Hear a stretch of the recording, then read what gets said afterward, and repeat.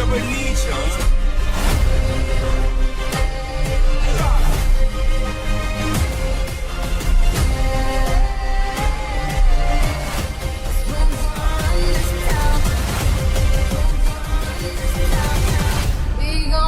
This town. Let's party.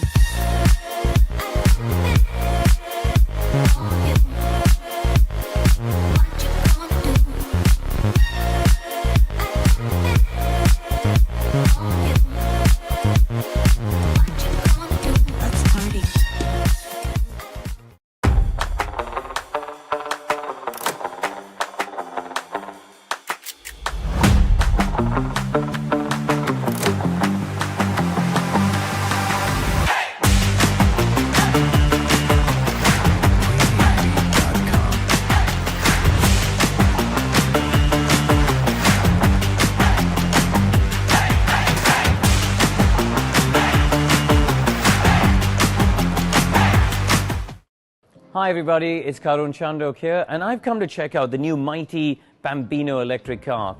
Now, as some of you may know, the Como class is going to be phased out. There's not going to be any new homologations. Of course, those of you who invested in karts will carry on racing in the National Championship. But this really is the future. It's much easier to run, to be honest. I went out with my son to Wilton Mill to have a go, and I couldn't believe how easy it was, because you're not messing around with jets and carbs and all of these other things with the traditional petrol engines.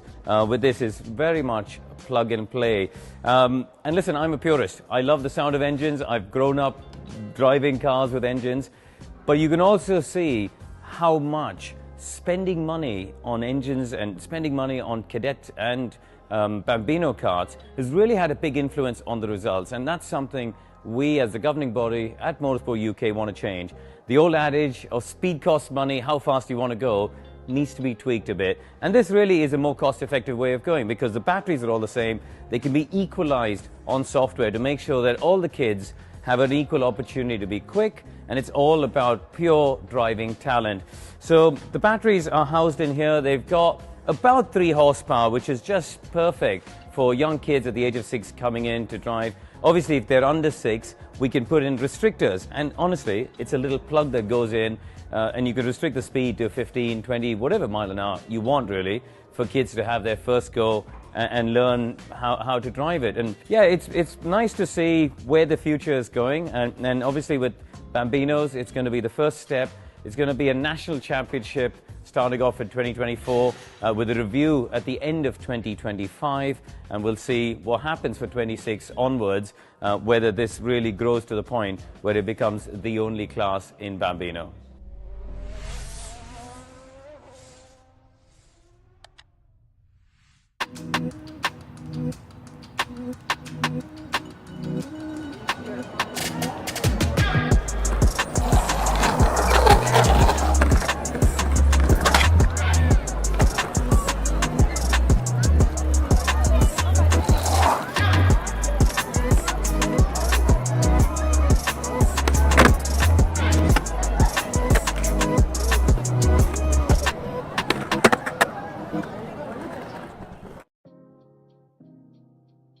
One of the biggest questions I get from a lot of parents on my website or social media is, how do we get started? We don't even know what to do. We don't know anything about engines. We don't know anything about karts.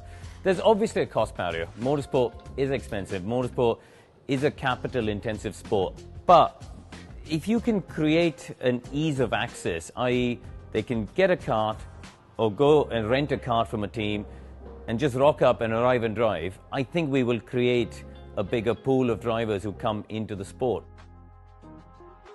Across the world of EVs, out on the road and in motor racing, range anxiety is still a topic. I think we can't hide that. And the way it's been structured is you've got an hour of running time. Now, it doesn't sound like a lot, but actually when you think of it in the context of a racing day, if you've got a 2-day weekend, you can do the whole practice day, charge the car overnight, and then do the whole of the Sunday. So really, it shouldn't be a problem for anyone who wants to do a race weekend.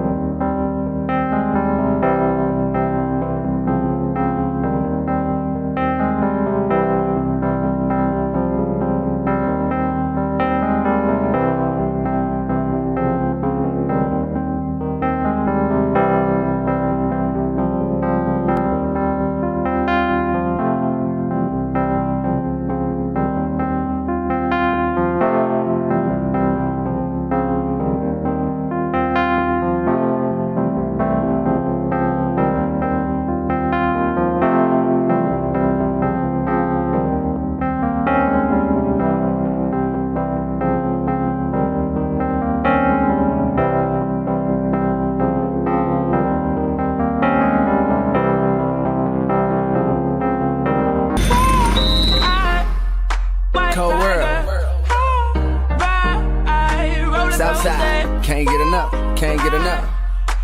East side, west side, worldwide. Ride out. Now I ain't got no kids yet, but this right here's for practice. I hate to get the seats in the bins wet, but that's how good your ass is. Make an old man get his glasses, make Wesley pay his taxes, then follow your moves all week on Twitter. Probably make a gay nigga reconsider. You're now rocking with the best, man. Dress game down to the sex game. Won't grab, but the boy been blessed, man. If life was a lemon, how much lemon juice could you squeeze out of that lemon before you die?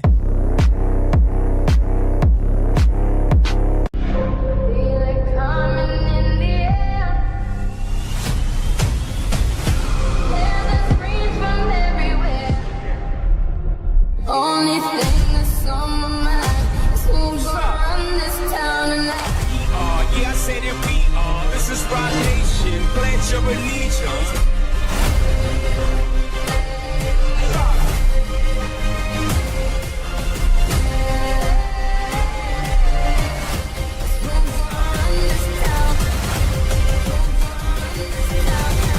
We gon' run this town. Let's party.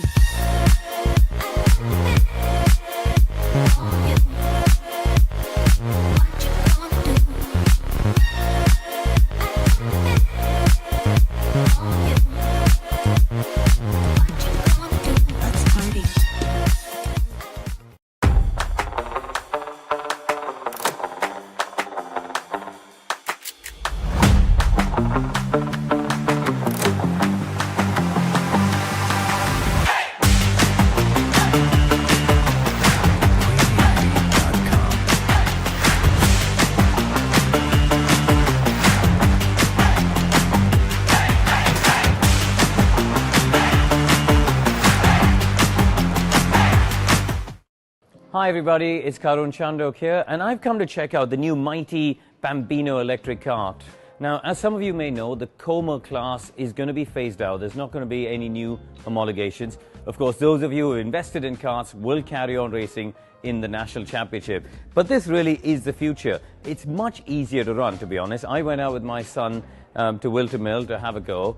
I couldn't believe how easy it was, because you're not messing around with jets and carbs and all of these other things with the traditional petrol engines. With this is very much plug and play. And listen, I'm a purist. I love the sound of engines. I've grown up driving cars with engines. But you can also see how much spending money on engines and spending money on Cadet and Bambino karts has really had a big influence on the results. And that's something we as the governing body at Motorsport UK want to change. The old adage of speed costs money, how fast you want to go, needs to be tweaked a bit. And this really is a more cost-effective way of going, because the batteries are all the same. They can be equalized on software to make sure that all the kids have an equal opportunity to be quick, and it's all about pure driving talent. So the batteries are housed in here. They've got about 3 horsepower, which is just perfect for young kids at the age of 6 coming in to drive. Obviously, if they're under 6, we can put in restrictors. And honestly, it's a little plug that goes in, and you can restrict the speed to 15, 20, whatever mile an hour you want, really, for kids to have their first go and learn how to drive it. And yeah, it's nice to see where the future is going. And obviously with Bambinos, it's going to be the first step. It's going to be a national championship starting off in 2024 with a review at the end of 2025, and we'll see what happens for 26 onwards, whether this really grows to the point where it becomes the only class in Bambino.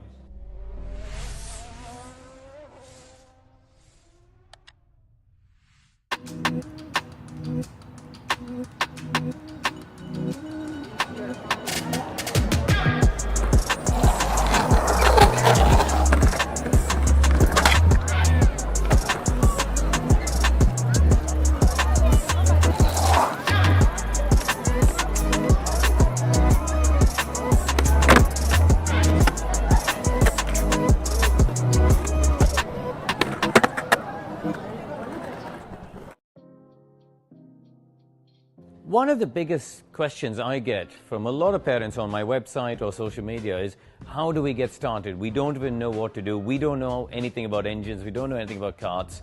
There's obviously a cost barrier. Motorsport is expensive. Motorsport is a capital-intensive sport. But if you can create an ease of access, i.e. they can get a kart or go and rent a kart from a team and just rock up and arrive and drive, I think we will create a bigger pool of drivers who come into the sport. Across the world of EVs, out on the road and in motor racing, range anxiety is still a topic. I think we can't hide that. And the way it's been structured is you've got an hour of running time. Now, it doesn't sound like a lot, but actually when you think of it in the context of a racing day, if you've got a 2-day weekend, you can do the whole practice day, charge the car overnight, and then do the whole of the Sunday. So really, it shouldn't be a problem for anyone who wants to do a race weekend.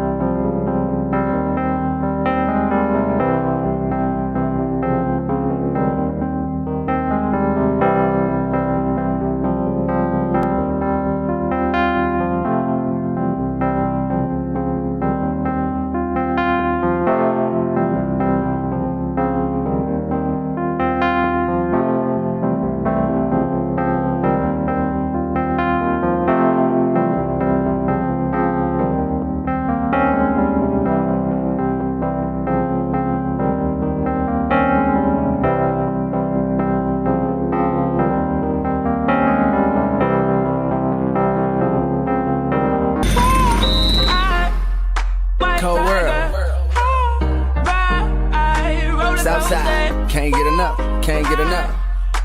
East side, west side, worldwide. Ride out. Now I ain't got no kids yet, but this right here's for practice. I hate to get the seats in the bins wet, but that's how good your ass is. Make an old man get his glasses, make Wesley pay his taxes, then follow your moves all week on Twitter. Probably make a gay nigga reconsider. You're now rocking with the best, man. Dress game down to the sex game. Won't brag, but the boy been blessed, man. If life was a lemon, how much lemon juice could you squeeze out of that lemon before you die? Feel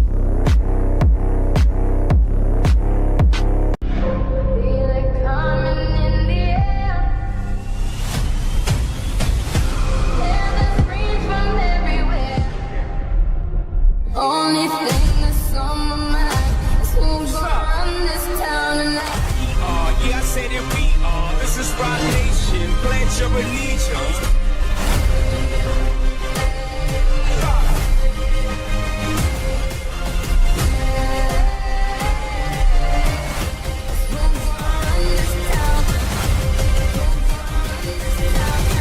We gon' run this town. Let's party.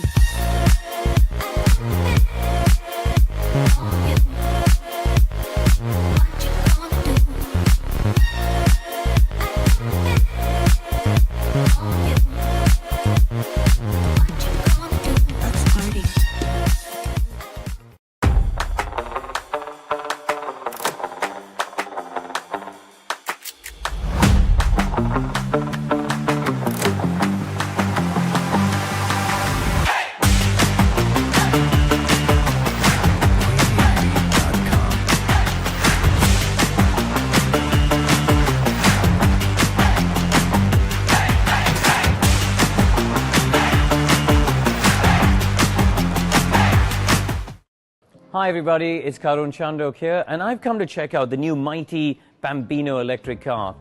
Now, as some of you may know, the Como class is going to be phased out. There's not going to be any new homologations. Of course, those of you who invested in karts will carry on racing in the National Championship. But this really is the future. It's much easier to run, to be honest. I went out with my son to Wilton Mill to have a go. I couldn't believe how easy it was, because you're not messing around with jets and carbs and all of these other things with the traditional petrol engines. With this is very much plug and play.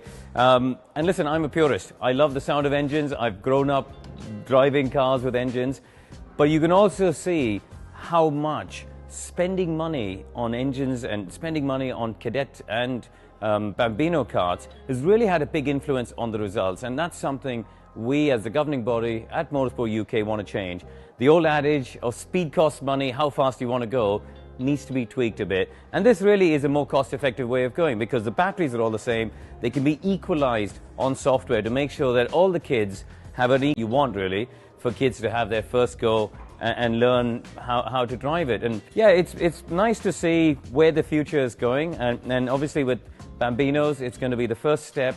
It's going to be a national championship starting off in 2024 with a review at the end of 2025, and we'll see what happens for 26 onwards, whether this really grows to the point where it becomes the only class in Bambino.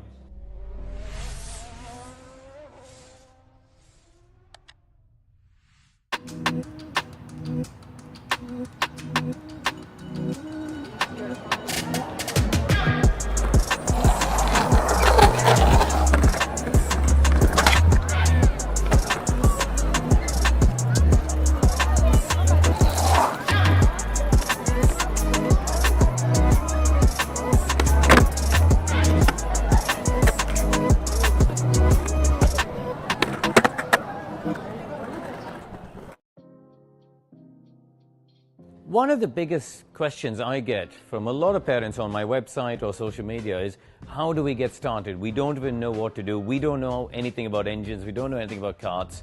There's obviously a cost barrier. Motorsport is expensive. Motorsport is a capital-intensive sport. But if you can create an ease of access, i.e.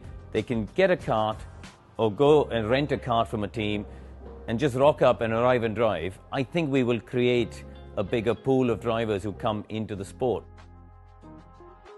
Across the world of EVs, out on the road and in motor racing, range anxiety is still a topic. I think we can't hide that. And the way it's been structured is you've got an hour of running time. Now, it doesn't sound like a lot, but actually when you think of it in the context of a racing day, if you've got a 2-day weekend, you can do the whole practice day, charge the car overnight, and then do the whole of the Sunday. So really, it shouldn't be a problem for anyone who wants to do a race weekend.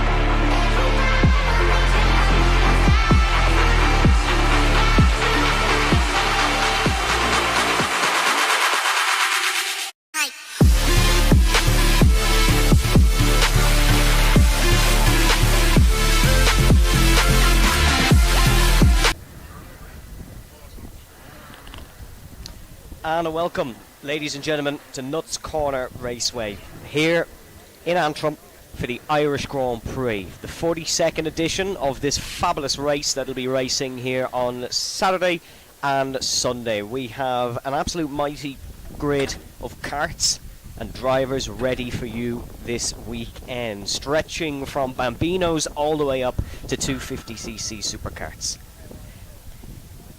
Here, of course, at Nuts Corner, a circuit on a disused airfield site adjacent to the sort of infamous Nuts Corner roundabout in County Antrim, not far from the Moira Road and from, of course, the city centre of Belfast. Nuts Corner, just to give you a bit of history on where you're watching from today, was once the main airport for Northern Ireland. The site was selected for use as a Royal Air Force airfield in the mid-1940s, and within months construction was completed. It was built fabulously quickly.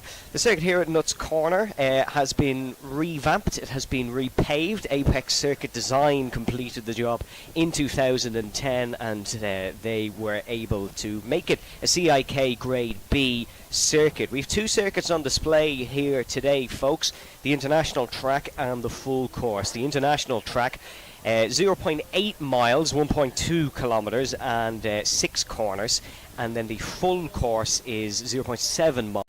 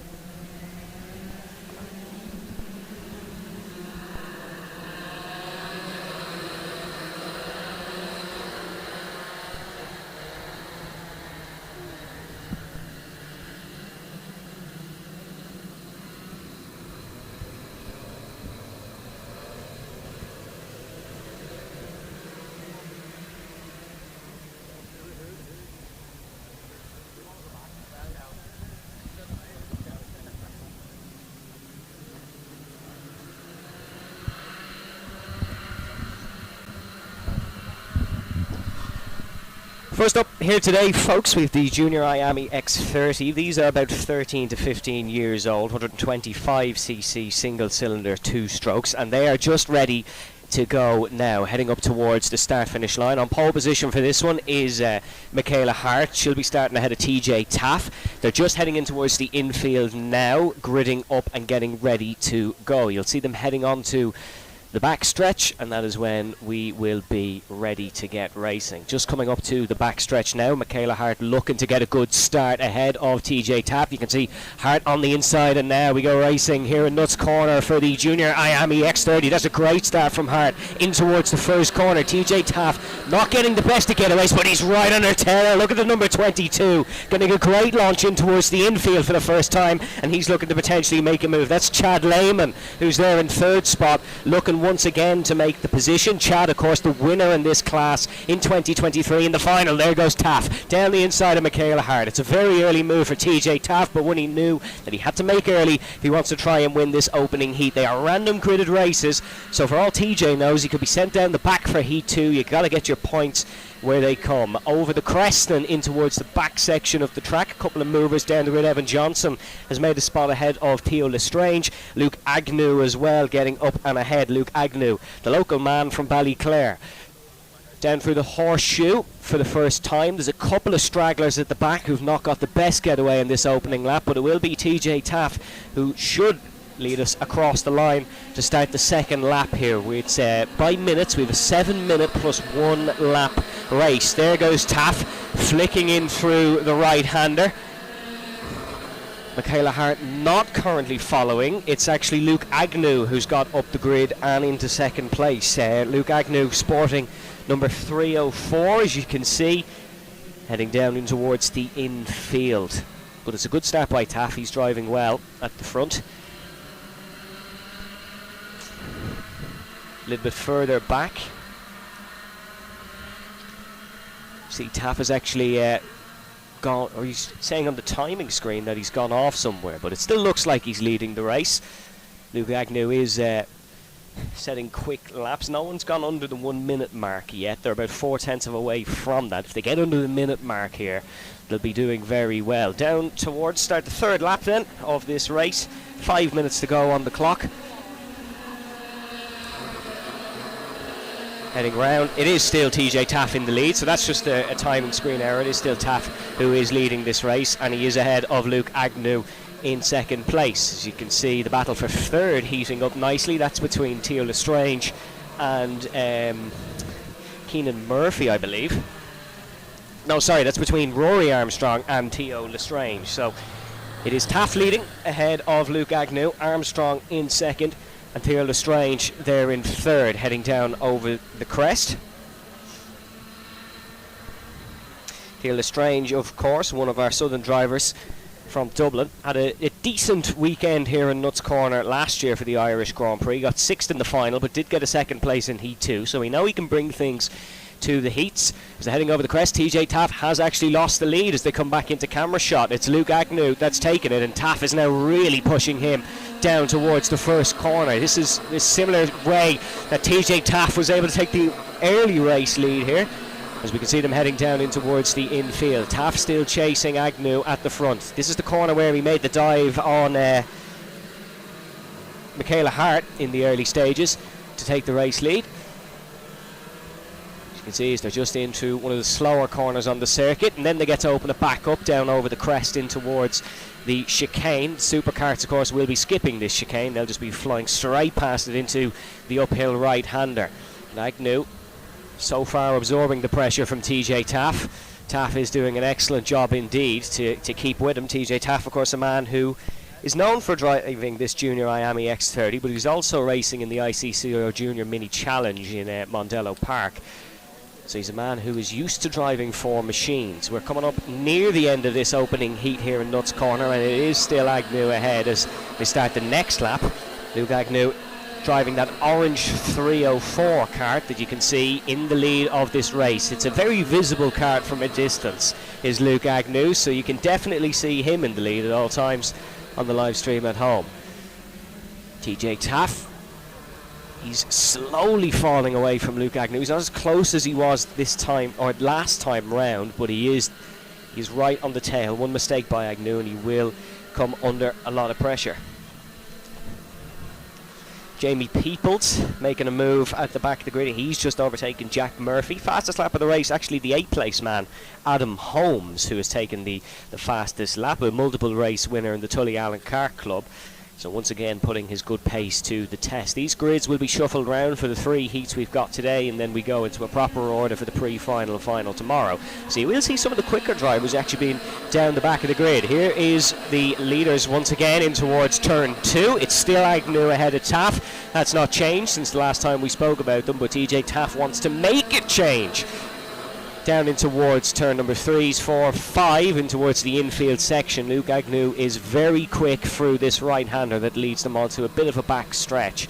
And TJ Taff knows that. He's got to get a good exit if he wants to try and win this one. See them heading in towards the uphill right-hand corner, one of the most difficult corners on this fabulous Nuts Corner circuit. The drivers, some love it, some hate it. It's a bit like Monaco in a way, where it's very much divided opinion. Minute and 20 left on the clock as Luke Agnew will lead us across the line to start another lap here. TJ Taff still not able to make a move. He's really close now in towards the right-hander. Is Taff able to send one up the inside? No, he isn't. We'll have to stick behind for the time being. TJ Taff in a very much his own orange and blue helmet suit combination. He's always wearing that one around the various motorsport circuits in the Republic of Ireland. And you can see he's doing everything to try and get past Luke Agnew, but Luke Agnew, the Ballyclare man, is just persevering and staying ahead in this race. Taff once again just trying to sneak down the inside of Luke Agnew, but to no avail, and now he's under pressure by the 3rd place man. 3rd place man, that is Theo Lestrange now, who's looking to fight.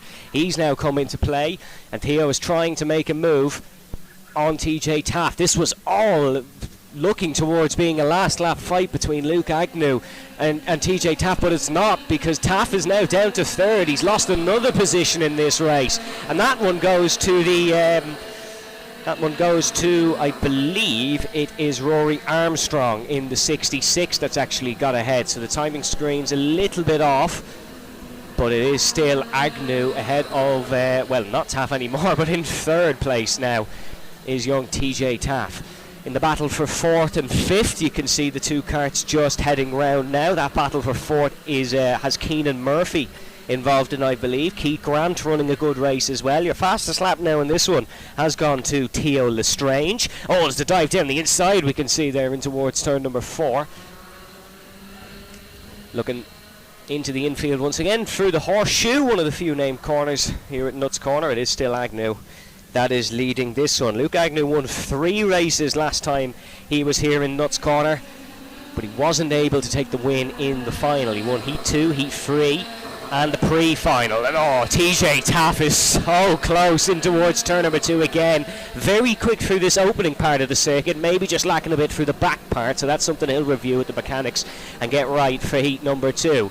Agnew under big pressure now by the second place man. That is actually it is actually Theo Lestrange in second place, not Rory Armstrong. Armstrong a little bit further back, and look at this, TJ Taff has got the run down towards down towards the right-hander. You can see round the outside looking to go, and a little bit of a shove off the circuit there, but all is okay. Side by side still as we're entering in towards the final couple of corners. Luke Agnew still leading this one, and he has led since he took the lead off TJ in the early stages of this one. It was Michaela Hard on pole. Taff took the early lead, but then Luke Agnew introduced himself and will take his 4th win here in 2 years at Nuts Corner. Luke Agnew across the start finish. The checker waves, and it will be a fabulous win for the Ballyclareman.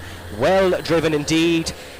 It's saying Theo Lestrange has come home in second. Fastest lap of the race for Theo, and a job well done there. Really interesting race, that junior IAME X30. It's a lovely kart to watch, and it is a lovely kart to drive, so I've heard.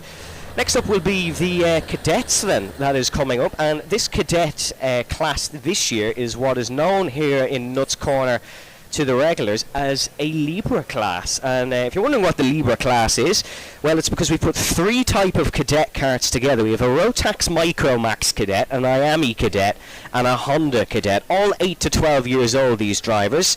They can all do up to about 60 mile an hour. The Rotax Micro Cadet, obviously a Rotax Micro Max engine is in it.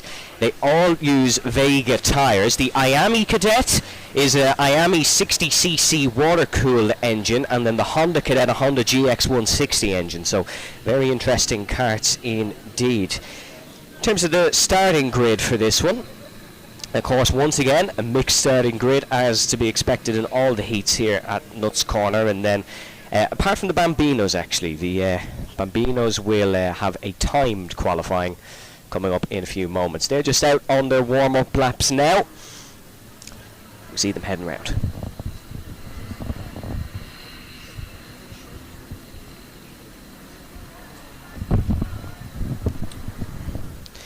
Couple of very quick young drivers in this cadet heat that you got to keep an eye on. There'll be a lot of big names swapping and changing around the order here.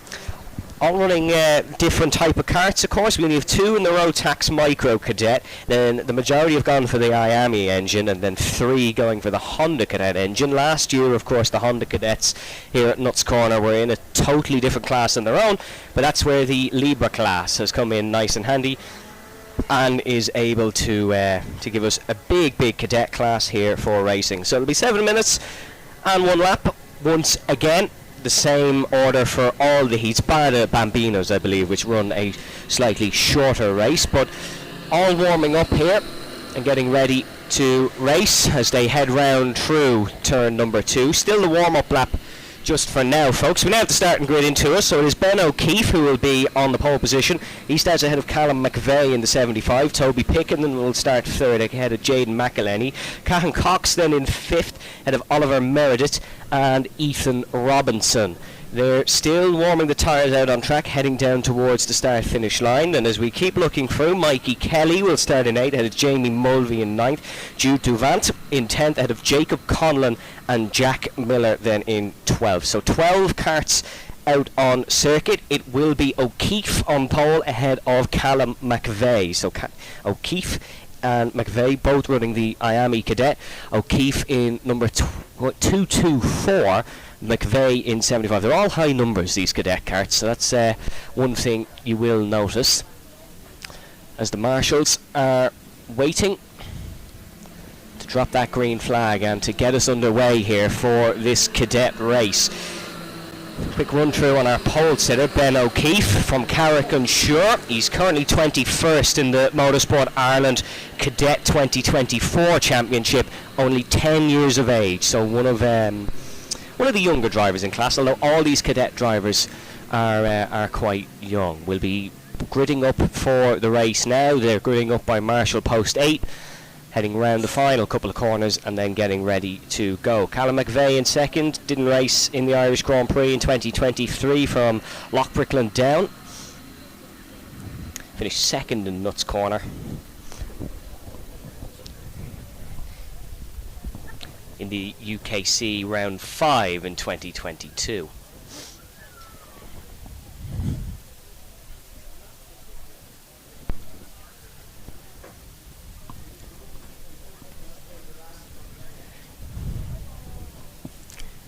It is Callum McVeigh who is rounding now down towards the first corner.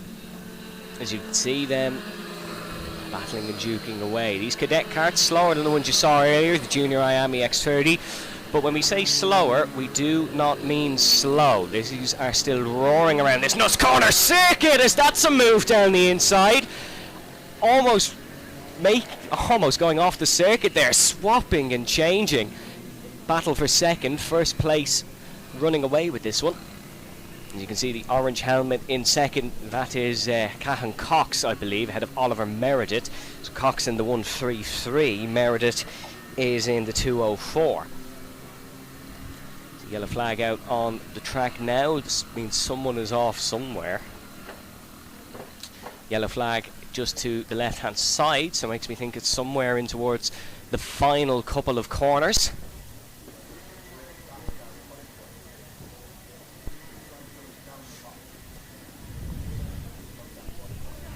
But race leader Callum McVeigh running away with this one ahead of Cahan Cox in 2nd and then Oliver Meredith in 3rd. Meredith has the fastest lap so far here in this IAME Cadet, here in this Cadet Libra class, I should say.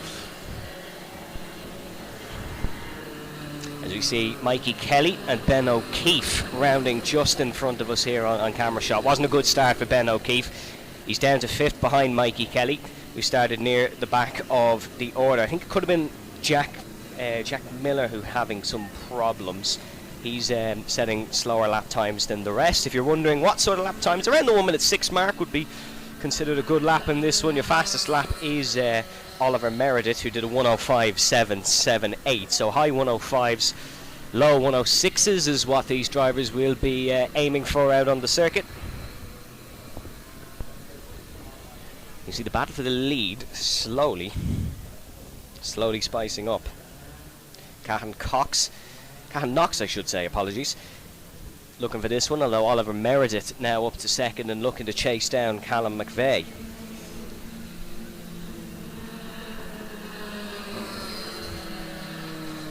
Look at this, side by side in towards turn number 2, just in front of us. That's a great move for the race lead, and that's going to be a change in leader late on here in the cadet race. That's Callum McVeigh, who's led most of this race, who's lost the position to Oliver Meredith, the Dublin driver, making the move. Only 9 years of age is Oliver, but he's putting it up here in the cadet class. He's 2 wins in the Motorsport Ireland Cadet 97 kilogram class, and driving for Turn 3 Motorsport. Bit of Turn 3 Motorsport applause in the paddock, and that move into the race lead.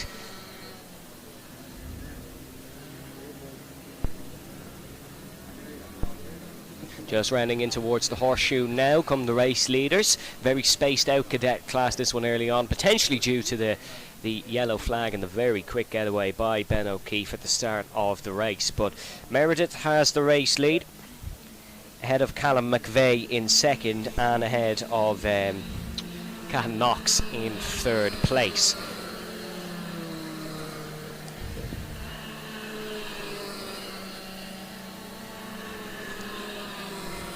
Running in towards turn number 3 now go the race leaders, the tricky infield section of this 0.7 of a mile circuit. Meredith in the lead ahead of Callum McVeigh, confirmed now on the timing screen. Cahan Knox then in third, Mikey Kelly in fourth, Ben O'Keefe is in fifth, Ethan Robinson in sixth, Jude Duvant is in seventh, Jamie Mulvey eighth, Jacob Conlon ninth, Toby Picken currently in 10th, Jack Miller in 11th, ahead of Jaden McElhenney, who is in 12th spot. In towards the back part of the circuit now goes your race leader. There's 52 seconds on the clock, so once the clock strikes 0 we'll have one more lap after that and then we will be done. The checkered flag will be out. Currently Meredith in the race lead with the fastest lap, trying to cement himself as the quickest driver here in Nuts Corner this weekend in the cadet class. Didn't race in the Irish Grand Prix in 2023, but we listed off some of his achievements in cadet karting, and it's certainly quite a long list as they head round in front of us in towards turn number 2. It's a healthy lead now for Oliver. He's really extended the margin since he got ahead of Callum McVeigh, and that IAME cadet of Oliver Meredith has been tuned nicely by the mechanics and is working very well indeed heading in towards the mid part of this race. Clock has struck 0. We'll see a checkered flag shortly, but I don't think there's much doubt in the winner of this race, unless a rare error, of course, which there's been none over the previous 7 minutes for Oliver Meredith. It's been nigh on perfect, ahead of McVeigh in second. Very spaced out front 3 compared to what we saw earlier in the junior IAME X30 class, which will be not disliking, certainly, by Oliver Meredith. White flag is out. We'll have one more lap here. The 7 minutes are up, and then we will have one more lap to go.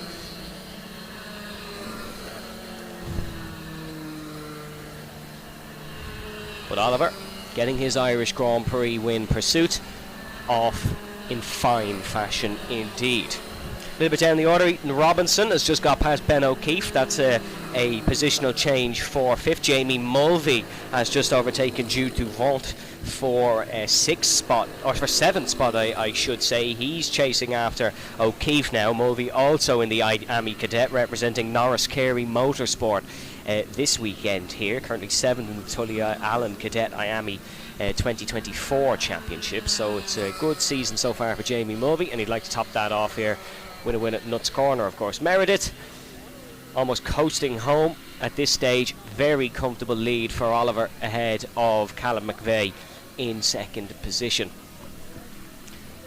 As he rounds through the final corner, he sees that checkered flag, and it will be Oliver Meredith that takes the win here in the Cadet Libra class, the first of the weekend. He pulls into the pit lane, delighted as ever. Second place will be Callum McVeigh, and then the third place will be Cahan Knox. Mikey Kelly will come home fourth in the 233. Then in fifth position it will be Ethan Robinson who takes the checker. Then Ben O'Keefe in 6th. Jamie Mulvey will come home in 7th, 4/10 of a second, ahead of Jude Duvant in 8th. Toby Picken comes home in 9th, ahead of Jacob Conlon in 10th. Jack Miller then in 11th, ahead of Jaden McElhenney in 12th spot. So it wasn't a great race, unfortunately, there for Jaden, but I'm sure he will be back in the second heat. Next up then we have the Rotax Inter IAME Water Swift Inter connected class, or combined class I should say. 2 good karts, these ones, and a very big grid here at Nuts Corner.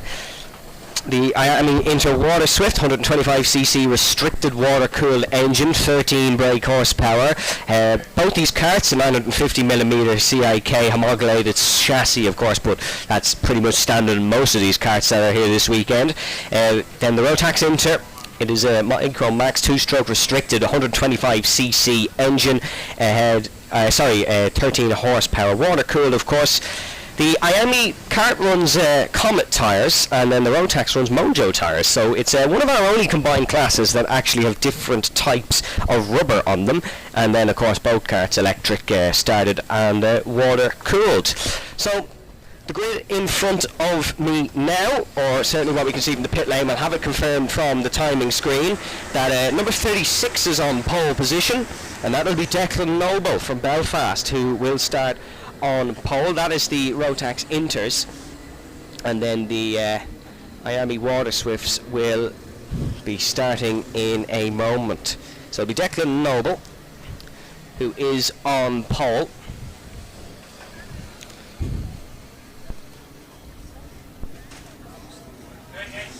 We'll get the second place man in a moment.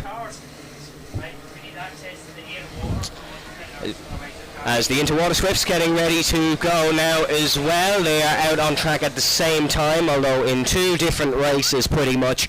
It'll be 7 minutes plus 1 lap once again. As we can see out on track, Declan Noble just heating the tyres. Both classes out on track. So it is the Rotax Inters that are ahead of the Interwater Swifts.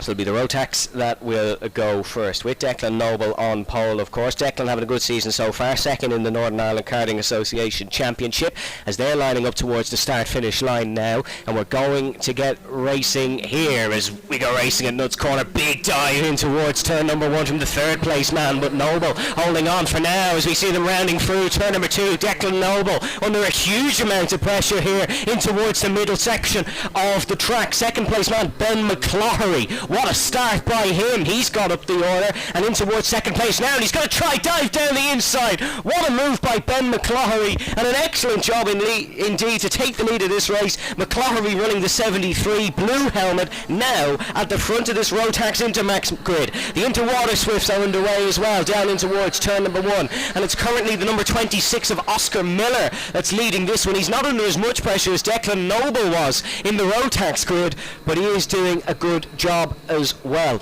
So he's your race leader in the Interwater Swifts, your race leader in the Rotax Intergrid. That is Ben McCloughery, the 12-year-old, the T4 Tillotson Mini winner in Kiltorkin Raceway this year. He wants to race T4s in the future. But I tell you what, doing a good job in this Rotax class, because he is up and away, and it's 3 wide in towards the second corner here, and there's a bit of contact between 4th and 5th place. That's the number 29, number 27 involved in the contact. That's the Brogan McDonald, who is almost shoved off the circuit here at the second corner. Noah McFarlane at the lead of that group. He raced twice in 2 classes here in Nuts Corner last year. Noah McFarlane winning the number 29. He won the Honda Cadet class here at Nuts Corner last year. Another quick look at our Interwater Swift class, and as they come past turn number 2, it is the number 93 of Johnston Stewart that's leading that one from Antrim, the brother of Andy Stewart, who you might have saw on the television last night. But Johnston Stewart is in the lead in the IAME Water Swift category.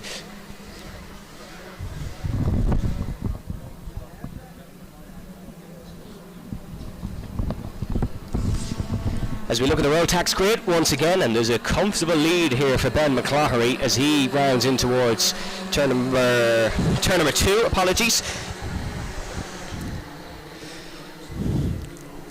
As the Rotax Intergrid ahead of the Interwater Swifts.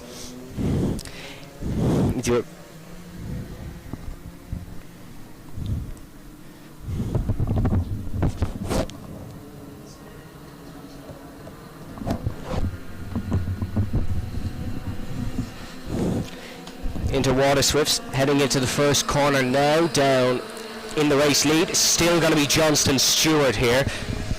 He raced in the IAME Cadets last year at Nuts Corner, finished 6th in the final, but did get 2 podiums in Heat 1 and in the pre-final, so we know he's quite good in those pre-finals. But Ben McCloughery still leading the Rotax Intergrid, and then Johnston Stewart still leading the IAME Water Swift grid. 3 minutes 50 on the clock, then plus 1 lap, of course. There's a battle here in towards turn number 2, and that's a good move there. That is the battle for, that's 5th place, who has just got up and ahead. So that is Declan Noble, actually, who has lost a spot. Kart number 4 is kart number 4 making a nice move down the inside. So the Water Swifts now heading down towards first corner, past the timing, or not the timing stand, apologies, the checkered flag stand. The flag stand, that's the word. As it is still Johnston Stewart who is in the lead of this one.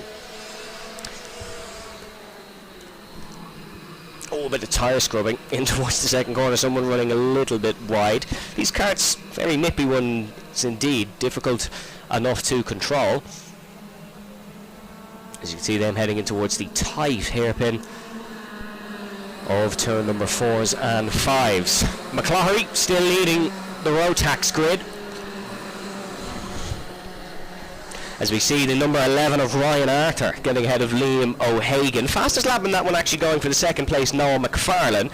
Caden Warnock has lost a spot in the Rotax grid as well to Jack Grimes. Ian Carey, I believe, has actually just got ahead of Johnston Stewart in the Interwater Swifts grid. So Johnston Stewart, unfortunately, losing the lead there in that one. As Ian Carey has made the move up and ahead. But we'll get more confirmation on that one. No, still Johnston Stewart in the lead, so getting back in front seemingly, but he is under a lot of pressure from Ian Carey in that number 96 kart.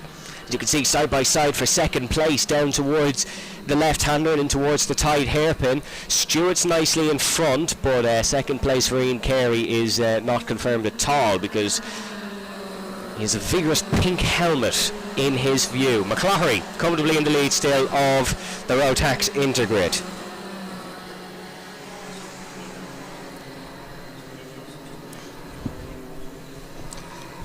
A minute and 35 on the clock. McFarlane again going quickest in the Rotax Intergrid. It is, I believe, Sophie Campbell who's quickest in the Interwater Swifts grid. So Campbell setting a good lap there. Sophie Campbell, of course, did race in the Irish Grand Prix last year. Was 7th in the final of the IAME Cadet grid. As here we go, this is battling towards the first corner, and that is Johnston Stewart, who is under big pressure. Oh, sorry, that's Ian Carey who's under big pressure from Johnston Stewart. So Ian Carey is now in the lead of the Interwater Swifts grid, and it is Johnston Stewart in second place. So Carey from Moynalavi Meath currently in the lead ahead of Johnston Stewart in that Water Swifts. In terms of the Rotax Inters, first and second nice and comfortable, but it's 2:07, it's 2:08, oh, 2:07, almost going off. That's Charlie Blair, who was tagged there by James Logan in towards turn number 2, and Blair doing a nice job to keep that Rotax car under control and on the racing circuit. McCloughery in the race lead, no idea what's happening behind him, but all chaos is kicking off in a great battle for fourth place between Charlie Blair and James Logan. The Water Swifts are heading down towards turn number 1 once again, and the battle for the lead still rages on between Carey and Stewart in towards turn number 2. Now it is still Carey's ahead, but Johnston Stewart looking for the move, not able to make it. Third place still nice and comfortable. That third place is Sophie Campbell, of course. Sophie just sitting behind, waiting for something to happen in front. As you can see, Sophie Campbell, big dive down the inside by Campbell. That's up to second place. Oh no, just wasn't able to get it done, and it looked like it was all done in towards turn number 3, but not able to take the race lead. There's a bit of a gap between 2:07 and 2:08 now for the Rotax grid, as this race all but up now. Checkered flag should be waving out soon. It will wave for the Rotax Intergrid first for the NI Motorsport. Oh, problem! Bit of a spin through turn number 2.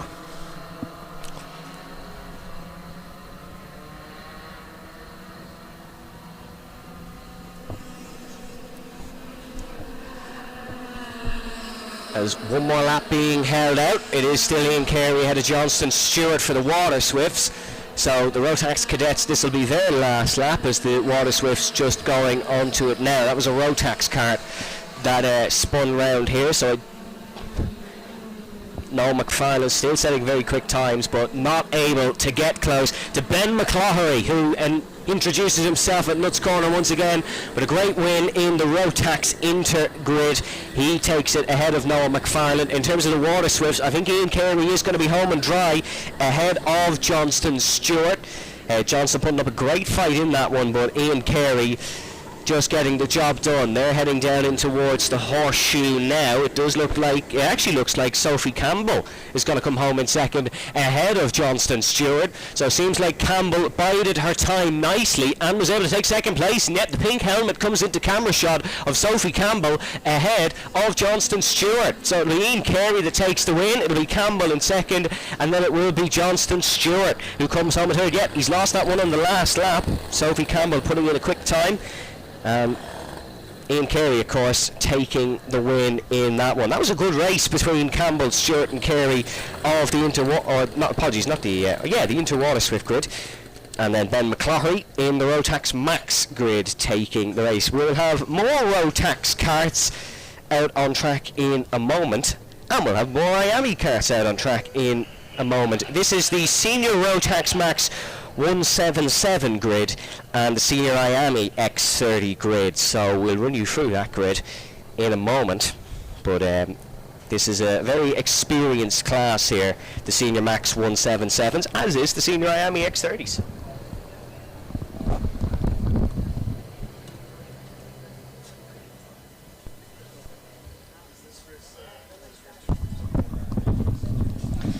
So the Senior Rotax Max 177 kart, 125cc restricted 2-stroke, minimum driver weight of 80 kilograms here.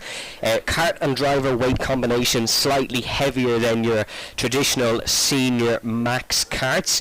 177 kilograms for kart and driver. That's where we get Senior Max 177. 30 horsepower kart, Mojo tyres. And then the Senior IAME X30. That is a 125cc single-cylinder 2-stroke, electric starter and water-cooled as always. 28 horsepower in this one, so slightly slower than the Rotax Max. And then these are on Comet tyres. So once again, we have two different types of tyres on Rotax and IAME karts. The Senior Maxes will be out first, and it is going to be Brian Cherry who is on pole for this one. In second place is Pierce Shannon, so a very experienced front row who are going to go battling in this one. Third place is Matthew Wright, he'll be starting from third, and then in fourth will be the number 31 of Liam Kern, second in the Tully Allen 2024 Senior Max 180 Championship, and of course he's a multiple Leinster Winter Series winner as well. So that is a very experienced second row as well, and dare I say the same for the third row, because it's Ricky Malcolmson who'll start from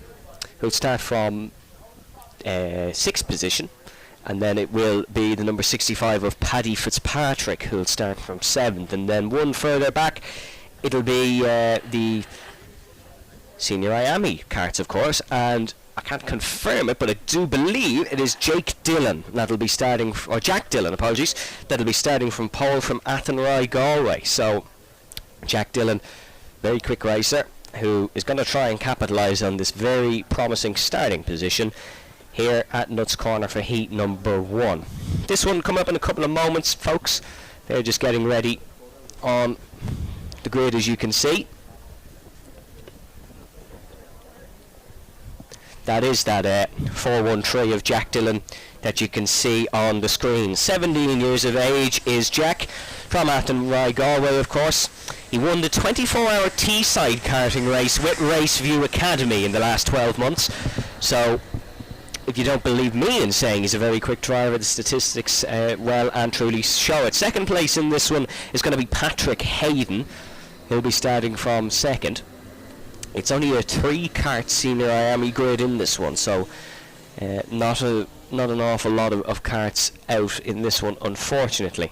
We were supposed to have 4 on the IAME grid, but we do only have 3 who are here at Nuts Corner at the moment. So yeah, it will be Jack Dillon on pole, and then it will be James Simpson who will start from third. So the Senior Max 177s are out on track now, warming up. Brian Cherry, of course, as we were saying, on pole position.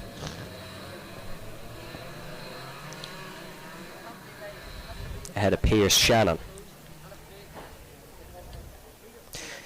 Brian Cherry, 4th in the final in the Max 177 the Max 177 Irish Grand Prix last year.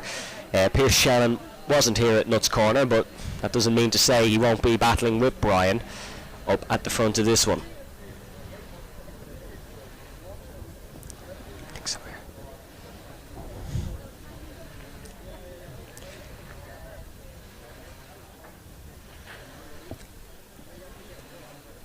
Rounding down towards the start finish line is Brian Cherry and co. for the Senior Max 177 opening heat here at the Irish Grand Prix in Nuts Corner, and they're just waiting for the start finish line, and now we go racing here at Nuts Corner. That's a great start from Cherry in towards the first corner. He is up and away, and in second place will be the number 16 of Pierce Shannon. Of course, there's been no change there, all positions remaining the same despite side by side in towards the first corner. The senior IAME X30s are getting ready out on track as well. Jack Dillon looking to make an equal good getaway that Brian Cherry did. Cherry leading in that Rotax Max 177 grid towards the right hander. We go racing. Oh, spinner very early on in the IAMEs. That was the third place man, James Simpson. So we're down to 2 in the IAME race. That is Jack Dillon getting the start he wanted ahead of Patrick Hayden, and James Simpson making things a lot more simple for Jack Dillon with that spin at the first corner.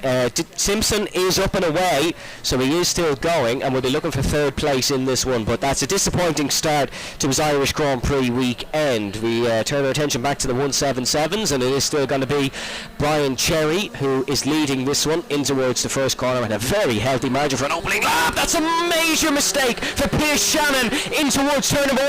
He's lost a position, but more importantly didn't lose the kart to the grass in the same fashion we saw James Simpson did. These karts very quick, don't necessarily like that corner. The 4th place man now looking to get ahead of Pierce Shannon. That's Liam Kearns who is getting ahead of Pierce, and that mistake has cost Pierce 2 positions, but hasn't cost him any carbon fibre or any components off his kart, thankfully, because that could have gone a lot worse for him. In terms of the IAME X30s, Jack Dillon is up and away here, and he is rolling back to his usual standards that we've seen on the karting scene, and he will look to take a comfortable win in this one, unless there is a turn of pace from Patrick Hayden, who's not a slow driver, but the fact there's so little of them has really affected that IAME grid. Down towards turn number 2. It looks like it's still Cherry who leads. Yes, it is. Running the red and grey kart. Brian Cherry in number 55. But it is under a bit of pressure from that second place man now, who is Liam Kearns. Liam just set the fastest lap of the race with a 58.3 on the last lap. Ricky Malcolmson then in 3rd, ahead of Pierce Shannon in 4th.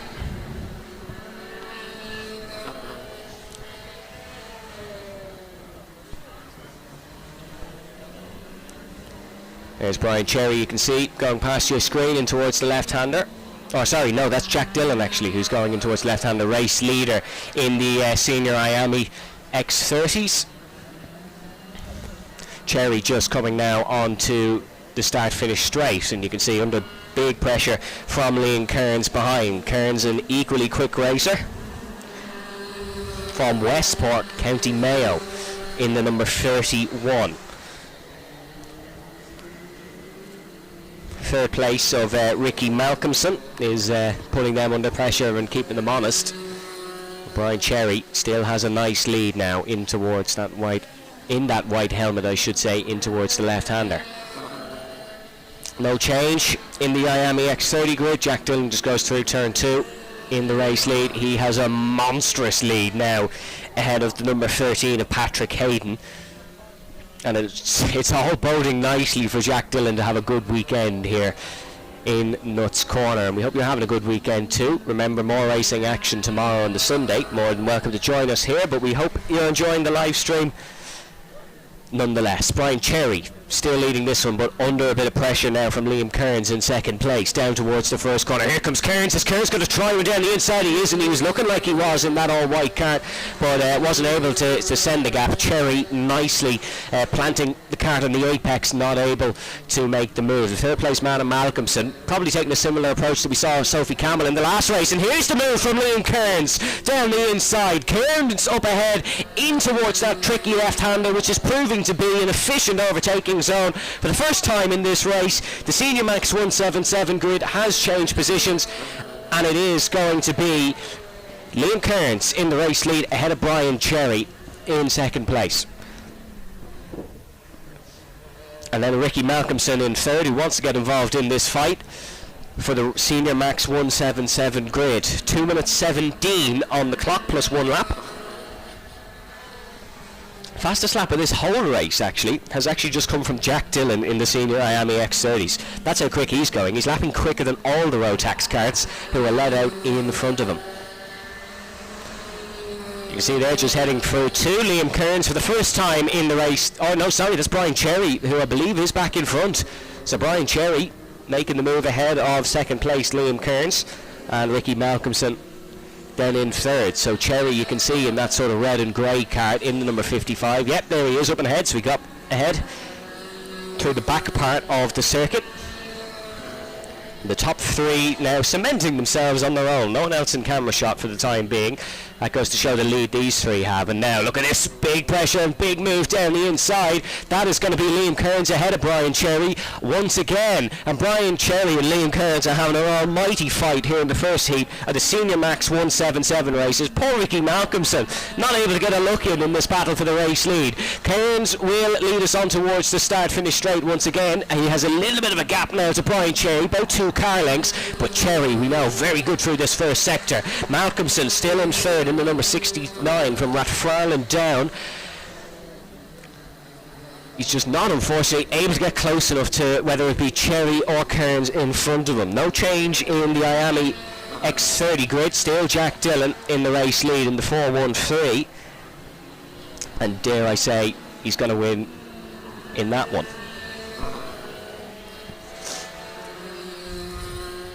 Second place still, of course, Patrick Hayden, and third, James Simpson. But the only thing for poor James Simpson here is he's actually had a pretty good race other than that spin, but because there's only 3 karts, he's not really able to make amends because there's just such a big gap. And here we go once again, and it is going to be Liam Kearns that's leading down in towards the first corner. Brian Cherry still in second. Oh, bit of a wobble under the brakes for Ricky Malcolmson. That's the last thing he wants, is to join the Spinners Club. In fourth place in that race, it is Paddy Fitzpatrick, who is fourth in the Tully Allen Senior Max 180 Championship this year. Then in fifth in that one is Pierce Shannon. So unfortunately Pierce, after he made that bit of a mistake in towards the first corner, hasn't really got a look in actually in this one, which is disappointing for Pierce. He'll be looking for a little bit better in heat number 2 later this afternoon. The clock is up. We're on 0, meaning we should have either one more lap after this, or this is the last lap, as the blue flag's actually out for someone on circuit, so that's never a good start to your weekend. And I think that actually just could be James Simpson in the IAME, which makes sense really, because of course he had that spin. Here we go then. It is still Liam Kearns ahead of Brian Cherry and Ricky Malcolmson. No change for the time being, and it doesn't look like there's going to be much of a change, unfortunately, if you're a fan of Brian Cherry or Ricky Malcolmson, because Liam Kearns has started to stretch his legs in the latter part of this race. Once he made the move to re-get ahead of Brian Cherry, he was able to just extend the margin and well, hopefully drive home to the finish. Could be a commentator's curse that Kearns will never forgive me for, but if there's no error, he will bring this one home, as goes for Jack Dillon in the Senior IAME X30 race as well.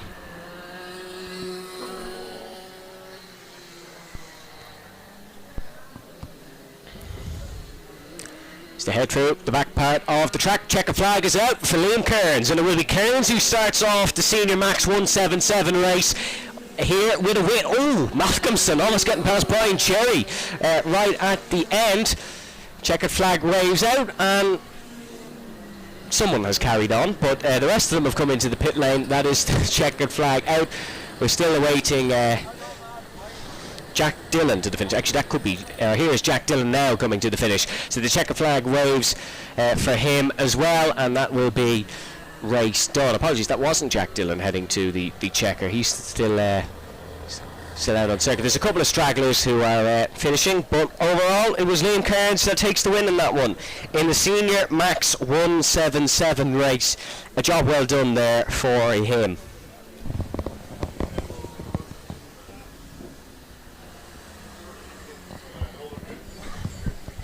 Next up then, we have a really intriguing race, and a complete different from what we've just witnessed in the previous two.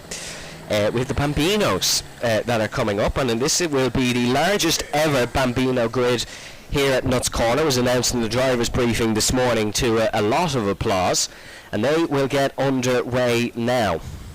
There's two different types of Bambino karts here on display. There is the 50cc Comer C50 engine kart, and then there's also the Might E electric motor karts. So we have electric karts out on track here at Nuts Corner. You'll see more about those electric karts. They have a video to be played on the stream at some point over the weekend. That will be intriguing to look at. 69 kilograms driver and kart weight, and they all use the all-weather LeConte tyre. And a big grid, this one, as we said, the largest ever at Nuts Corner, ranging from 6 years old to 8 years old. These are the youngest karters here this weekend, and stars of the future. It's a shorter race, this one as well, for the Bambinos. Oh no, apologies, this is actually timed qualifying for the Bambinos. Sorry, we don't have racing out on circuit now. This is a timed qualifying session, so they'll all be going around and looking to set lap times. So there'll be no battling as such, but there will be battling on the timing screen. So we'll keep an eye on the timing screens, let you know who is quickest. The first lap's just going in now. This is to decide the grid for the first heat. The Bambinos only do 2 heats here today, and of course this time qualifying session, and then they'll do their pre-final and final tomorrow.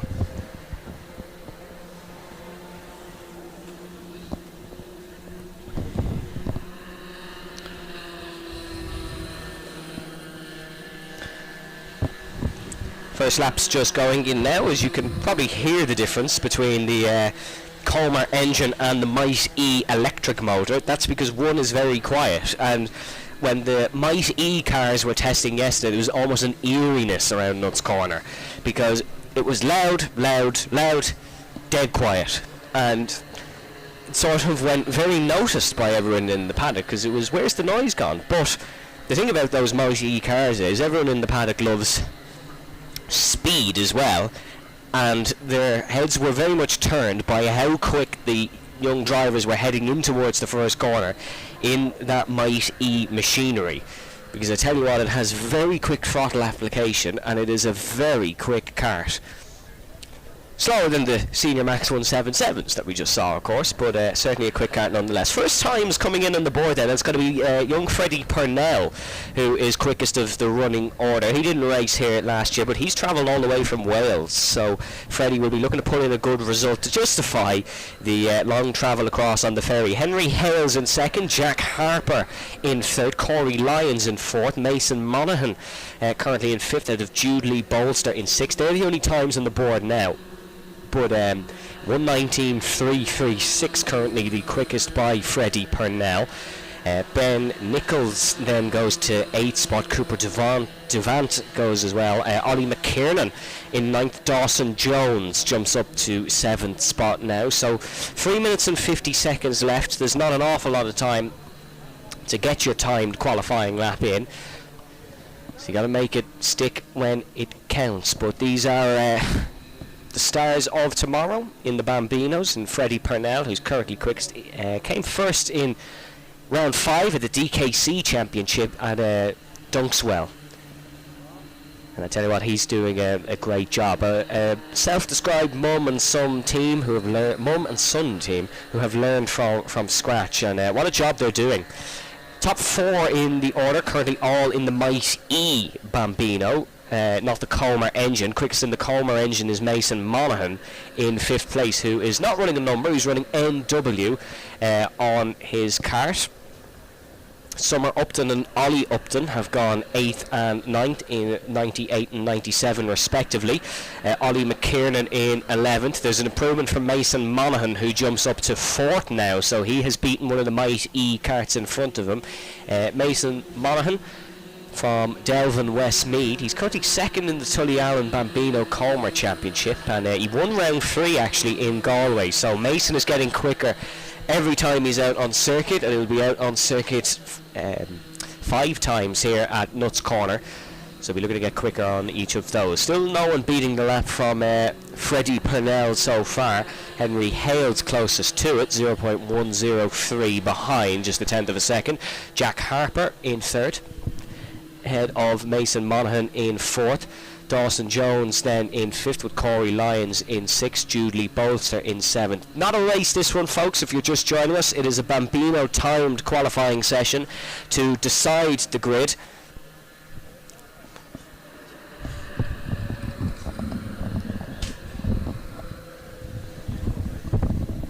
Freddie Purnell still quickest out on circuit, currently the quickest of the timed qualifying session in the Might E electric car. Not long left for these young drivers to set a qualifying time in, but they're learning of the pressure situation immediately here in qualifying.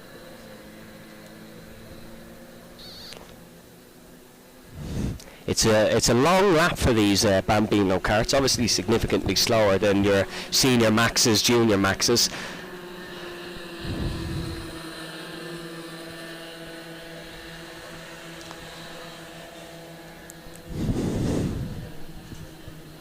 But it is still, Henry Hales going quicker than Freddie Purnell by 0.012. A great lap there by Henry Hales. 1 minute left on the clock. Henry Hales, the number 67, ahead of Purnell, number 33. They're just rounding through the final corner now, I believe. Both very close to each other out on circuit, or at least by the timing screen it is saying so.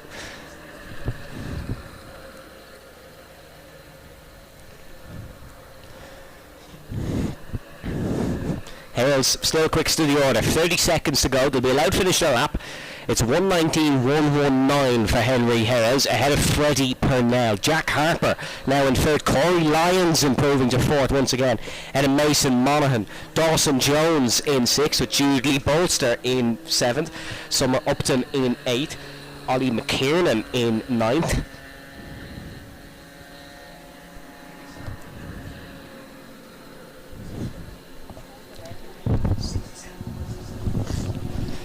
Henry Hales quickest out of the order now as the checkered flag falls. Ben Nicholson and Cooper Devance are finished their sessions. Henry Hales just coming through the final couple of corners now.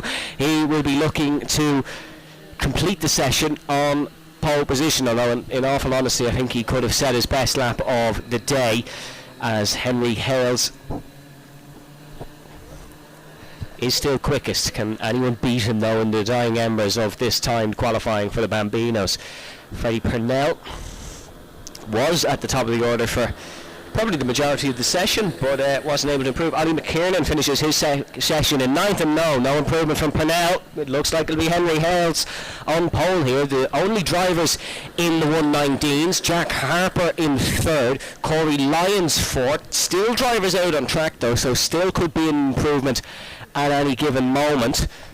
Mason Monaghan looks like he'll be in 5th, and actually now 5 Might E electric karts in the top 5.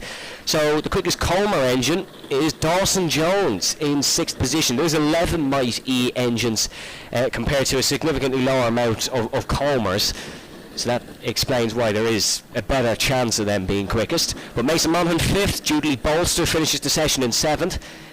Rhys Fry comes across the line now in 13th. He's not able to improve.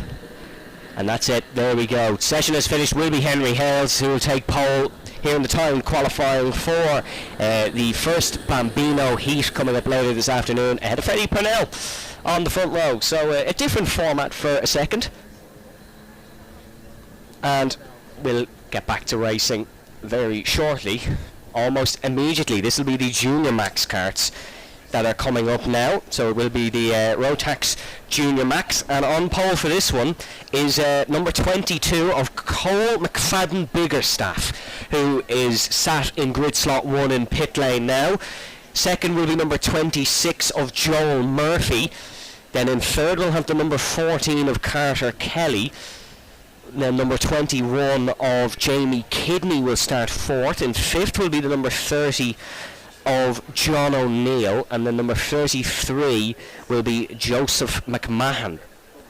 Then behind Joseph we'll have number 55 of Dennis Cherry, running the same number as Brian Cherry. You might have noticed Brian, of course, battling for that win in the Senior Max. Brian Cherry and Dennis Cherry running the same number. Behind Dennis then is the number 44 of Drew Hasley, and then behind Hasley is the 66 of Charlie Gardner.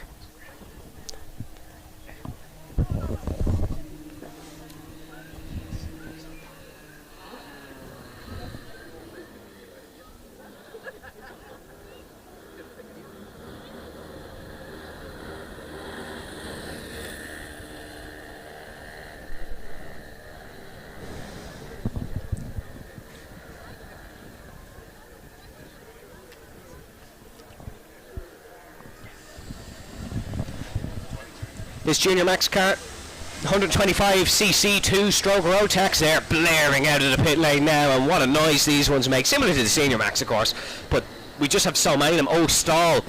Number 91 of Scott McGivern has not got going in pit lane, so problems for McGivern. There's a lot of panic around his kart now to try and get that underway. Hopefully he can get out on the circuit here, and yeah, he's gone. So McGivern is gone. He needs to try and get back his grid slot now, because he wasn't at the back. He needs to try and get back up to where he was started. But of course it is number 22 on pole of Cole McFadden Biggerstaff. Raced at Nuts Corner here last year and finished 4th in the final, but finished 14th in heat 1. So it goes to show, no matter how poorly your first heat might go, there's always a chance throughout the rest of the weekend. He drives for Team Kart Shop, and he won the Northern Ireland Karting Association Mini-Max Championship 2 years ago. Also very proud of his hockey career. Plays hockey for his school team, despite racing go-karts since he was 7 years old. So keep an eye on McFadden Biggerstaff, who starts from the pole position.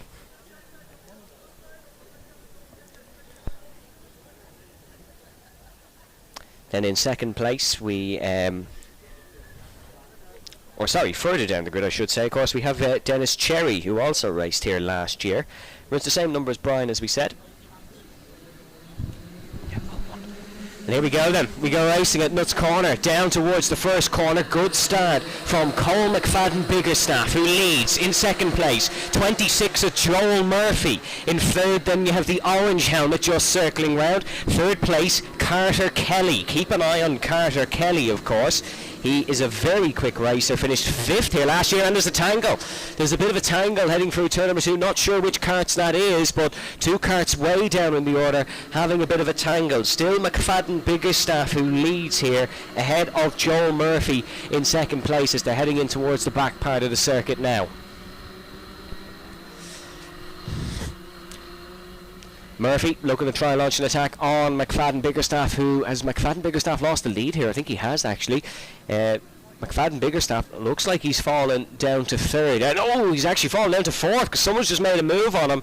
McFadden Biggerstaff, you can see, running that famous karting livery of Tony Kart, sort of the green and white all over the machine, and he's now fallen down to 4th. So in the race lead now is Joel Murphy, and in second place Carter Kelly. So they've both got ahead of McFadden Biggerstaff. Then in third place we have Joseph McMahon, number 33, the Belfast privateer, who I'm going to call Kimi Räikkönen because he's not a man of many words. He described his racing career as good, and that is a direct quote. So Joseph McMahon likes to do his talking on the circuit. Down towards the back part of the track, side by side go the mid-pack, but it is still going to be Joel Murphy who leads this one, the 14-year-old driver. In second place then is Carter Kelly.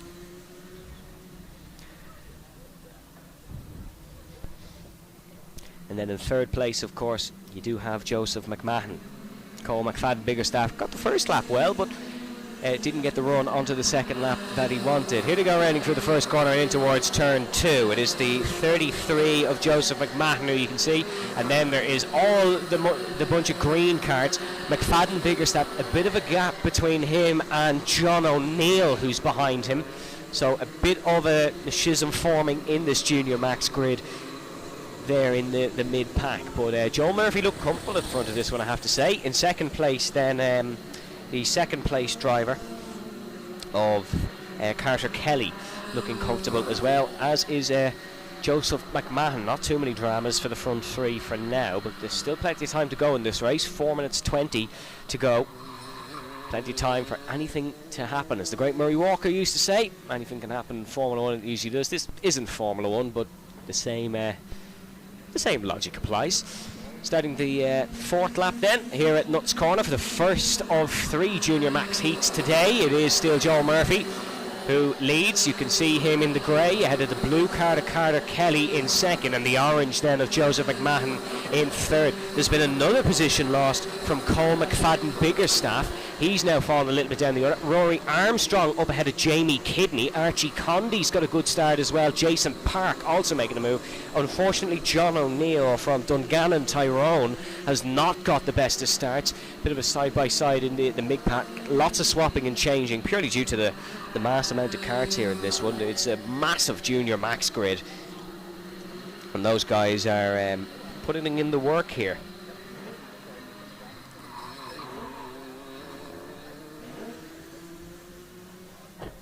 Battle for second heating up nicely between Kelly and McMahon. Race leader Joel Murphy comfortably away at the front. Here comes McMahon. Is he able to make a move on Carter Kelly? No, wasn't able to get in front. The 14 still leads to 33 in the battle of second, but their ultimate goal, of course, is the 26 in front of them. Then in fourth place, running a comfortable race, is fourth place not showing up on our timing screen actually, but he is ahead of Cole McFadden Biggerstaff, who is in fifth spot. So Cole has kind of settled himself then in this one.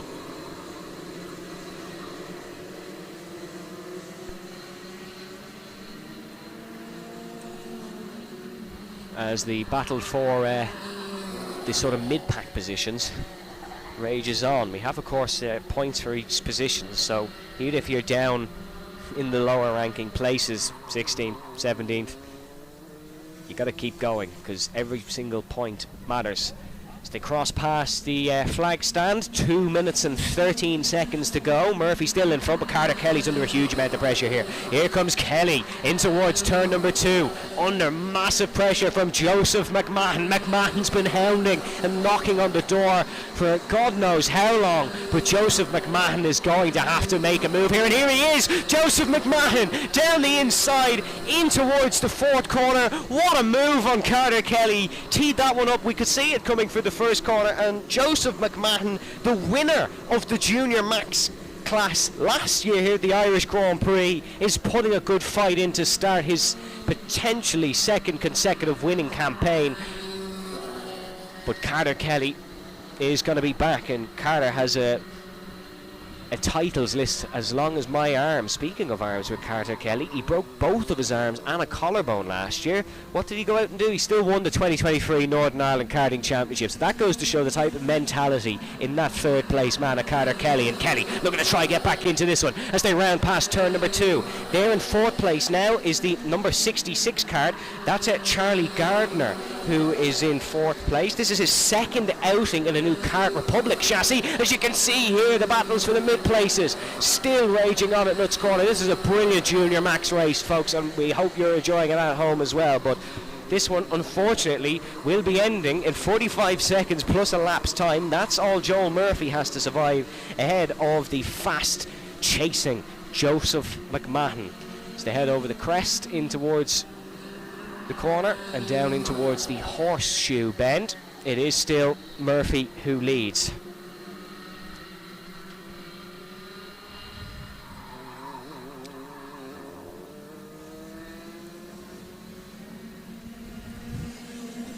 Down towards turn 1 once again.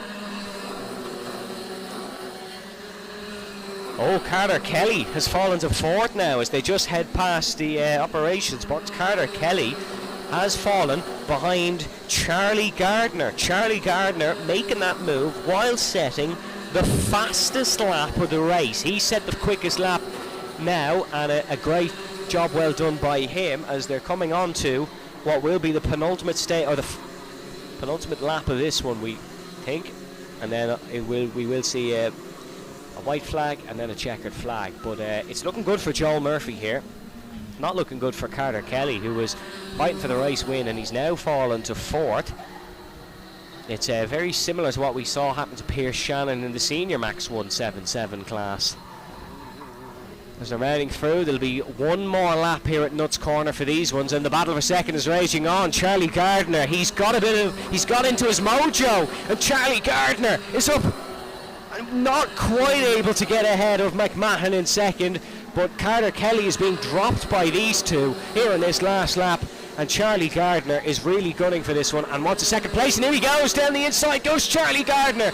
He does the same move Joseph McMahon did on Carter Kelly, but is able to get up in front, and that's a great move by Charlie Gardner, up to second place. Was 4th 2 laps ago, and he's going to be a bubble of confidence heading in towards heat number 2 here. Not as much as Joel Murphy, who is going to be the inevitable winner here. That battling for second has assisted Joel to be able to run away from the second and third place drivers, 0.8 of a second separating them now, about 2-3 car lengths, as they're going to come round to the flag stand, and it will be Joel Murphy, Heat 1 winner here in the Junior Maxes, and that is a great second place for Charlie Gardner. A round of applause in the paddock for them, because that was a cracking heat, a cracking battle from Murphy, McMahon, Gardner and Carter Kelly. We'll run you through the full order now. Joel Murphy takes the race win, ahead of Charlie Gardner in second place, and then it is Joseph McMahon in 3rd, ahead of course Carter Kelly in 4th. Unfortunately 5th place not showing on our timing screen, but 6th was Colin McFadden Biggerstaff from the pole. Adam Holmes then coming home in 7th, ahead of Noah Taylor in 8th. Jason Park 9th, Jamie Kidney is in 10th, ahead of John O'Neill in 11th, Archie Condy in 12th, Travis Bally in 13th, ahead of Milo Steen. Then it was Conan Warnock who came home in 15th place. 16th goes to Josh McKiernan, and then in 17th we did have Scott McGivern. Billy Noble in 18th, ahead of Sarah Jane Armour in 19th. Alfie Litter coming home in 20th. Dennis Cherry, unfortunately not having a great race, and fell to 21st. And then Sam Kelly rounds us out in 22nd position.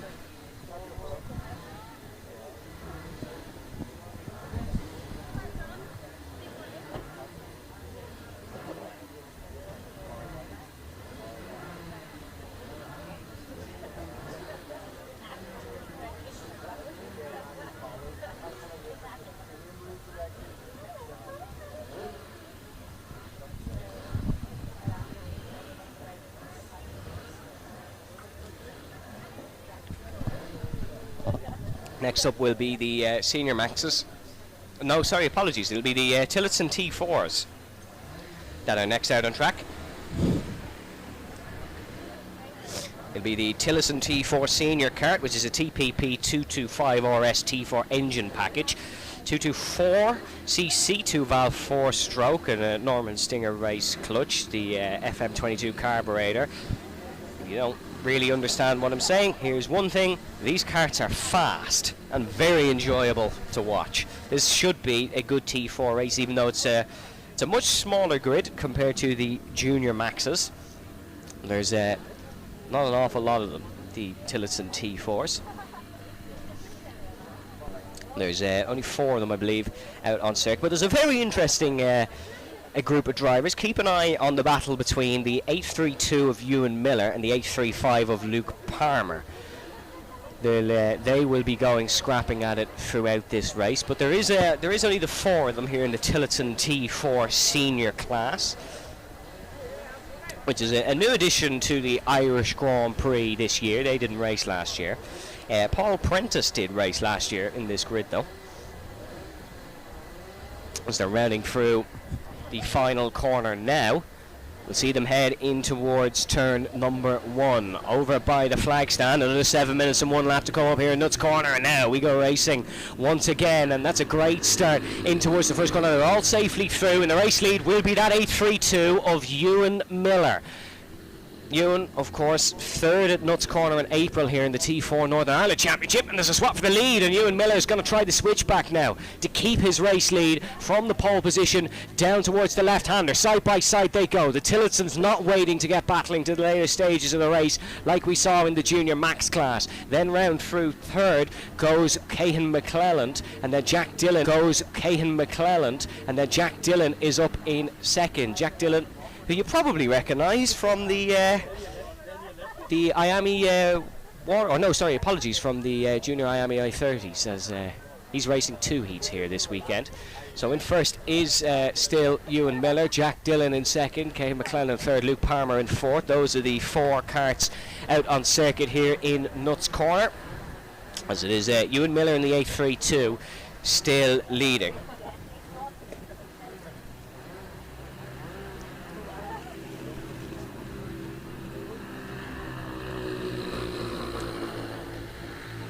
Miller leads in towards the first corner. No, apologies, Jack Dillon has taken the race lead ahead of Ewan Miller in second place. Jack Dillon, you can see running that orange and white helmet, the same one he ran in the senior IAME X30 class is the one he actually ran in, not the junior one. Ewan Miller there in second with the white helmet. Right behind him in the white helmet as well is Cahan McClelland, and then in fourth is Luke Palmer. Jack Dillon, of course, you'll be well familiar with his capabilities in a go-kart, winning the earlier race in the IAME Senior X30 class. Ewan Miller, third, of course, as we said, here in Nuts Corner, but he's currently second in the Motorsport Ireland T4 Tillotson Senior 2024 Championship. But he needs to get a move on here if he wants to try overtake the very quick Jack Dillon. In towards the first corner, then they're all spaced out, but fourth place man of Luke Palmer in the 833 looking to in the 835 looking to attack Cahan McClellan. He's actually got ahead of Cahan now, and that is Luke up and into third place.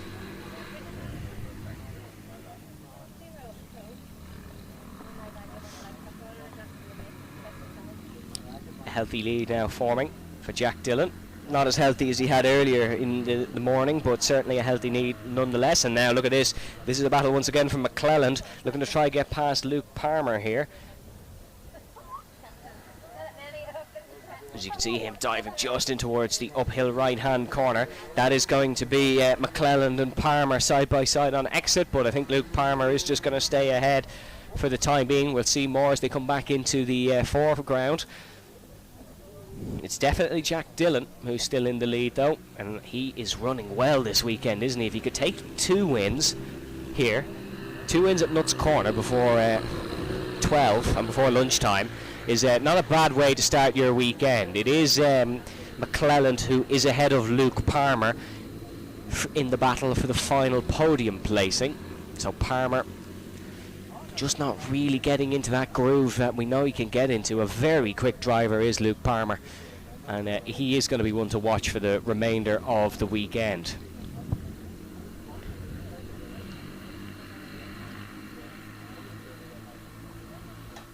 Jack Dillon, quickest lap of the race as you would expect from the race lead. Ewan Miller, despite starting on the pole, wasn't able to keep it for too long, and it was Jack Dillon that was able to get up and ahead. In terms of the race clock, only 2 minutes and 55 to go here in the first heat of the Tillotson T4 senior class. If you're just joining us at Nuts Corner, you're more than welcome to the 42nd edition of the Irish Grand Prix.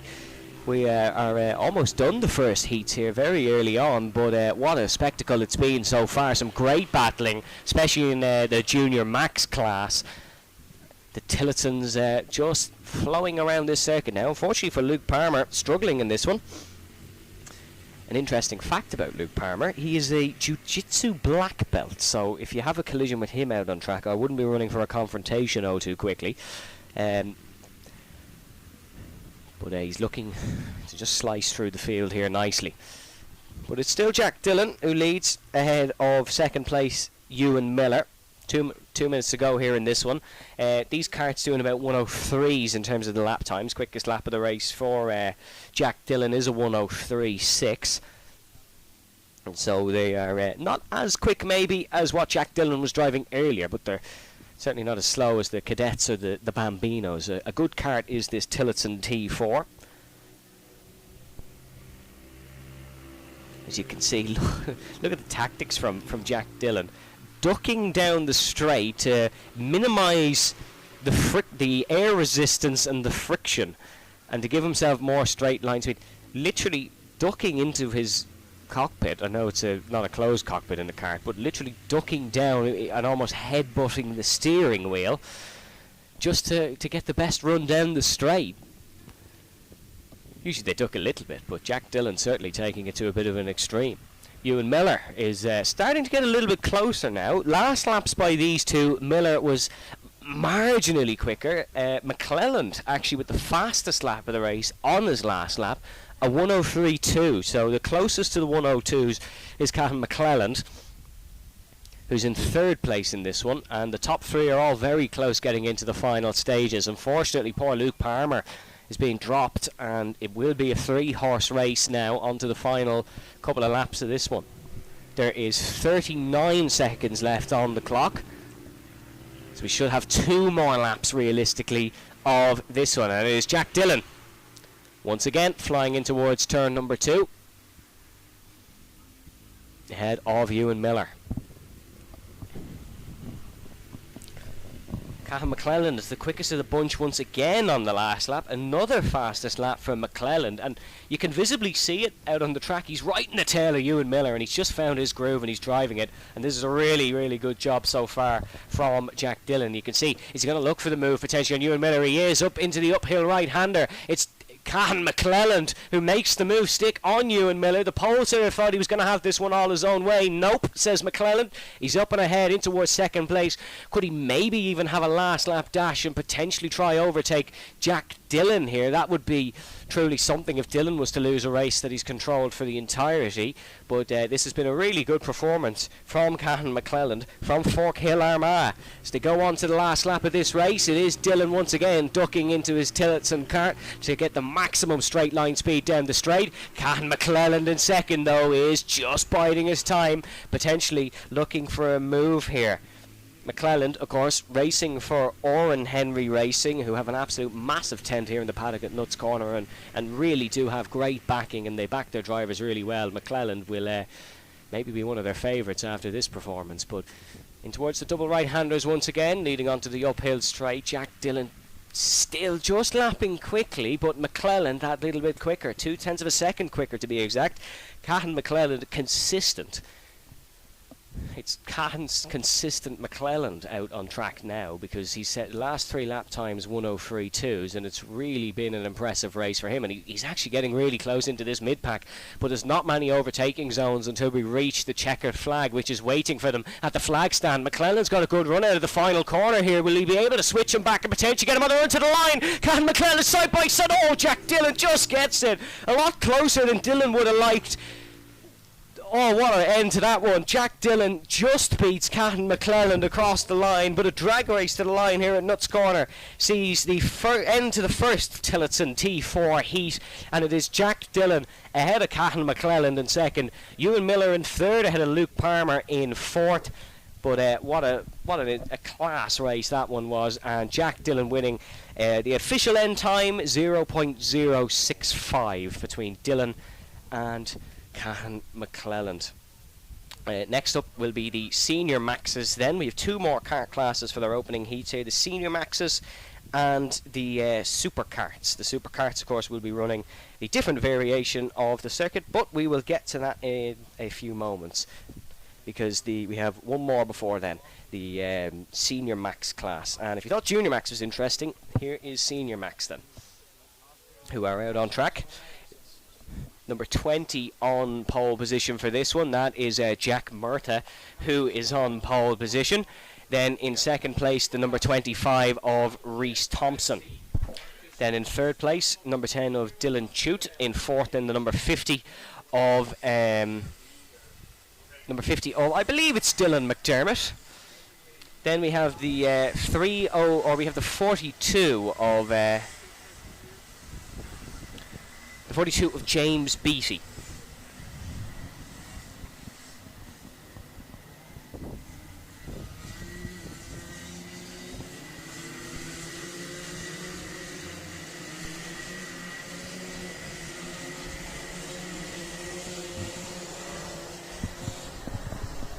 So this Senior Max Rotax Max kart has about 30 horsepower at 11,500 RPM. It's a complete power pack though. If you put it on it, actually adds a good bit of weight to the car, more than the bare engine does. It's of course cylinder and electronically controlled exhaust valve. And there's a lot of them. It's probably the most popular kart to buy in Northern Ireland karting, in UK karting, this Senior Max kart. And it will be Jack Murtha who is on pole position, of course. He started in the Honda Cadets at 10 years old, racing for Team MRP. He's the 2021 Tullyallen Junior Max champion. He's the 2022 Tullyallen T-Plate winner. And he actually works here at Nuts Corner. That's called insider knowledge. And he's going to try put it to the test here in the first heat of the Senior Maxes. They're coming towards the start-finish line now. It is Jack Murtha on pole position, of course. He'll be looking to take a good lead down towards the first corner, heading towards the flag stand. And now we go racing here for the first heat of the Senior Maxes. And it is Jack Murtha with a nice lead in towards the first corner there. Number 10 in second place. That'll be Dylan Chute, who is heading. I know he's had a problem. There's a problem for Dylan, who's losing 2 places. Now he's fallen down to 4th. That was Dylan McDermott and Rhys Thompson who got ahead. Keith Biggerstaff as well making a move, but it is still Murtha who is in the lead of this one, as we have the race neutralised now, it seems, as they are going slowly in towards that sector. We'll accelerate out of it once we get to that the green flags once again, but I'm not too sure what the issue was there, potentially for Dylan Chute, who we saw going slowly out of the second corner. Bit of a jump start there was a few karts from in the backpack, but I'm not sure how that would have anything to do with it. The stewards would rather have a word with them, but we'll go again. It'll still be Jack Murtha in the lead of this race, Dylan McDermott in second, Rhys Thompson third. Dylan Chute's fallen to 4th now.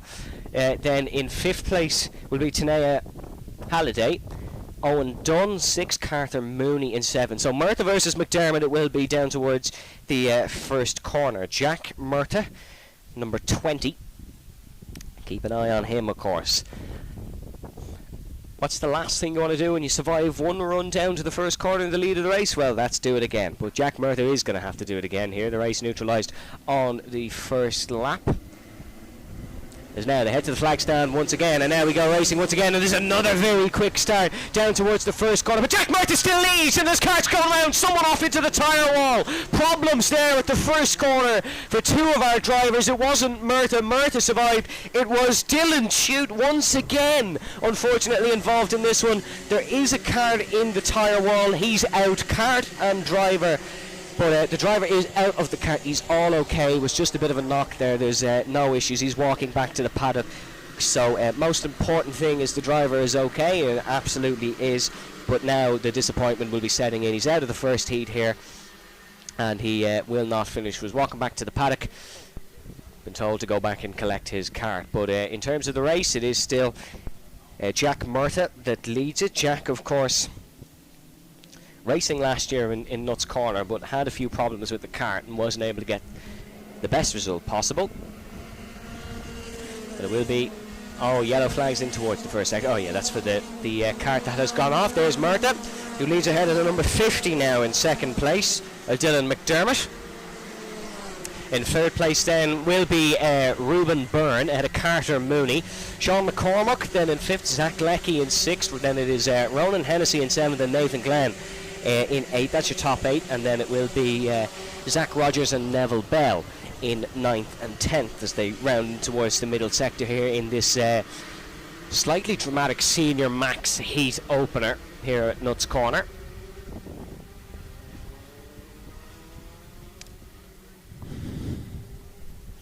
Couple of positional changes. Acklecki and Ronan Hennessy gaining a couple of spots. Quickest lap goes to Jack Murtha, but of course we've not had a full lap necessarily at racing speed because we had the opener, and then on this one we have the yellow flag towards the first corner. Still yellow flag towards the first corner as Jack Murtha heads into it, but it's only one yellow flag zone, not a full neutralised race. In 3rd place there, as you can see, is Ruben Byrne, currently 9th in the NI X30 Senior 2024 Championship. So having a good season there is Ruben, but he's currently 3rd here at Nuts Corner.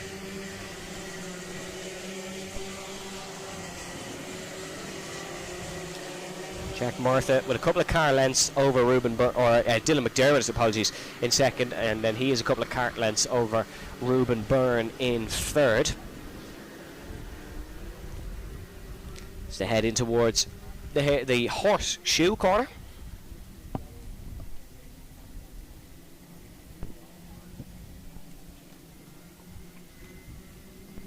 Murtha with a nice lead down towards turn number 1 once again. In terms of the clock in this one, it's been a disrupted race, but we still have 4 minutes to go, so anything can happen as he leads McDermott. Battle there for the 3rd and 4th spaces. That's Byrne, Mooney and McCormack. Sean McCormack now with the fastest lap in this race. Sean from Delgany, County Wicklow in the Republic of Ireland, and a good race so far here by him. Fastest lap, never something to turn your nose at. So good job indeed by Sean McCormack here. In the opening heat of the Senior Maxes, we'll have the Superkarts coming up next, and then we'll do it all again for heats 2 and heat number 3.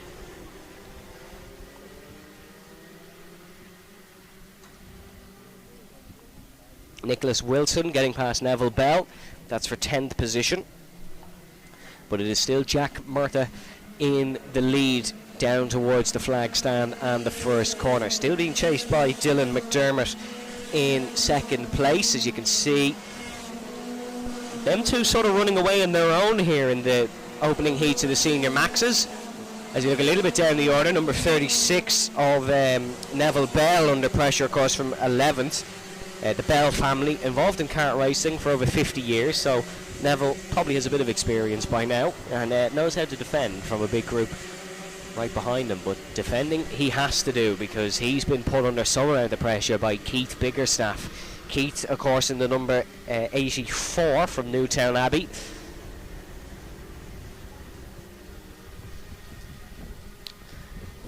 Jack Murtha slowly succumbing to the pressure of Dylan McDermott. McDermott doing a good job in 2nd place, and McDermott might even look to have a go down towards the first corner if he can get a good run. But Jack Murtha still surviving and braking for turn number 1. A lot of experience at Nuts Corner, of course, works here. So we'll have more knowledge of this circuit than Dylan McDermott in 2nd place. McDermott, oh look at that, sliding towards turn number 3. That gives Murtha a little bit of an advantage as the race leaders circle round through. A little bit further back, Neville Bell still defending off the chasing pack in the battle for 11th, but more importantly your race leaders still staying as they are. Murtha doing a very good job here. His best result in Nuts Corner last year here for the Irish Grand Prix was 10th, but of course didn't actually get a proper race in the pre-final and the final. Had what I can only assume is some form of kart problem, because he went non-classified down towards turn number 1 then, and Murtha still in the lead ahead of Dylan McDermott in 2nd. But look at that 3rd place man chasing them. That's number 508 of Carter Mooney. He has a long history in Irish karting and Northern Irish karting as well, of course. This is his 5th Irish Grand Prix for Carter Mooney, and Carter Mooney's looking to get it off the right way in towards the left-hander. Carter Mooney gets ahead of Dylan McDermott. That's the first change in this top 3 we've had in quite some time. In 4th place, Sean McCormack still chasing. Mooney sets the fastest lap of the race. Mooney makes the move for 2nd, and he will continue on and potentially try overtake Jack Murtha for the lead of this race. We have 37 seconds left on the clock, so we'll have two, or we might have one more lap potentially after this. Depends when they cross the checkered flag, or depends when they cross the flag stand, apologies, and get that one last lap order.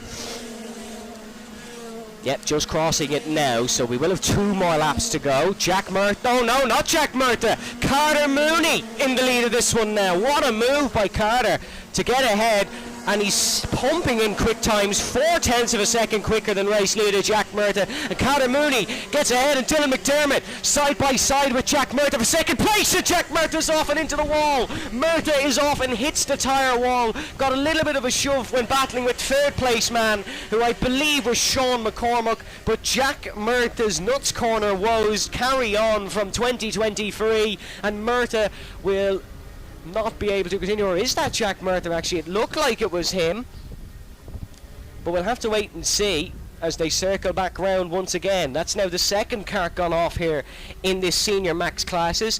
The number 303, that is Tanea Halliday, has actually been given a 5-second penalty for an incorrect start procedure.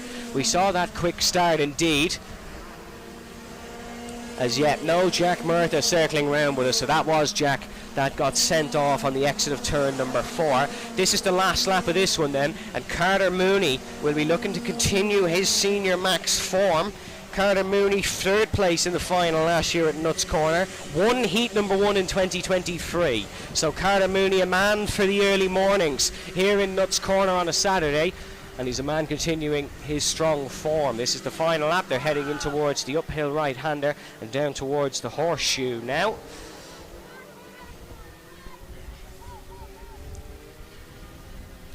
He'll be followed home by Sean McCormack actually in second and Ruben Byrne in third. But running for the final corner, starting 2024 like he started 2023, Carter Mooney puts on a show in the senior maxes, and he'll take the first win here at the Irish Grand Prix for this class, and that is a great job indeed by him. He comes home ahead of Sean McCormack in second and Ruben Byrne then in third.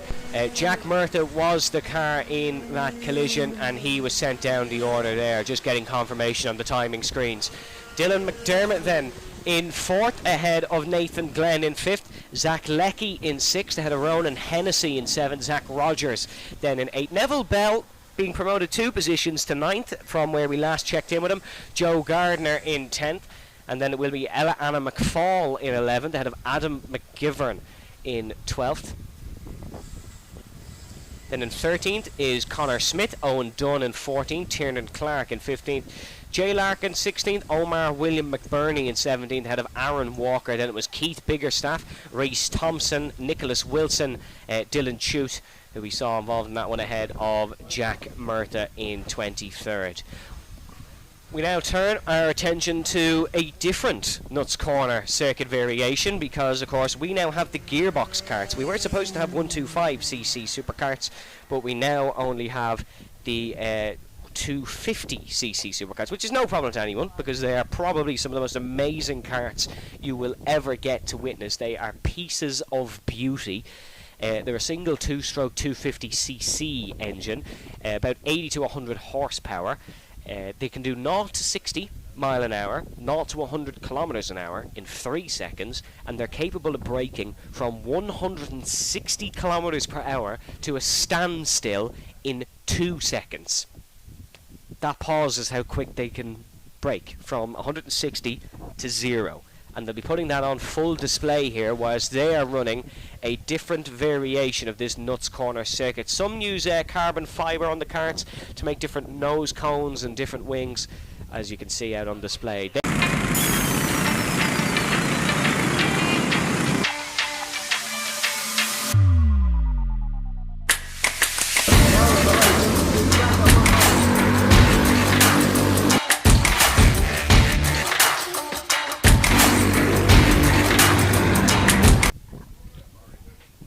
You can see them just getting ready on the grid now, folks.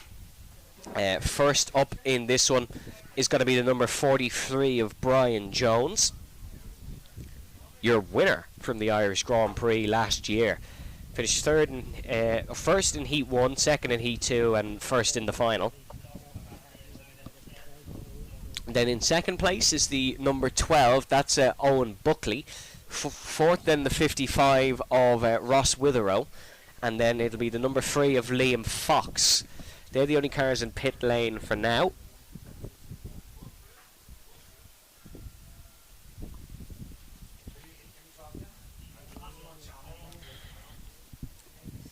Only the 4 karts in pit lane now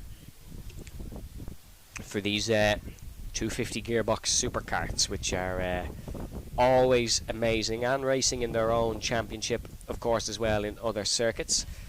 Recently joined the ICCR circuit down in the Republic of Ireland at Mondello Park, did 2 rounds there, and all these drivers racing in it and putting their fabulous Superkart to the test. Well, we've one more coming up, and then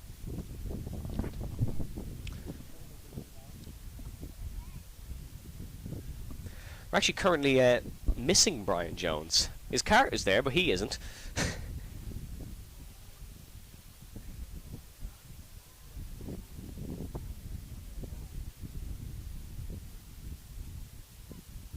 As the Superkart drivers, if you're wondering what the brief hiatus is, the Superkart drivers are getting a little bit of a telling off to in the paddock by the clerks of the course for the antics that went on in the opening heat. It was entertaining for you guys at home, but the marshals and stewards don't necessarily want to be involved in discussions all afternoon with Senior Max drivers. Apologies, not Superkart drivers. The Senior Max drivers are the ones getting a little bit of a telling off to.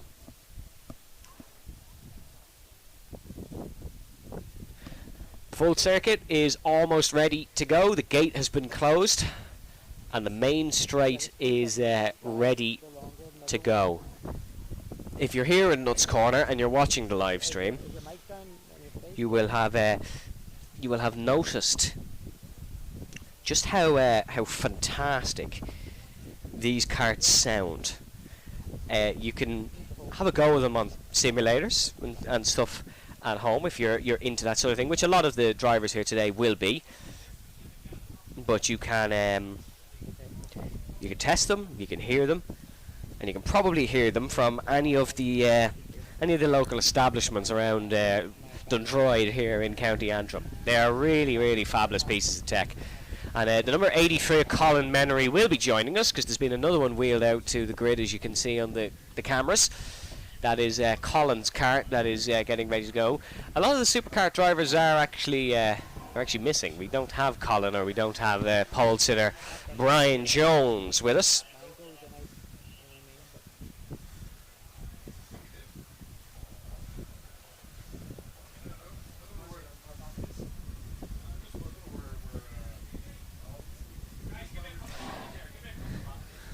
As you can see, Colin Menery getting ready to go.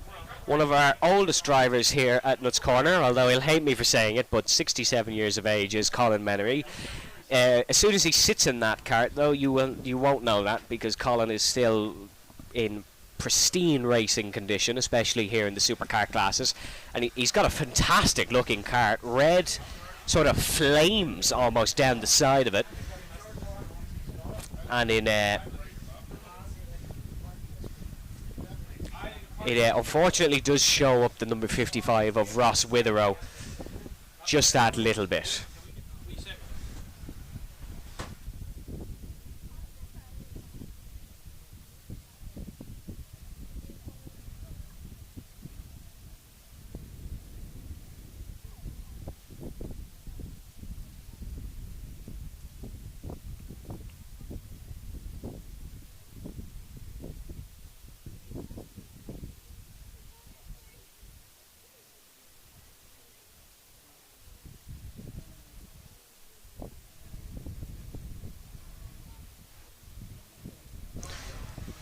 The revs are roaring in pit lane now, and the Superkarts are getting ready to go. Pole, not actually Brian Jones, it's Colin Menery. So late to the party and goes into pole position.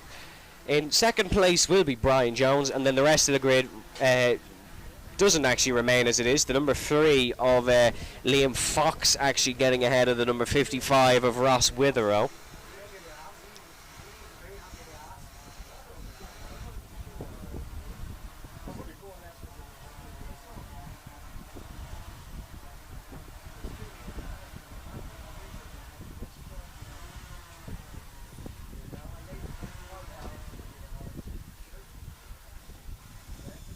A rolling start, these karts need a bit of a push start from the pit lane, as you can see them getting going now. The full circuit is ready, and we are ready to go for our final opening heat of the 2024 Irish Grand Prix. We've plenty more action coming up here this afternoon, folks, of course, and make sure you are sticking with us. We'd also like to give a big thanks to our Irish Grand Prix sponsors here on the live stream. A big thanks to Tillotson, of course, Might E, the Ballymac Hotel, Stewart's Painting and Decorating, Weir & Co, Chartered Accountants, Modern Tarmac and Groundswork. We'd also like to give a shout out to AMK, apologies, Door and Window Hardware, as well as the ABKC Member Club. And of course Pit Stop Motors Northern Ireland, who are all sponsors of this year's Irish Grand Prix. Listen to the roar of the Superkarts getting ready to go in pit lane. Eventually, and yes, now there we go. Number 12 getting a push start, that of course being Owen Buckley. Neither of the Deary brothers here this weekend, unfortunately.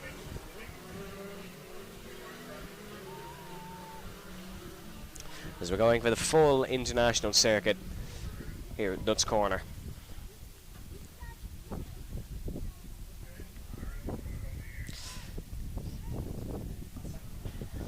These karts still not even properly getting up to speed yet. Down that back straight they will be as soon as we get ready to go racing, and it will be, of course, Owen Buckley. Oh no, sorry, apologies, Colin Menery, who starts on the pole position. As they're on the back section of the circuit, so the view a little bit obstructed, unfortunately, with the paddock in the way, but look, we can make do, as you'll get to see them bomb down both of the long straights, part of that refurbishment here in Nuts Corner, as they will be getting ready to go in a moment.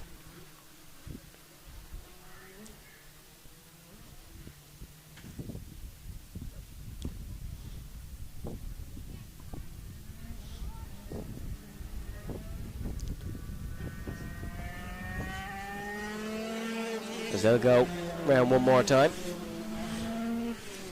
It's a very short circuit for these Superkarts, hence why gotta get them warmed that a little bit more.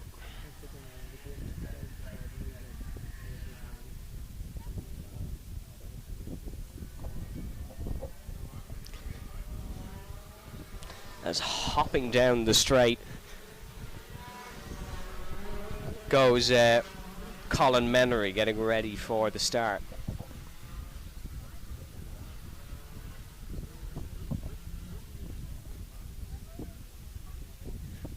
Getting ready to grid up then for the start of your final opening heat, but the first heat for these 250cc Superkarts. Let's listen to these roar. Colin Menery on pole position in second place. Joining him, of course, is Brian Jones. They're going to pass the flag stand and absolutely open it up as we go racing here for the Superkarts at Nuts Corner. Down towards the back hairpin they go, and it is going to be a great start for Colin Menery, and he will lead. We'll see them come back over the crest in a moment and see where's Brian Jones able to get past. No, he wasn't, but he is now on the exit of the corner. Brian Jones takes the lead of the Superkarts here side by side with Colin Menery down to the back hairpin. They don't do the uphill chicane, they go straight in to the right hand hairpin, and it is Brian Jones who is ahead of Colin Menery in second position. A good start for Jones, but he was able to get the move done on the exit of the Superkarts first corner. Completely different, of course, to the sort of the miniature karts first corner. As they head back down towards the hairpin, it's a 7-minute race, this one, but they'll get a lot of laps in. And now under pressure is Colin Menery once again. That's from Liam Fox. Liam no pun intended, is a wily old fox in these superkarts, and he is a man to keep an eye on here in this race. Brian Jones, my goodness me, look at the lead he has down towards the back hairpin. Menery is under pressure from Fox, and then it is the number 3 of sorry, that is Liam Fox, who is behind. Ross Witherow, sorry, in the 55, slowly falling back a little bit. As what a start this is from Brian Jones, and look at this for Breast. Oh, there's a problem. There's a bit of a problem for Colin Menery, the 83. He got off the corner very slowly. I'm not sure if that was he made a mistake under his own accord or if there was a bit of a slide of some sort, but a big mistake for Colin Menery, and he's now fallen down to 4th. Brian Jones well in front, and you can see Ross Witherow now fighting with Liam Fox for 2nd and 3rd. But definitely some form of issue for Colin Menery. As Brian Jones is in a world of his own here in this supercard. Engines do matter a lot, but I think we know who has the quickest. Witherow is now up to 2nd. He's ahead of Owen Buckley in 3rd, and then it's Liam Fox in 4th. Unfortunately, pole sitter Colin Menery not getting the best start. He was 8th in the Superkarts grid last year here at Nuts Corner for the Irish Grand Prix. Brian Jones, of course, the man in front, winning that one. But there's more issues arising for Menery, who's actually in a different stratosphere. He's actually surprising me every time he rounds past the commentary box. Fastest lap of the race. You don't need me to tell you who it's going to, because he's leaps and bounds ahead at the front. And definitely some form of issues for Menery, who's way behind. Ross Witherow in 2nd. Ross from Newton Ards. He was actually racing at Jack's Racing Day in Assen last weekend. He got 6th, and there was about 30-40 superkarts in that race, so a 6th place finish is one to be proud of. That is absolutely for sure, as they fly past the pit box and the dummy grid and the control tower, roaring as they go. Usually it's 1 or 2 cart lengths, but Brian Jones probably has 1 or 2 shipping ferries lengths in between himself and Ross Witherow in 2nd place. Just a fabulous machine being driven by Brian Jones, who has an insane amount of downforce as well. All these karts do. He's taking the corners so quickly and not even letting up for a second. Would be really good, or hopefully Brian Jones has some form of GoPro or onboard camera on board, because it'd be brilliant to see just how quick he actually is through some of these unseen corners.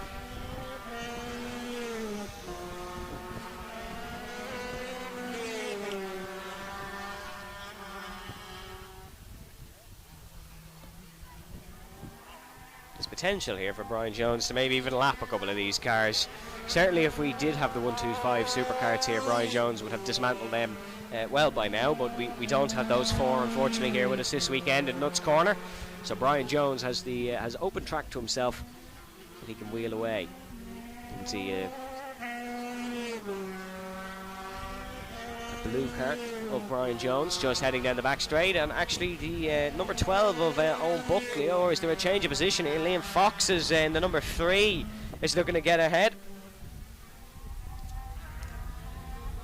As Jones bouncing away on the straight. He's been clawed in a little bit here by Ross Witherow. Actually, we could still have a race in our hands, because Brian Jones, the gap between himself and Ross, a lot closer this time round than it was last time round. And yeah, you can actually see them within the same camera shot now, which is not something that we were able to say really from the most part of the race. But Brian Jones starting to slowly be clawed in a little bit, but will he have enough time to actually make much of a move? I can't say I'm overly sure. The 12 of Owen Buckley almost being lapped by Brian Jones, as Jones and Witherow go bouncing down the main straight once again.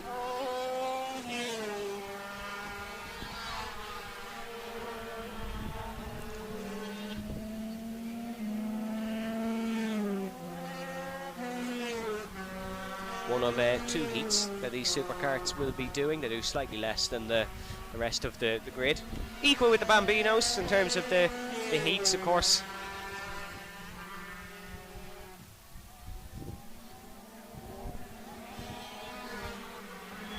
I was looking at that's Brian Jones actually overtaking Owen Buckley. That's not for position, that is a lapping. So unfortunately Owen Buckley not having the best of times here out on track. Ross Witherow has really put in a good shift here in the last couple of minutes, because he is slowly getting close to Brian Jones as the blue flag waves. I don't think Witherow will be able to actually catch Brian Jones, but certainly the fact he is clawing him in will give him good motivation for the second heat coming up later this afternoon, as Jones slowly starting to stretch his legs again a little bit, as actually as they come back into camera shot, Ross Witherow is in the race lead ahead of Brian Jones. So something's happened to Jones heading through the hairpin, as they'll have one more lap to go, but the black kart of Ross Witherow, number 55, is ahead of the blue of Brian Jones. And a few minutes ago it almost looked like there was no other karts on track when we were showing Brian Jones. Now he's behind one for position, as Ross Witherow comes through the final corner. He's ahead of Brian Jones. Jones looking furious. They're pounding on the throttle to get it down the straight as quick as possible, but Jones will not be able to repeat what he did here last year in Nuts Corner, and that was take the first heat in controlling fashion.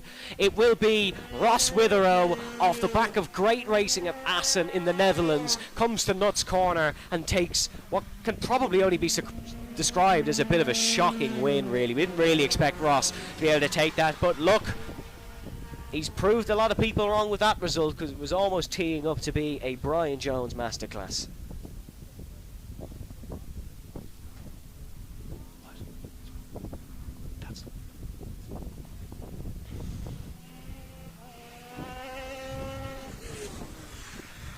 They come back into pit lane, the alternate pit lane. Ross Witherow taking the race lead, and I tell you what, folks, that's the first heat's all done here at Nuts Corner. We will keep moving on and back through the classes, but that is the heat one of every class completed. We started with, of course, the Junior X30s onto the Cadets, and then the Rotax Inter/Water Swift class onto the 177s and the X30s into the Bambinos, Junior Max, T4, Senior Max, and then of course the 250 Superkarts. And I tell you what, great racing we had, so it bodes to be a lovely afternoon here. The sun is shining, the karts are roaring, and what an afternoon here at Nuts Corner.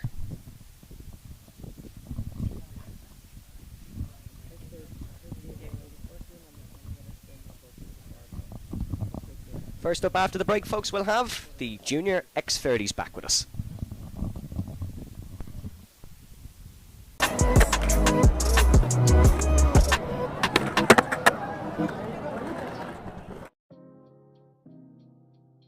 One of the biggest questions I get from a lot of parents on my website or social media is, how do we get started? We don't even know what to do. We don't know anything about engines. We don't know anything about karts. There's obviously a cost barrier. Motorsport is expensive. Motorsport is a capital-intensive sport. But if you can create an ease of access, i.e. they can get a kart or go and rent a kart from a team and just rock up and arrive and drive, I think we will create a bigger pool of drivers who come into the sport. Across the world of EVs, out on the road and in motor racing, range anxiety is still a topic. I think we can't hide that. And the way it's been structured is you've got an hour of running time. Now, it doesn't sound like a lot, but actually when you think of it in the context of a racing day, if you've got a 2-day weekend, you can do the whole practice day, charge the car overnight, and then do the whole of the Sunday. So really, it shouldn't be a problem for anyone who wants to do a race weekend.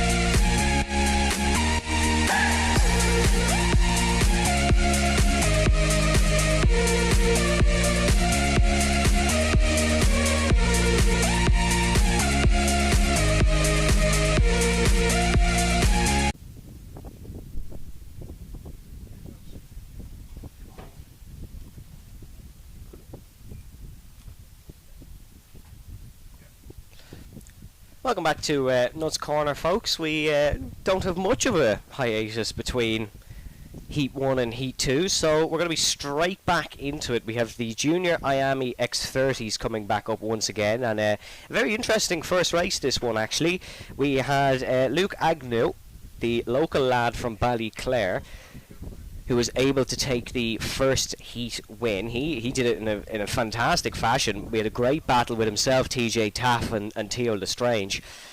And I can imagine we'll have something similar here again. Remember, folks, it's all random grids for the first few heats, so this once again will be a complete shuffle up on the order. Pole position for this one goes to Evan Johnston in the number 311, and alongside him will be Daily Motorsport's teammate, Keenan Murphy. So it'll be an all Daily Motorsports front row. Then a little bit back, Luke Agnew has a great starting position in third, so got to keep an eye on him once again. He won the second heat in this class last year here at Nuts Corner for the Irish Grand Prix. So knows how to win Heat 2s, knows how to win Heat 1s evidently, keep an eye on him. Then in fourth place we have, it is going to be Keith Grant in fourth. But definitely keep an eye on Agnew in third, as well as Johnston and Murphy on the front row. Both racing for Daily Motorsports. Evan Johnston has been racing for 7 years. He is a man I'm jealous of because he's raced in Le Mans. He's also raced in the Algarve International Circuit in Portimao, which is excellent circuits to race at when you're a young karter from Ashbourne, County Meath. This is his 5th Irish Grand Prix, so knows his way around this Nuts Corner circuit. Second place man then Keenan Murphy, of course, also from the Republic of Ireland, from Mallow, County Cork, also racing for Daily Motorsports. He started in the cadet class at age 11. Funnily enough, also races horses. He comes from a horse racing household, so he also competes in horse events. Let's see how he is then at a kart that has 23 horses attached to it, 23 horsepower. They're side by side ready to go here for the second heat of the Junior IAME X30 classes. Now we go racing here at Nuts Corner down towards turn number 1. What a start by Luke Agnew, already up to second place here. Agnew is, oh no, they're weaving once again it seems. Agnew up towards second place though. They're weaving, don't have temperature in the tyres just yet, and Agnew is up and ahead of Keenan Murphy for second place. As we're being told, it's a false start actually. So, false start just coming through on the radio. We shall go again. All heating the tyres, making sure they get the temperature in. These IAME karts actually do still heat their tyres even at full racing speed. They're weaving away. So we will we'll regrid and we'll go again. A false start. Luke Agnew still in second place though, so he obviously fancy staying there, despite it being a false start. They did go early, went before the flag stand, and that will allow Evan Johnston another go at defending pole position, alongside his Daily Motorsports teammate of Keenan Murphy. Down towards turn number 1 once again. They're holding, and Johnston will now go as we go racing once again in towards turn number 1. Another great start by Luke Agnew. We may as well have kept going because it's the same result. Luke Agnew up to second place. The 319 of Adam Holmes has got a good start. He's up to third. Then in fourth place looks like it's TJ Taff, who's also got a good getaway. And you can see Keenan Murphy, yes, has lost that second position, so not a good start by one of the two Daily Motorsports runners who are on the front row. Agnew immediately trying to hound down the race leader of Evan Johnston. You can see Adam Holmes there in third position as they head into the back part of the circuit. Anyone at that part of the circuit probably a little bit disappointed at how slow these karts are taking that corner compared to Brian Jones and Ross Witherow in the 250cc Superkarts, but still a good race, or sorry, a good start so far, I should say, for Evan Johnston. He's not even really got into the race yet because he has a hungry for victory Luke Agnew right behind him, and Agnew almost getting a little tap from Adam Holmes behind in the 319, and you can see Holmes with a great run in towards the second corner, and Luke Agnew also gets a great run into the second corner and leads here in Nuts Corner. Luke Agnew won heat number 1. He's already into the lead here in heat number 2. If you had to tip someone to take an Irish Grand Prix victory after what we've seen so far, it would probably be the very fabulous Luke Agnew, who leads now ahead of Evan Johnston in second place.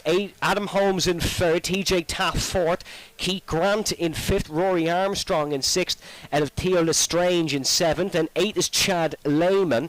Your winner, of course, from this class last year, Chad. He won the final, taking an Irish Grand Prix victory. Then it is Michaela Hart down to 9th, Jack Murphy in 10th, Adam Blaney in 11th, and Martin Shannon in 12th spot. But it is Luke Agnew who leads here at Nuts Corner ahead of... It's no longer the Daily Motorsport runner in second place, so he's ahead of Adam Holmes. Evan Johnston has lost a second spot as they went through the back part of the track. Yep, timing screen confirms it. It is Adam Holmes who is ahead of now Evan Johnston.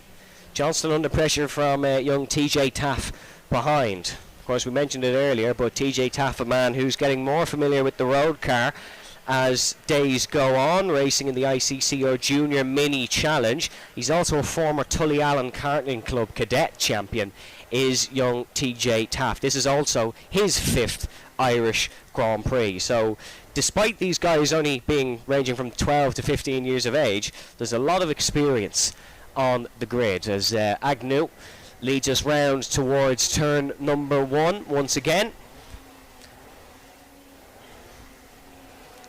And he is ahead of Adam Holmes in second place now by about a car length or two. In third, TJ Taff. In fourth position, in the fourth position is one of the Daily Motorsports cars. That is Evan Johnson in fourth, ahead of Keith Grant in fifth. But TJ Taff is up and ahead of Johnston.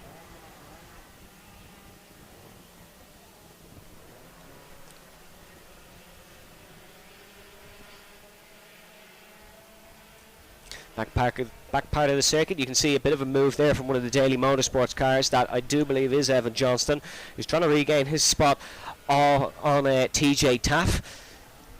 And you can see there, no, just don't quite go side by side in towards the horseshoe. Still Agnew who leads down towards the first corner. 3 minutes left, plus a lap in this one, and it's a new fastest lap by Luke Agnew. Really great job by Luke there. He's driving very well, and you can see TJ Taff is under a lot of pressure from Johnston. So Johnston lost a couple of spaces at the start, but Evan Johnston's got his groove back here, and he's chasing down TJ. And you can see there's a move as well there in the background. That is a move for, I believe it's 6th or 7th position, and I think that is Keith Grant fighting with that one. That is actually, yeah, it's Rory Armstrong and Theo Lestrange that have been battling there.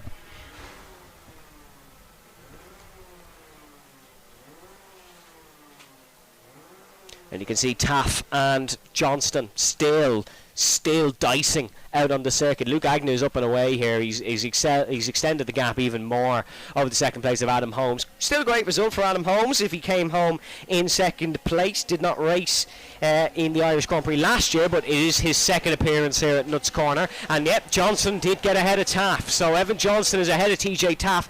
TJ once again losing spots in the latter parts of a Junior X30 IAME race. Exact same happened earlier this morning in heat number 1. Taff will be looking to not repeat that. As you can see him just hunting it down. The yellow helmet and the blue suit of TJ Taff.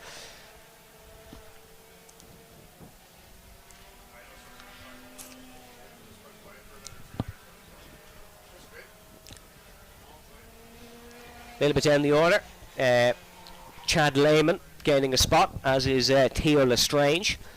As Evan Johnston on the timing screens anyways has fallen down a little bit, but that could just be due to a timing screen error. We'll have to see as they fly past our window whether there has been a problem for Evan Johnston. There is Luke Agnew, there is Adam Holmes, and there is Keith Grant. So it is a problem for Evan Johnston. It's actually Keith Grant that is up and ahead of TJ Taff. Evan Johnston is down to 7th. He's behind Chad Lehman now, and Theo Lestrange in front of them both. So problems for the pole sitter of Johnston. It is Keith Grant that is up and ahead. Keith actually the winner in this class from last year's Irish Grand Prix here in the Junior IAME X30s.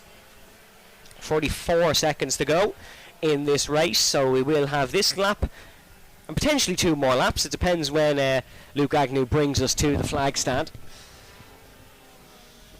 Should realistically be 2 more laps because they are under the minute mark. They weren't under the minute mark in practice this morning, but they're on the 56-second laps now. That's the lap set by Luke Agnew, and he of course has the fastest lap of the race. That 56.8, not the fastest lap of the race, it's just his last lap attempt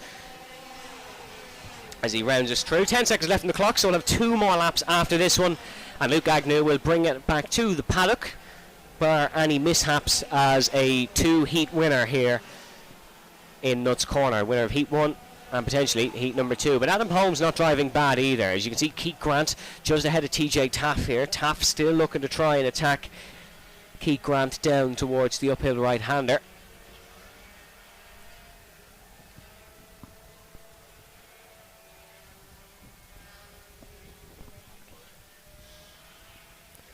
As Taff just doesn't seem to be able to make a move. Turn number 2 is where TJ Taff is good, and then we've seen turn number 4 be a big overtaking zone in this one. A little bit down the order, Michaela Hart making some ground. She's ahead of Rory Armstrong, and then Keenan Murphy has dropped down to 11th. He started on the front row in this one, of course. There's Agnew extending the gap once again ahead of the second place man of Adam Holmes. TJ Taft getting really close in towards turn number 2. I told you he's good through that corner. Is he able to maybe have that lunge down the inside in towards turn number 4? He's looking, doesn't seem to be close enough here on the third place man of Keith Grant. So great race this one by Keith Grant. If he's able to hold on, will take a podium.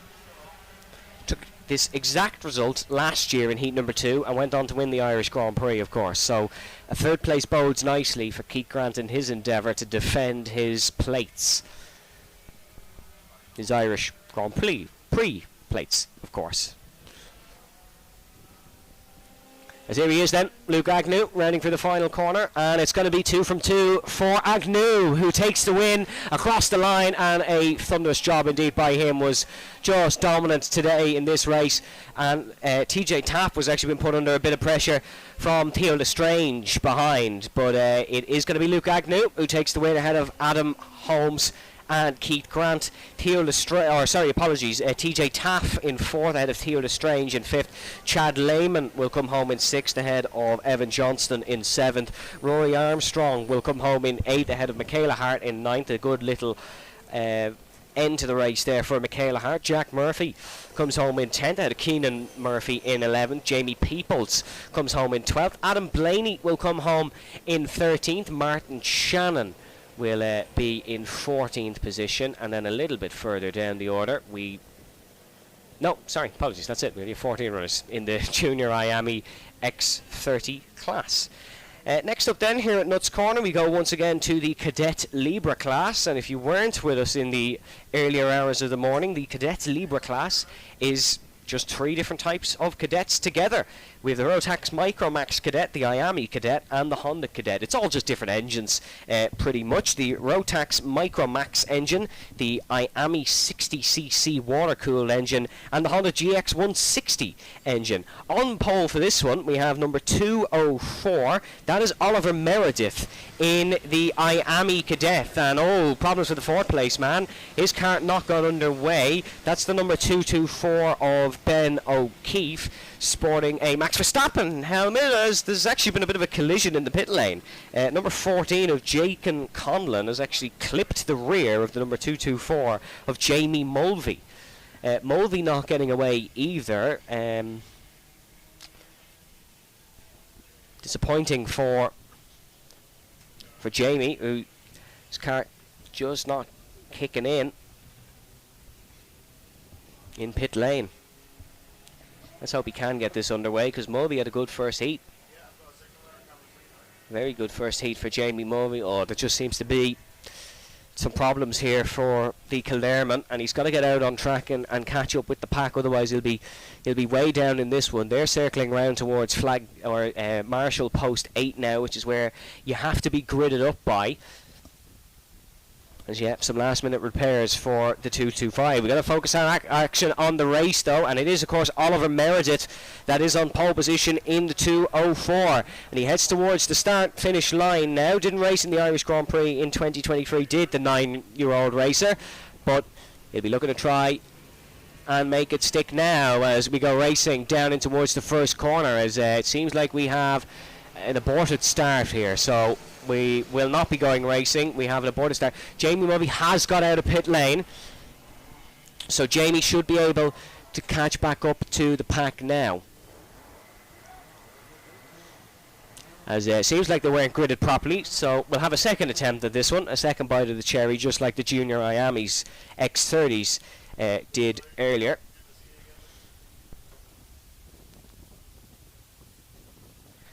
We shall go again.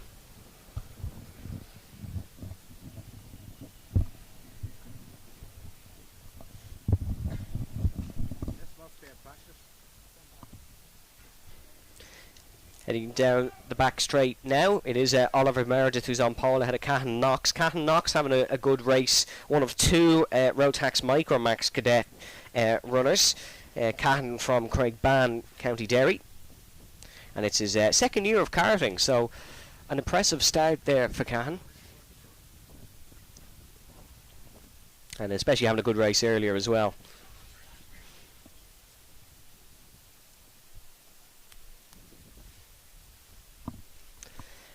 Aborted start in this one, of course, folks, the first time round, so we're going to go again. Still Oliver Meredith and Knox on the front row, and they are bringing us towards the flag stand now to go again and finally get this Cadet Libra class race underway. As now they accelerate down towards the first corner, and we go racing here in Nuts Corner for the second heat of the IAME Cadet Libra class, and it is going to be Oliver Meredith that leads us in towards turn number 2. He's under big pressure, though, from, it looks like, Ethan Robinson in second place. Robinson getting ahead of Cathane Knox. Knox running the 133, Robinson running the 203, and you can see they're going dicing down towards our best overtaking zone of the morning so far. Meredith under big pressure there by second place. That second place is still Cathane Knox, or at least that's what my timing screen is telling me. We'll get further confirmation of that as they round past turn number 2. But down towards the uphill right-hander now. Bit of breathing space between the two, but not an awful lot. Not a lot to get comfortable, that's for sure. As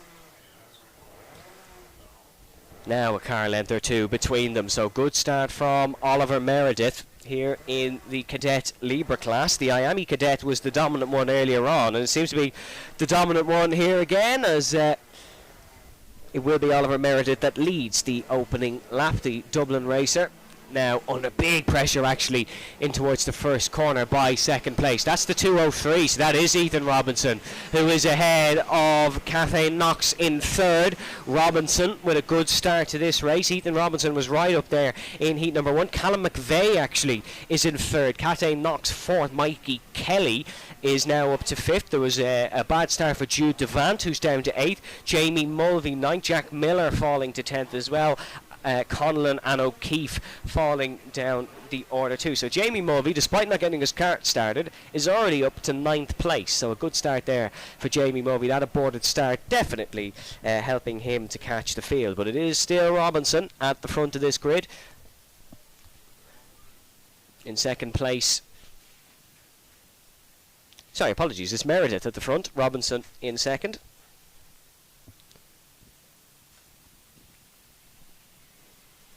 As they're rounding down onto the start-finish straight once again in towards the first corner. This is where Ethan Robinson tried to have a go on Oliver Meredith the last lap, and as they're rounding past the window, it is still Oliver Meredith in front in the 204, and then the 203 behind him in second position.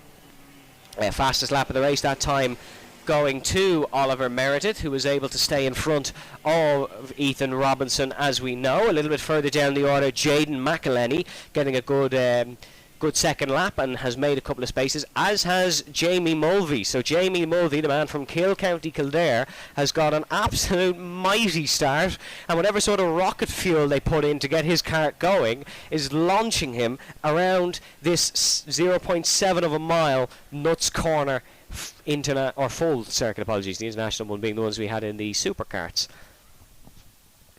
3 minutes and 50 to go. Still plenty of laps for these cadets to complete. They're lapping about the 1:06 mark, or certainly that's our quickest lap of the race, is a 1:61 by Oliver Meredith so far. And despite Ethan Robinson staying with him, Meredith just seems to have that edge. He's just that tad bit quicker through some of the corners, the crucial corners, dare I say, than Ethan Robinson. And Robinson is going to have to just try and do everything to get out of the dirty air into the corners and just make a move down the inside. And you can see, battle for third place now. This is between Callum McVeigh and Cahan Knox. And Callum McVeigh getting past Cahan at the start, but Cahan looking to try fight back here and get a podium in the second heat here for the Cadet Libra class.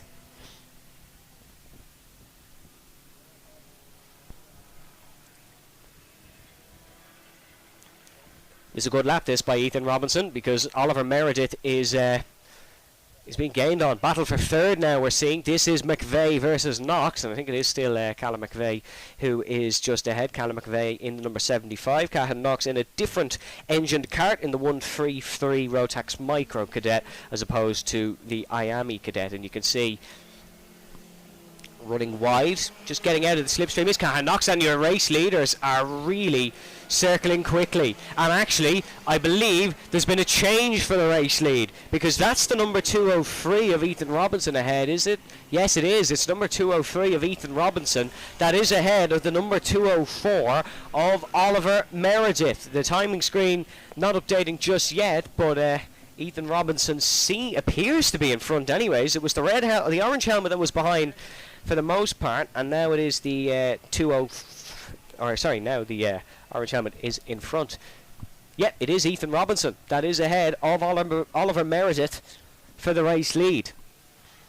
So Robinson having a late race charge and getting ahead with 1:40 to go on the clock. Remember, it's 1:40 plus 1 lap. So once the 1:40 strikes, we're not done. We have one more lap after that, but if you've been with us all morning, you're definitely well used to that. Down towards the first corner then. Here comes Oliver Meredith looking to try and charge back past Ethan Robinson. Here in towards turn number 2. Look at this, nose to tail. Robinson just defending, taking a defensive line in towards 2. Meredith's going to launch it down the inside. What a move by Oliver Meredith. That's back up to first place. That's how you make a move at Nuts Corner. An unconventional corner to make one at, but a fantastic move by Oliver Meredith. The 204 is back in front, ahead of young Ethan Robinson. Both 9 years of age drivers, one from Lisburn, one from Dublin, and they're giving us an absolute cracking show here in the second of 3 heats today in the Cadet Libra class. Both driving IAME cadets. The Hondas and the Rotaxes not getting a look in here in this one. On the clock we have 35 seconds. Probably 2 more laps than after this one for these drivers. And yeah, Robinson just losing out on the back part of the circuit, and it is still Oliver Meredith who is in front. Meredith making that move in this section of track, so Robinson will know what is available to him. The 204 leads to 203, round in towards turn 2 and turn 3. This is where Meredith got it done. No look in for Robinson. Ethan Robinson loves this turn number 4. Double apex left-hander though, so keep an eye on Ethan Robinson trying to make a move in through there. Just staying behind Oliver Meredith. Doing a great job to defend this one. Meredith quite good at defending. That's why I'm surprised he lost the lead in the first place. But Ethan Robinson just as quick as him in this one. Meredith still with the fastest lap of the race, as driver number 77 has been given a 5-second penalty for incorrect start procedure. That is Jaden McElhenney who has picked up that penalty. So unfortunate there for Jaden. He was having quite a good race, but has picked up that penalty for the incorrect start procedure. We did see a bit of a jump start. And yeah, disappointing that it was Jaden. Last lap of the race then. Can Meredith just bring it home? Still in front in his favourite part of the circuit, but Robinson just awaiting his time to pounce. And the side-by-side here for second place as well, or for fourth place, I should say, actually. And there's a bit of a lunge going in, but no move to be made. Keeping an eye on our front two.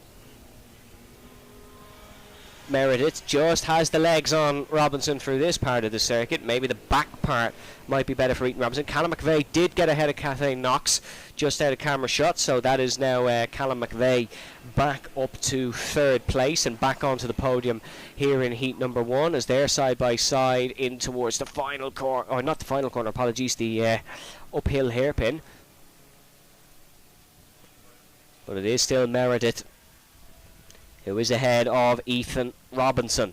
And Robinson's made a mistake. Robinson's made a little bit of a mistake, so that's just going to be confirmation for Oliver Meredith, who's going to take the Heat 2 win here in Nuts Corner. An excellent job indeed. Ethan Robinson, apologies, will come home in second. Still a great result for Ethan Robinson, don't get that one wrong. Robinson got 7th in this very heat last year, so to improve that to second is a job well done. In third place then, it will be Callum McVeigh, ahead of Kathleen Knox in 4th. Mikey Kelly in 5th, with Jamie Mulvey in 6th.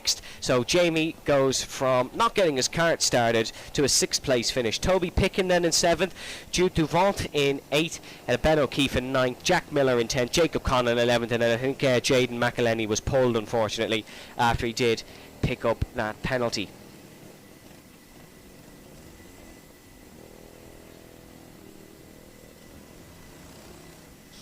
And I tell you what, a great showing of sportsmanship in the paddock. Ethan Robinson stands out of his cart and gives Oliver Meredith a massive high five. A brilliant battle between them two stars of the future here at Nuts Corner. And by the future, I mean probably 2 hours' time, because they're going to go scrapping once again. Next up then, we have the Rotax Inter and Water Swift Inter combined class. So this is a combined race once again.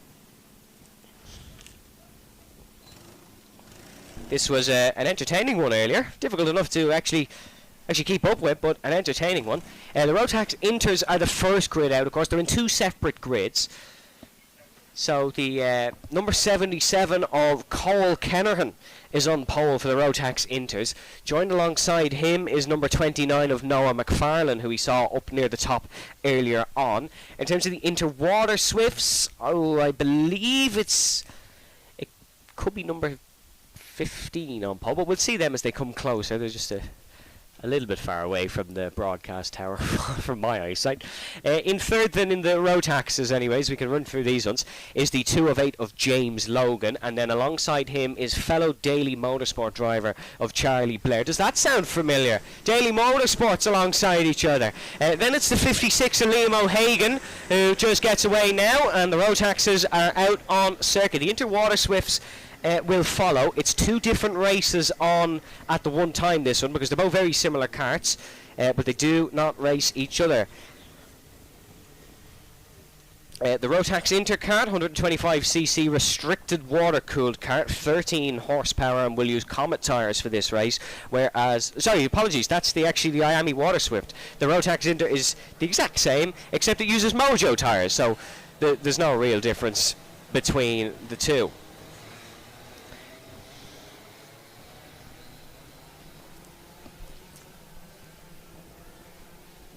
So Cole Kennerhan will lead us to the flag stand for the Rotax Intergrid, who are just heading in towards the back part of the circuit now.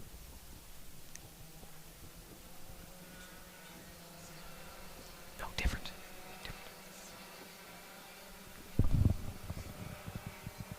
Yeah.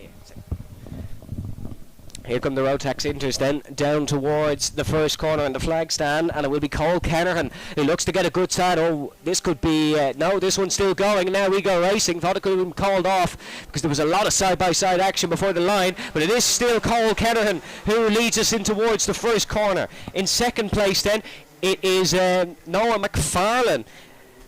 Although Noah McFarlane technically crossed the line first, it seems, but it is Cole Kennerhan who leads. Here come the Interwater Swifts then, coming towards the start-finish line now.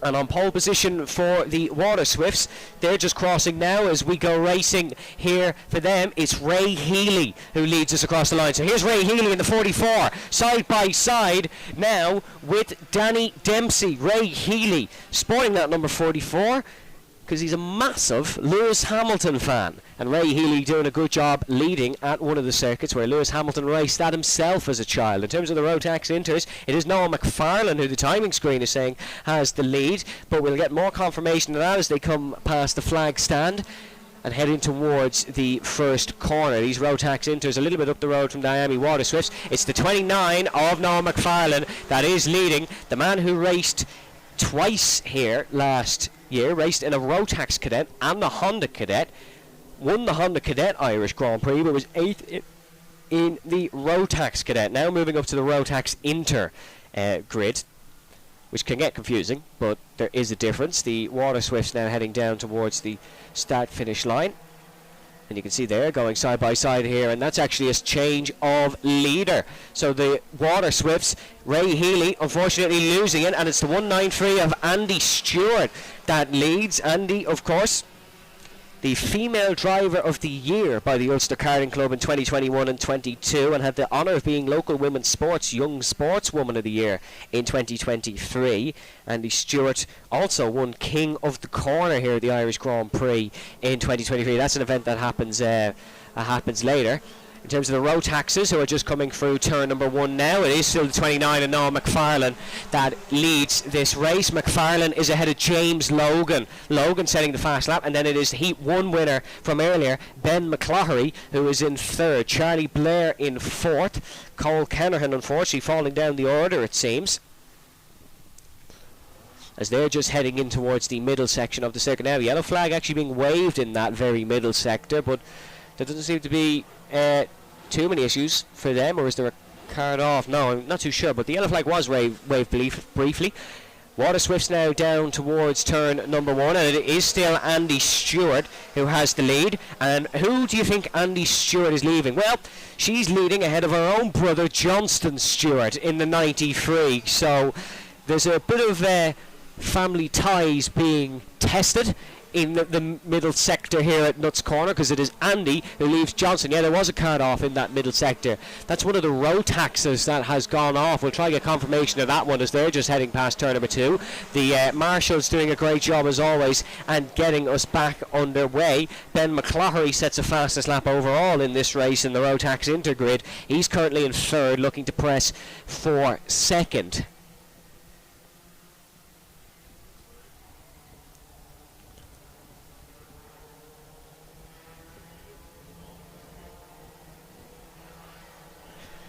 As the Rotaxes are heading down towards turn number 1, or is that the Rotaxes? That could be the Water Swifts actually, but we'll see if it's Andy Stewart still leading.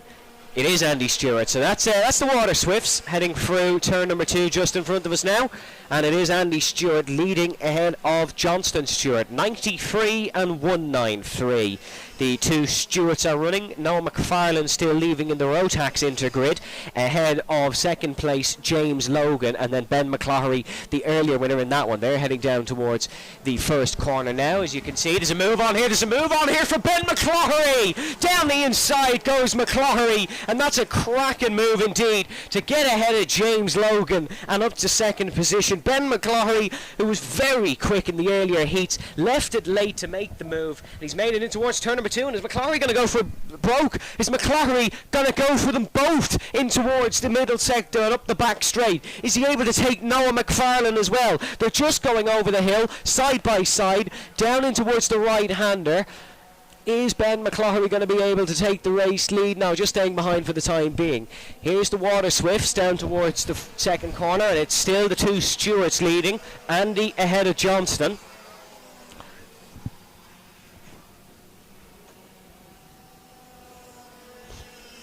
As here come the Rotax leaders. It's a 3-horse race once again at the top in the Rotax grid, just like it was earlier. Was Ben McCloughery able to get ahead and down towards the right-hander? It's the number 73 of Ben McCloughery, who's in the lead of the Rotax grid. He's done it again. Waited for one lap randomly in the middle of the race and has gone for them both. A minute and 35 still to go. Your two leaders in the multi-class race here at Nuts Corner is Ben McCloughery for the Rotax grid and Andy Stewart in the Interwater Swifts grid. Of course, if you were watching UTV last night, you would have seen a great interview with Andy Stewart.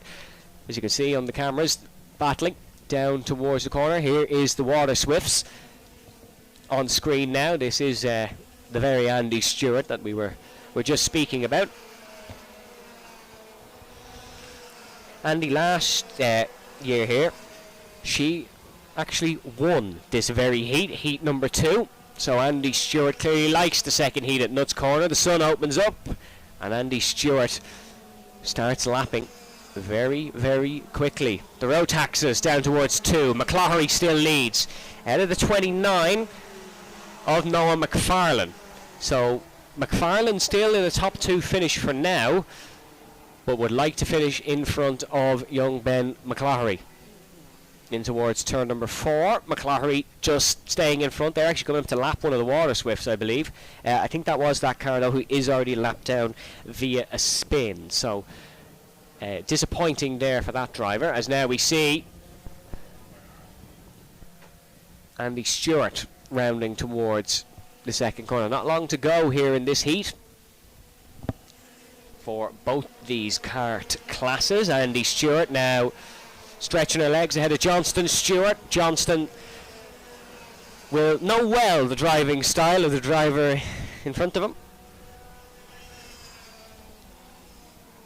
As one more lap being indicated for the Rotax Inters, and now it's time to pounce for Noah McFarlane, who tries to go around the outside of Ben McCloughery, and now McFarlane's going to go the long way. Can Noah McFarlane get a stick? No, you can't go around the outside through Nuts Corner turn 2, or at least that's what Ben McCloughery thinks. Noah McFarlane still pressuring McCloughery here on the last lap of this one.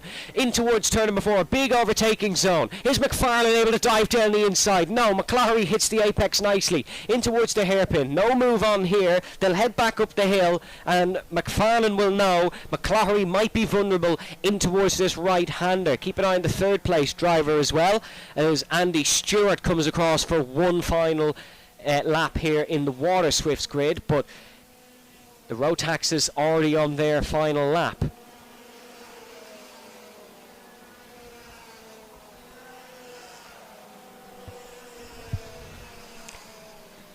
And running through the final corner now is this Rotax grid. Checkered flag waves, and it looks like Ben McCloughery was just about able to get it done by Noah McFarlane pushing into the pit lane. That one was an intense race between the two. Confirmation of the results, it is Ben McCloughery who takes the win, and now the Water Swifts will be coming towards the checkered flag as well, and it will be the brilliant Andy Stewart that'll take the second heat win here in Nuts Corner for this Inter-IAME Water Swift grid. And Andy Stewart doing as she just did 1 year ago, not on this exact day because the Irish Grand Prix was later in the year, but on the Saturday of the Irish Grand Prix, Andy Stewart will come home to take the win. You'll see her heading into the pit lane now, just past camera shot, and it is Andy Stewart who leads home. Johnston Stewart in first and second. So full confirmation of results. We'll start with the Rotax Inter grid. It was Ben McCloughery who takes the race win ahead of Noah McFarlane in second, James Logan in third, Charlie Blair in fourth with Brogan McDonald in fifth, Declan Noble in sixth, Liam O'Hagan in seventh with Ryan Arthur in eighth, Cole Kenner and the poleman in ninth, Jack Grimes in 10th, Caden Warnock coming home in 11th, and then the Interwater Swift grids was Andy Stewart who takes the race win ahead of Johnston Stewart, James Nolan then in third ahead of Danny Dempsey. Then it was Sophie Campbell who finished on the podium in Heat 1, Zach Burke, Danny Murphy, and then ahead of Oscar Miller.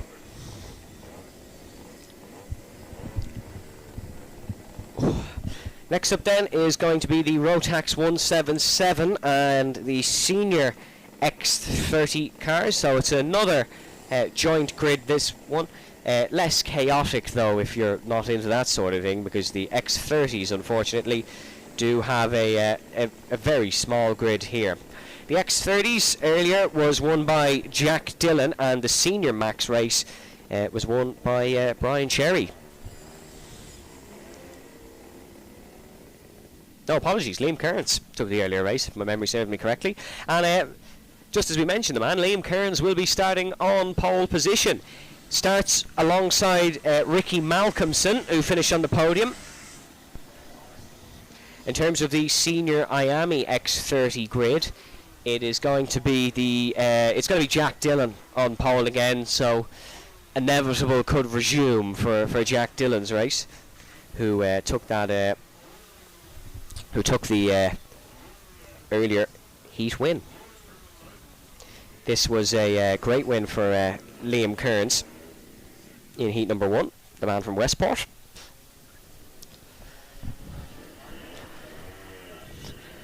If you're just joining us here, folks, welcome along to the 2024 Irish Karting Grand Prix. You're more than welcome here on the live stream.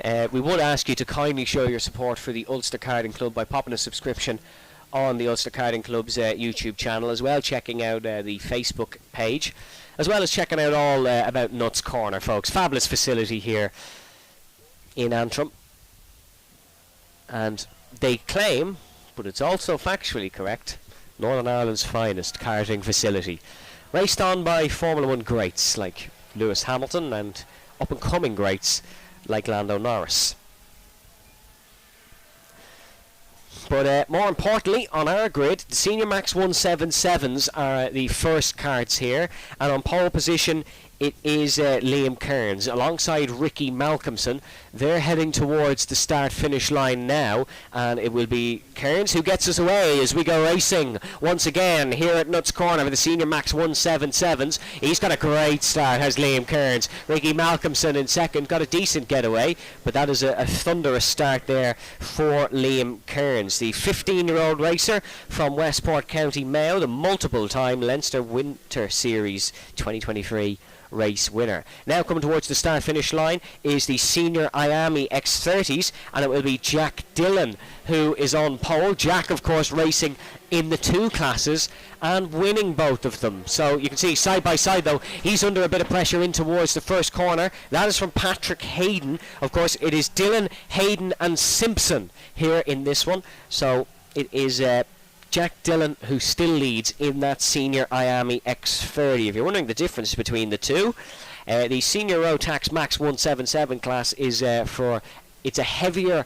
driver and kart weight combination, as look at the lead Liam Kearns possesses in towards turn 2. No one within earshot, no one within the camera lens of Liam Kearns. Ricky Malcolmson still in third there, but Kearns, I tell you what, getting his Irish Grand Prix weekend away very well indeed.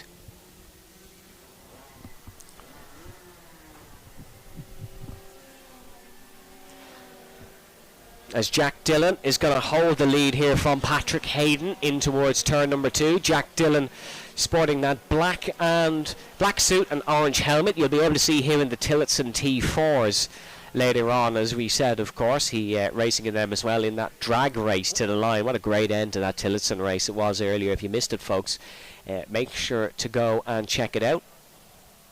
As Liam Kearns rounds past the start finish line in the all white Senior Max kart. He's leading comfortably. Second in the Tully Allen Karting Club 2024 Senior Max 180 Championship as well is Liam Kearns. And he'd love to add an Irish Grand Prix plate to that kart to celebrate a successful weekend here in Antrim.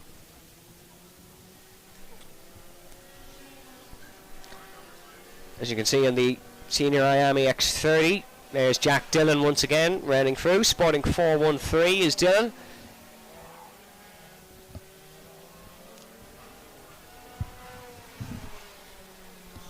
That's James Simpson, who you can see in third place in that one. James unfortunately started his weekend on the wrong foot with a spin in the opening heat. Spun at the very first corner and didn't really stand a chance, unfortunately, but doing a good job now. 4 minutes still on the clock for this one. Liam Kearns has over a 2-second lead on Paddy Fitzpatrick in second. Brian Cherry there in third. Pierce Shannon in fourth. Matthew Wright then in fifth. And then Jack Dillon, of course, leading ahead of Patrick Hayden and James Simpson. But it's a very spaced out Senior Max 177 grid. We had a great race with these karts earlier in heat number 1, but it is a very, very spaced out race today. As the gap extending between both Liam Kearns and Paddy Fitzpatrick and Brian Cherry.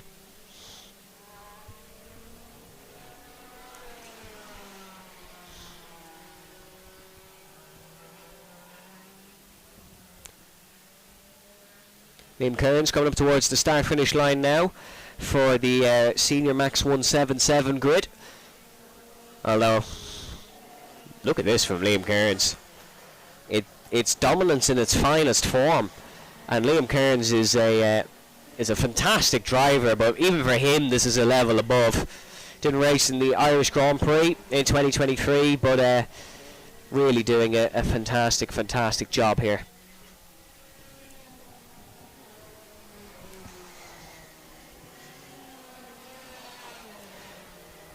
As Jack Dillon rounding, leader of the Senior X30 class, still ahead of Patrick Hayden. Although telling Jack Dillon not to win in the Senior X30 class is difficult.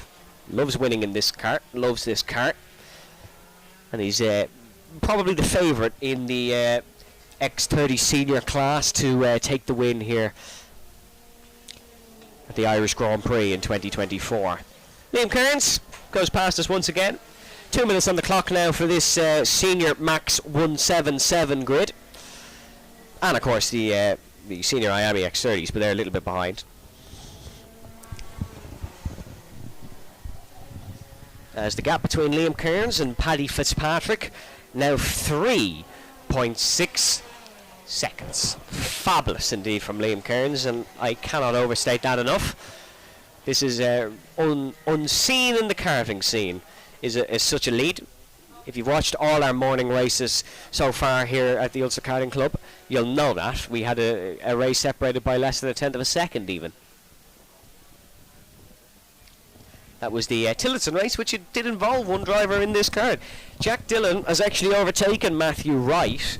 That's not an overtake. Well, it is technically an overtake for position, but Jack Dillon is in the Senior X30 class, and Matthew Wright is in the Senior Max 177. So Dillon is now has caught up that much that he's ahead of the class, some of the karts in the class in front of him.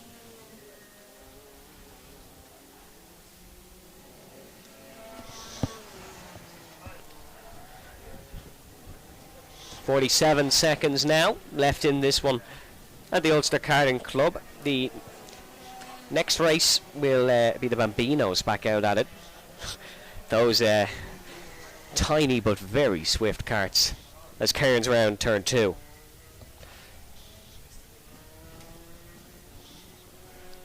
It's an interesting one, this. The fact we have two karts, two different types of karts, two different types of classes, I suppose, in the same race, and both are having pretty much the same race. A dominant driver at the front, who won the earlier heat, having an absolute masterclass in this one. Fastest lap overall goes to Jack Dillon in the Senior IAME X30.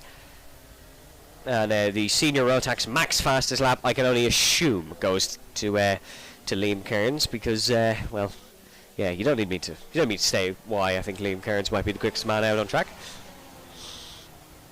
As he flies off the infield onto the back stretch. Clock strikes 0. 7 laps completed. We'll have one more after this, and then Liam Kearns and Jack Dillon can relax for a little bit. Not Jack Dillon for too much, because of course he's racing in the Tillotsons as well, but Liam knows that he'll have a good starting position almost guaranteed for the pre-final tomorrow, irregardless of what happens in the rest, or in heat number 3. As one more lap being shown to Liam Kearns.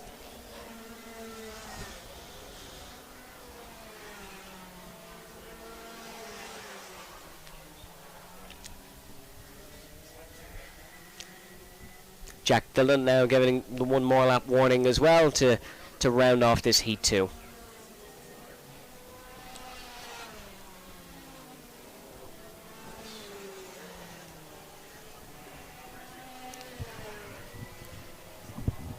Just a couple more corners to go for Cairns and for Dylan to round off what has been a fairly dominant race, I suppose you could say, if you've watched all 8.5 minutes of it here so far. Cairns was leading by a monstrous margin by lap number 1, and he's looking to just round this one out. Here goes Liam Cairns to take the win in the senior Max 177 class. Jack Dillon a little bit further behind him, but he'll take the win in the senior IAME X30 class. And here he is now heading through the final corner, and it will be Jack Dillon who takes the win. A great job indeed by those two drivers.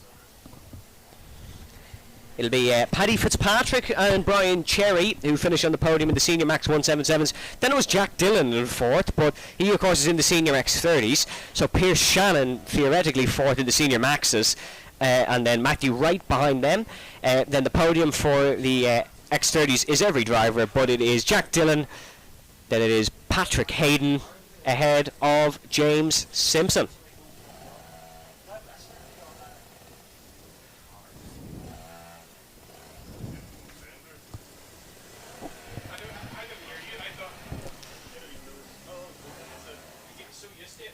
Frustration on the face of the number 65 of Paddy Fitzpatrick as they enter the paddock.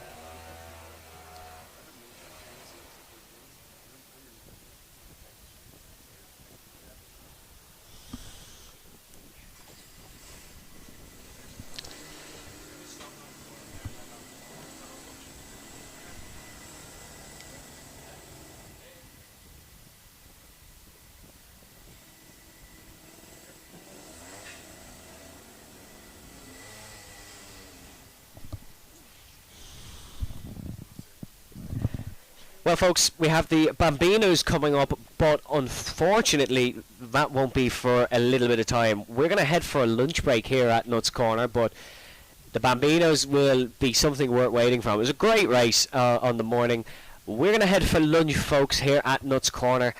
The Irish Grand Prix well underway, and we've got more action coming up in about 45 minutes' time. We'll see you then.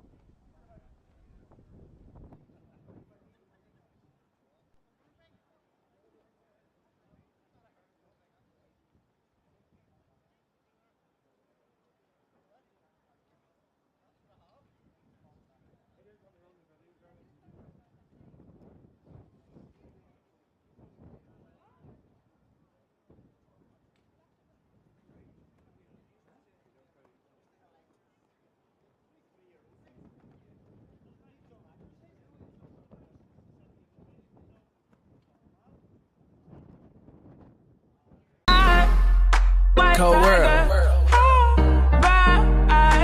Southside, can't get enough, can't get enough. East side, west side, worldwide. Ride out. Now I ain't got no kids yet, but this right here's for practice. I hate to get the seats in the bins wet, but that's how good your ass is. Make an old man get his glasses, make Wesley pay his taxes, then follow your moves all week on Twitter. Probably make a gay nigga reconsider.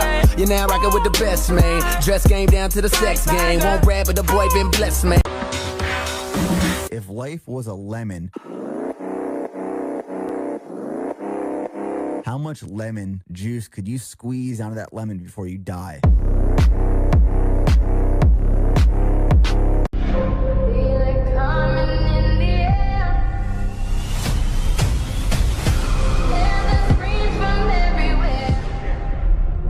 Only thing that's on my mind is who's gonna run this town tonight. Yeah, I say that we are. This is Rock Nation. Pledge your allegiance.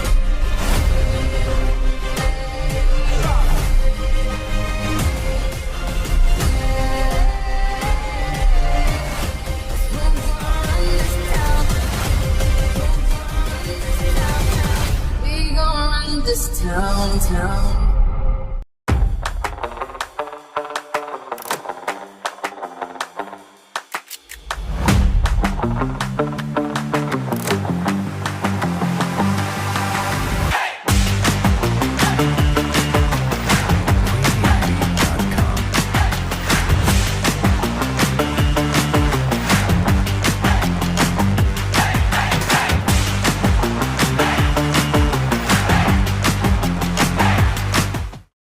Hi everybody, it's Karun Chandok here, and I've come to check out the new mighty Bambino electric kart.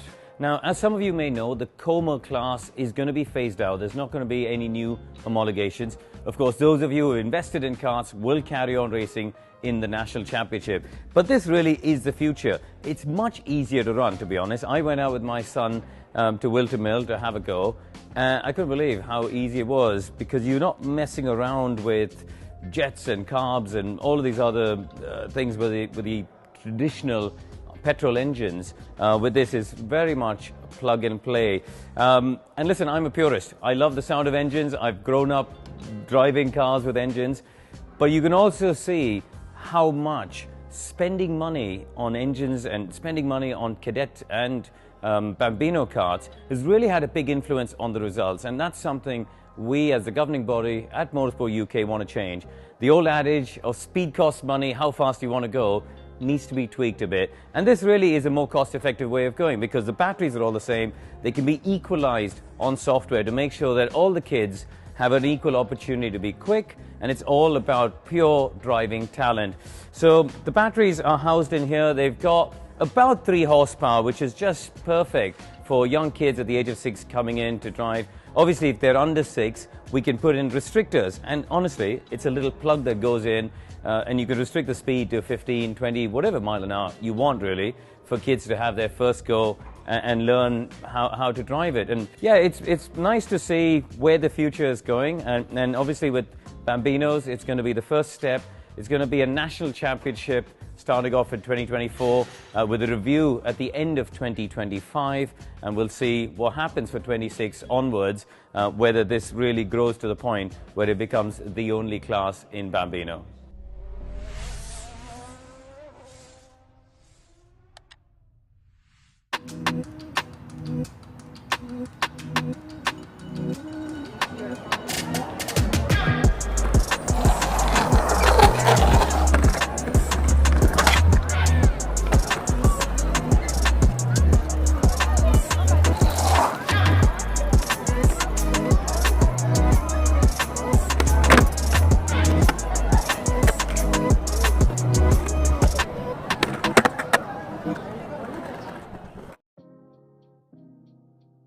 One of the biggest questions I get from a lot of parents on my website or social media is, how do we get started? We don't even know what to do. We don't know anything about engines. We don't know anything about karts.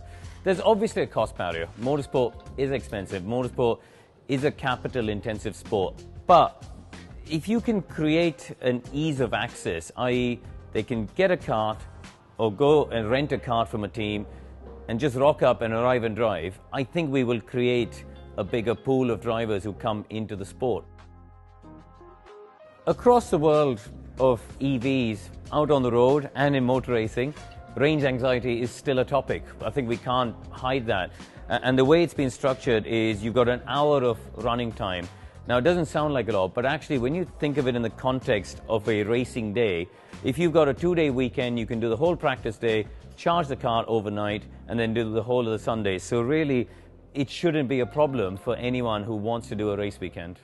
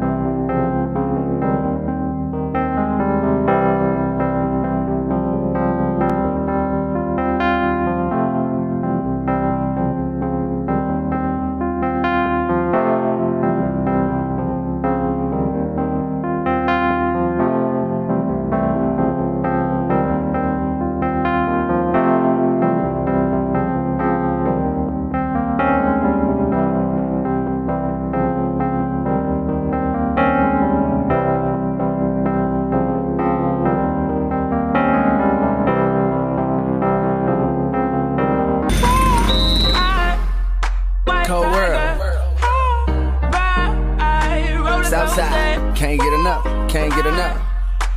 East side, west side, worldwide. Ride out. Now I ain't got no kids yet, but this right here's for practice. I hate to get the seats in the bins wet, but that's how good your ass is. Make an old man get his glasses, make Wesley pay his taxes, then follow your moves all week on Twitter. Probably make a gay nigga reconsider. You're now rocking with the best, man. Dress game down to the sex game. Won't grab, but the boy been blessed, man. If life was a lemon, how much lemon juice could you squeeze out of that lemon before you die? Feel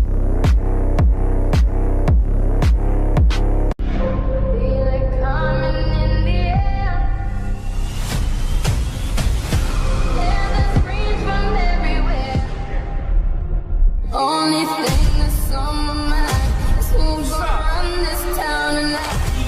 Yeah, I say that we are. This is Rock Nation. Pledge your allegiance.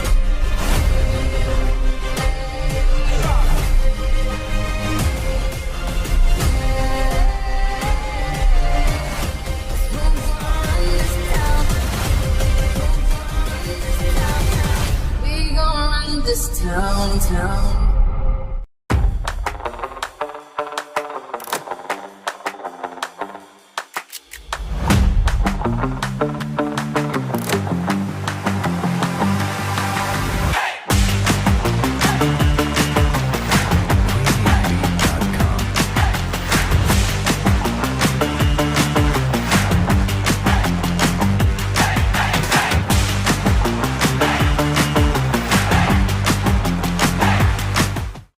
Hi everybody, it's Karun Chandok here, and I've come to check out the new mighty Bambino electric kart. Now, as some of you may know, the Como class is going to be phased out. There's not going to be any new homologations. Of course, those of you who have invested in karts will carry on racing in the National Championship. But this really is the future. It's much easier to run, to be honest. I went out with my son to Wilton Mill to have a go. I couldn't believe how easy it was, because you're not messing around with jets and carbs and all of these other things with the traditional petrol engines. With this is very much plug and play. And listen, I'm a purist. I love the sound of engines. I've grown up driving cars with engines.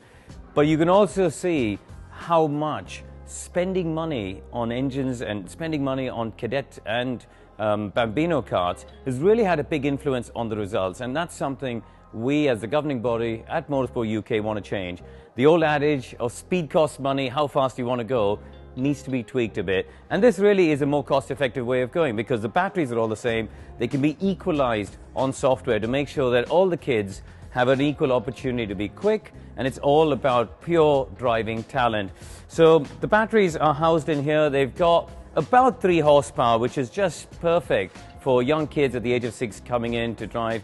Obviously, if they're under 6, we can put in restrictors. And honestly, it's a little plug that goes in, and you can restrict the speed to 15, 20, whatever mile an hour you want, really, for kids to have their first go and learn how to drive it. And yeah, it's nice to see where the future is going. And obviously with Bambinos, it's going to be the first step. It's going to be a national championship starting off in 2024 with a review at the end of 2025, and we'll see what happens for 26 onwards, whether this really grows to the point where it becomes the only class in Bambino.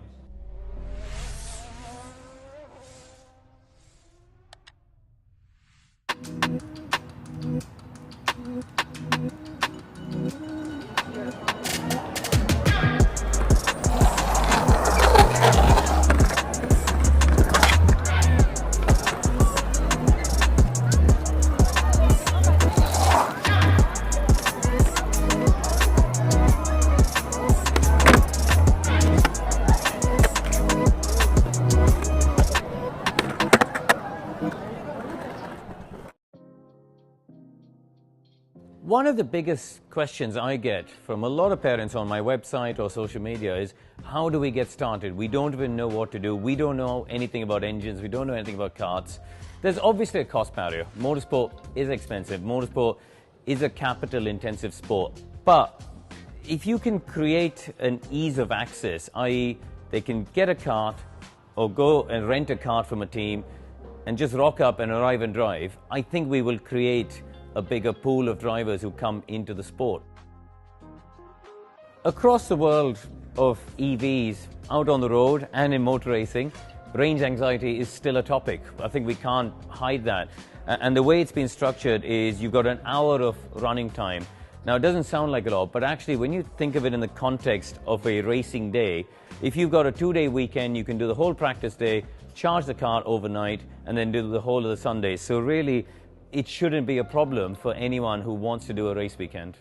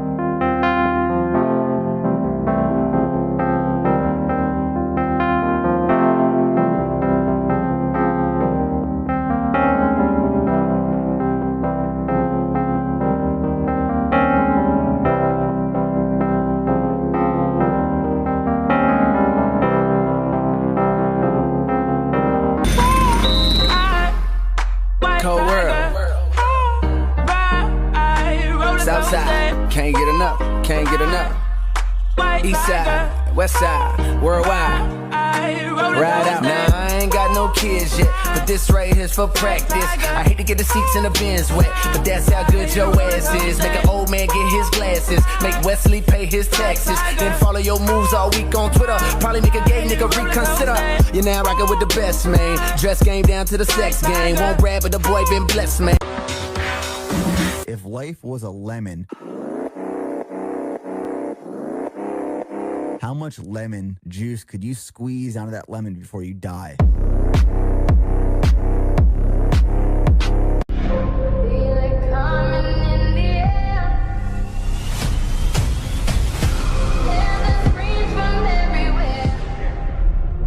Only thing that's on my mind is who's gonna run this town tonight.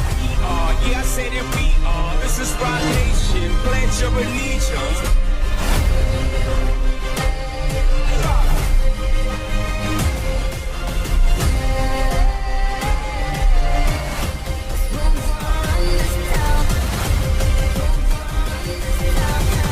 We gon' run this town.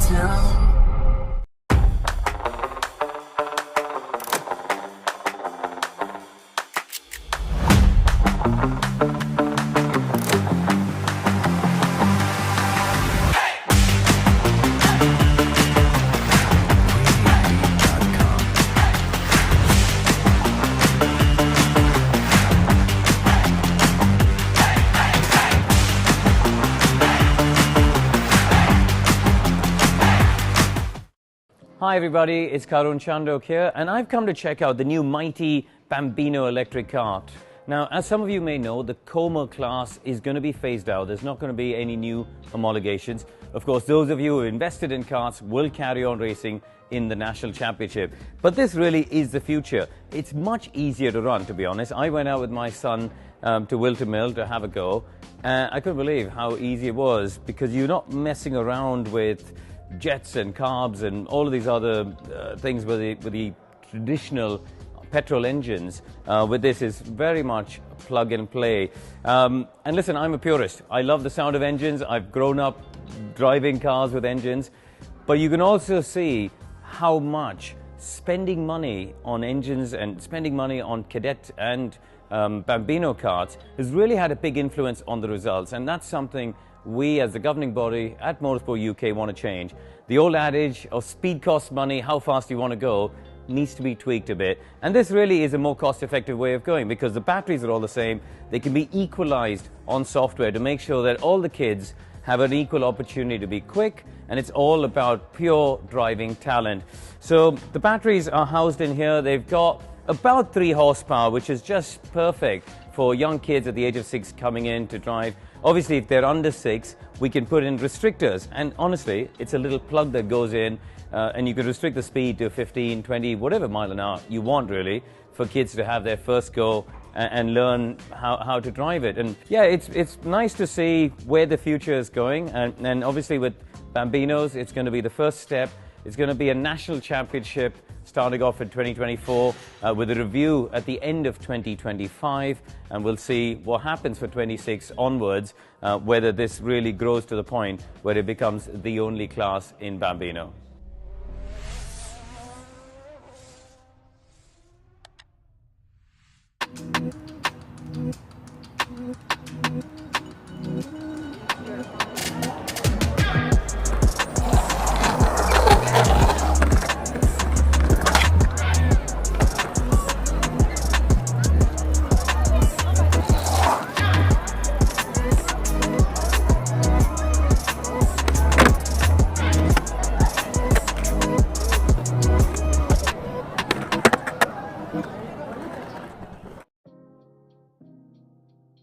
One of the biggest questions I get from a lot of parents on my website or social media is, how do we get started? We don't even know what to do. We don't know anything about engines. We don't know anything about karts.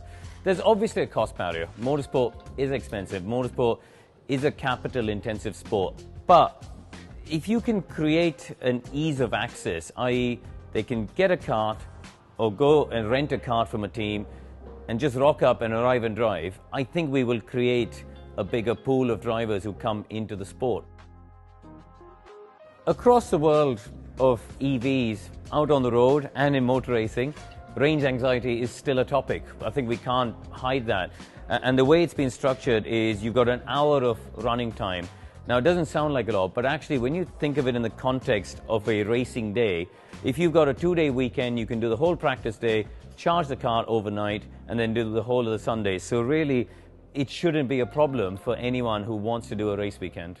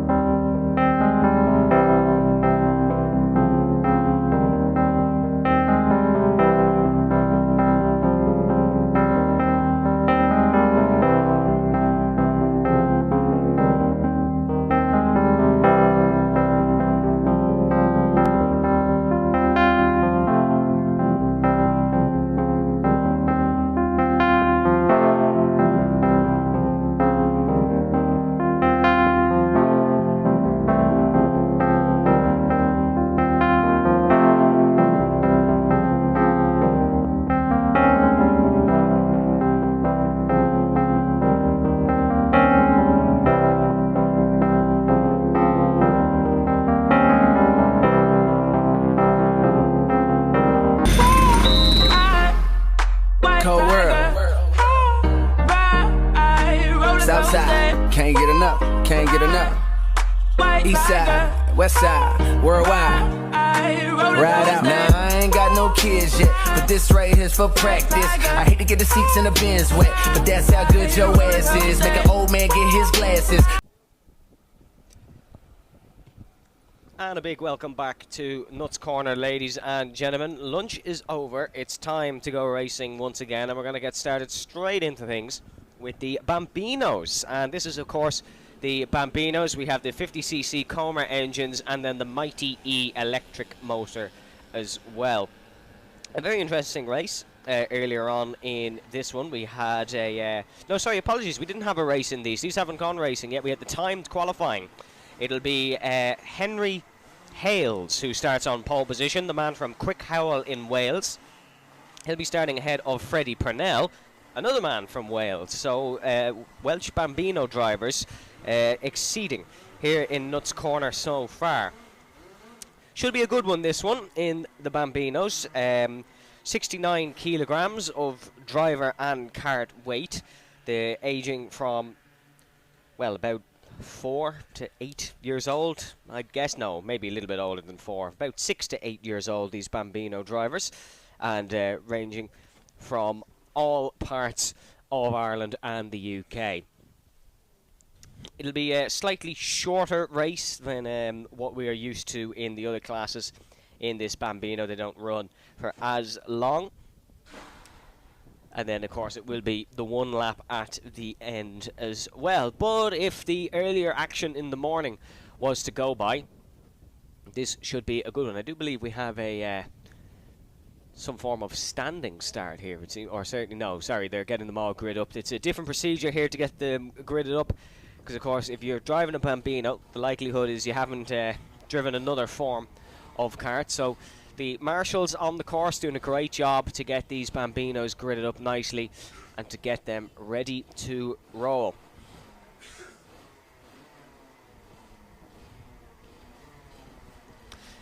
If you missed qualifying this morning, this is the biggest grid of Bambino karts ever here at the Irish Grand Prix and ever here at Nuts Corner. One of the biggest Bambino kart grids in the world, and it's an absolute pleasure to have them here, and it's great to see all the young guys going around the paddock ready to get into their racing careers. We'll get a confirmation on the grid shortly. They're all just getting readied up, as you can see on the cameras. The marshals getting them into position nicely.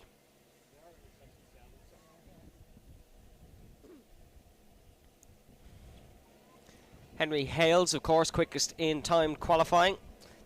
He's a race winner in the BKC Bambino class at the full Beck circuit in the UK. And he was a man who took the quickest time himself, and Freddie Purnell in a little bit of a world of their own in the earlier timed qualifying. So it'll be interesting to see, can anyone keep with them in race trim, because qualifying and race trim, two completely different ball games. If you're good over one lap, the likelihood is you can't be consistent over a full race, or at least that's what theory says. So it'll be interesting to see this young Henry Hales and Freddie Purnell, our two Welsh drivers, keep up their dominant pace from qualifying.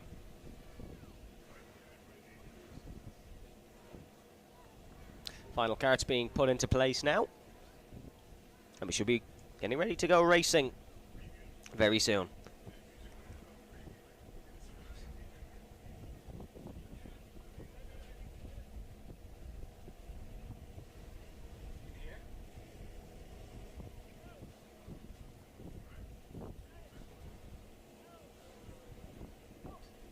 One kart just being put into position now, just being adjusted, and we should be getting ready to go soon. After these Bambinos, of course, we return to our Rotax karts, and we have the Junior Max class coming up, which is always a fantastic one.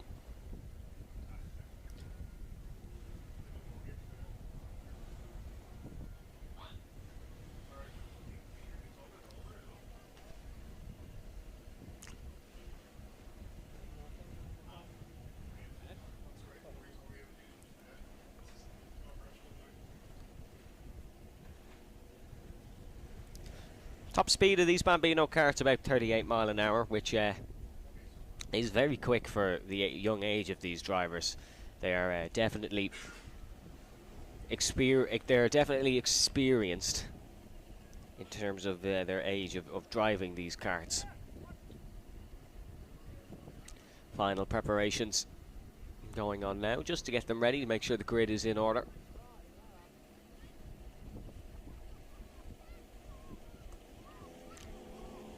And now they're away. You can see down towards the first corner. It is Henry Hales and Freddie Purnell who lead us in towards the first corner, and it's the number 62 of Henry Hales that has got away best. And you can see the mix of electric and Comer engines heading around on the circuit. Freddie Purnell there in second, the standing start getting away nicely, and Henry Hales getting a good job, or a good launch I should say, down towards turn number 4. In the backpack we have Corey Lyons and Mason Monaghan battling side by side. Jude Lee Bolster and the Uptons of Summer Upton and Ollie Upton as well, as they head up the hill down towards the right-handers and down towards the horseshoe corner.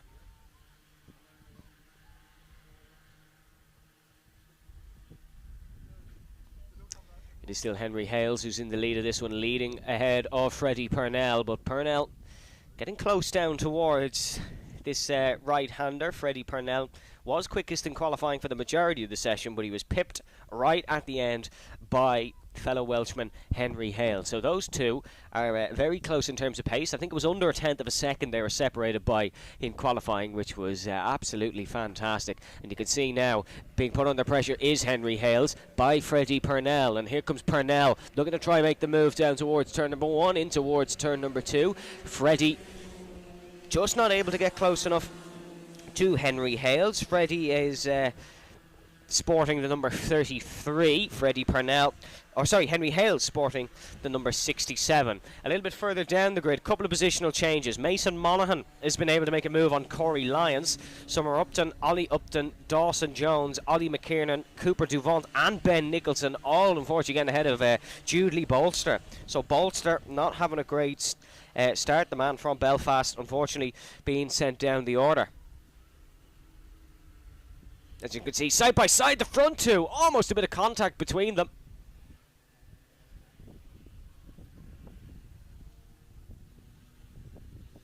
But still they're as they were. It's Hales against Freddie Purnell.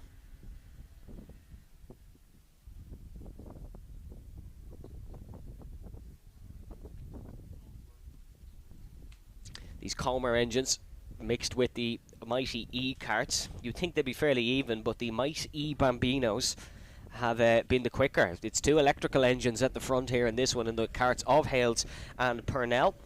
And as they enter in towards the first corner, it is still Henry who is ahead of Freddie. But I tell you what, Freddie Purnell is giving it a good go here down towards turn number 2. In third place, Jack Harper doing a good job. Freddie Purnell fastest lap of the race, just to confirm that quote-unquote good go he's giving Henry Hales. A little bit further back the order, you can see a big mid-pack squabble involving Mason Monaghan, Ollie and Summer Upton, Dawson Jones, as well as Ollie McKiernan.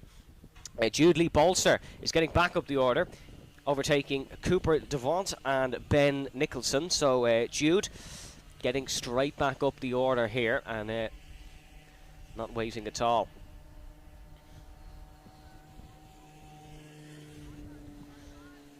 Corey Lyons, as we can see, getting out of Mason Monaghan. Corey in 4th place from Limerick.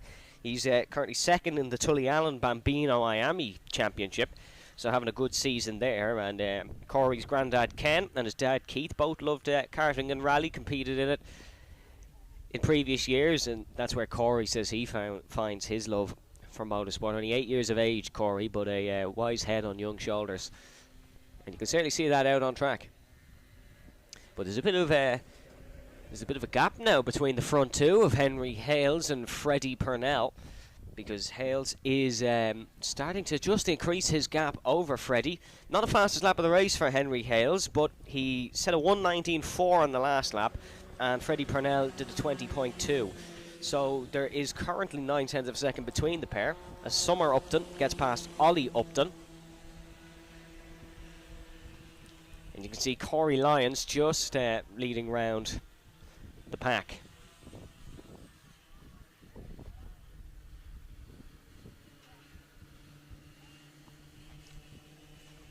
Minute and 17 to be exact to go in this one, so we should have 2 more laps after this one here in the Bambinos, the first of 2 heats today, and then they'll of course go into their pre-final and final tomorrow. It's a Irish Grand Prix debut for your current race leader, Henry Hales. A couple of drivers returning in this Bambino class for their second year though, so it's not a brand new addition here to the Irish Grand Prix. You can see the number 15, that is Rhys Fry. This is his first karting race. He's getting up to speed with these machines and doing a great job, is Rhys. We really hope to see him back at the track soon, especially here at Nuts Corner. Gap at the front though, extending between Henry Hales and Freddie Purnell. We were wondering which of the two was going to be able to have the more impressive race pace after qualifying. Well, the answer is Henry Hales, who is really doing a thunderous job here at the front of the grid. And Henry Hales putting in a shift in the Might E Bambino. We've seen about Might E in our advertisements, of course. It's great to have them joining us and having their motors in the back of these 50cc karts. The Mighty kart was described in the driver's briefing as the quietest, but some of the quickest karts out on the track, and you can certainly see that. The Mighty just has an incredible launch. The timer has struck 0, but I believe we'll have 1 more lap after this one for Freddie Purnell and for Henry Hales. As Hales, wow, what a last couple of laps he's had, way ahead of young Freddie Purnell. And Hales in the blue kart, in the blue suit, with sort of a blue helmet, just extending the margin over his fellow Welshman.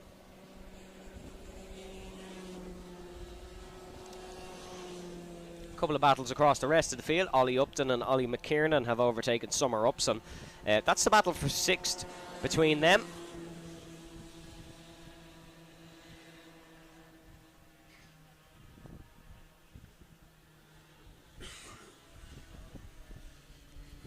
As Purnell and Hales just heading down, or sorry, up I should say, in towards the back part of the circuit, in towards the back right-hander.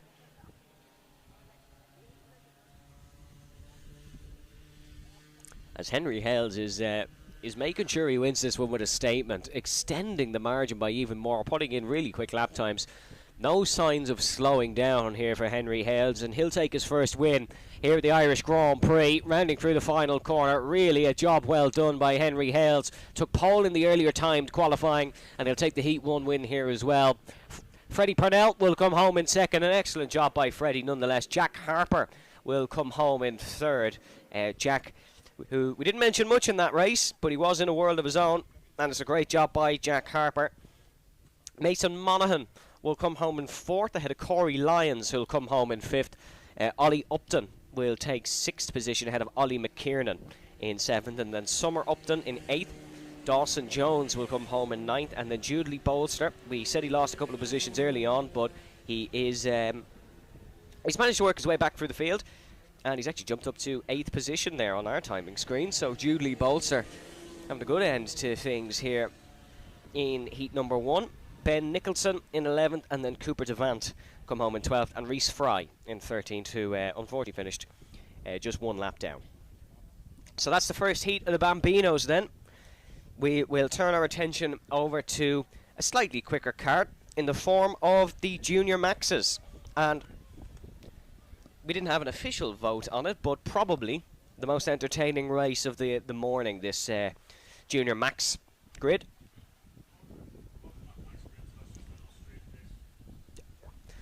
And it was Carter Kelly that Carter Kelly took the win earlier this morning in this one. I do believe. He had a great little battle with Charlie Gardner and Adam Holmes.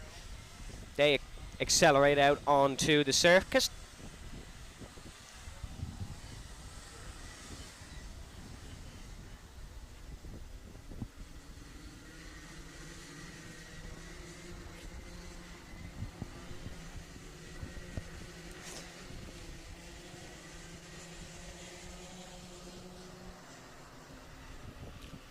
Just getting these karts warmed up. It is a long list of Junior Max karts.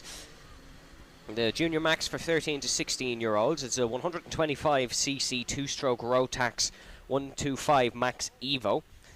23 horsepower at 8,500 RPM. It is quite literally a junior version of the Senior Max kart. The bare engine would set your kart down about 11.8 kilograms. And then the complete power pack about 23.0 kilograms.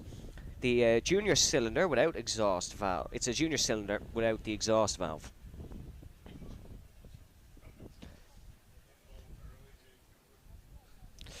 The junior Rotax is now coming towards the start-finish line here, and we will see how this one goes down towards turn number 1. It was messy in some of our bigger classes earlier, but now we go racing once again, and there's a clear leader here at Nuts Corner, rounding through the first corner.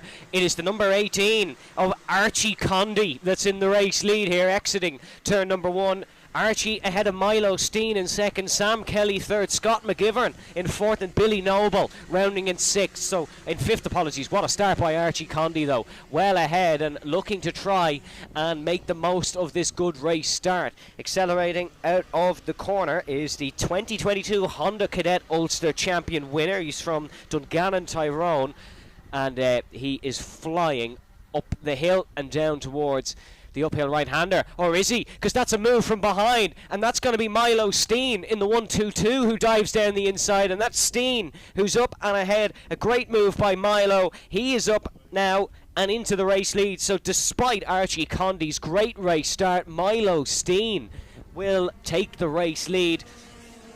It could be a battle for fourth here as well, down towards turn number 1 for the second time.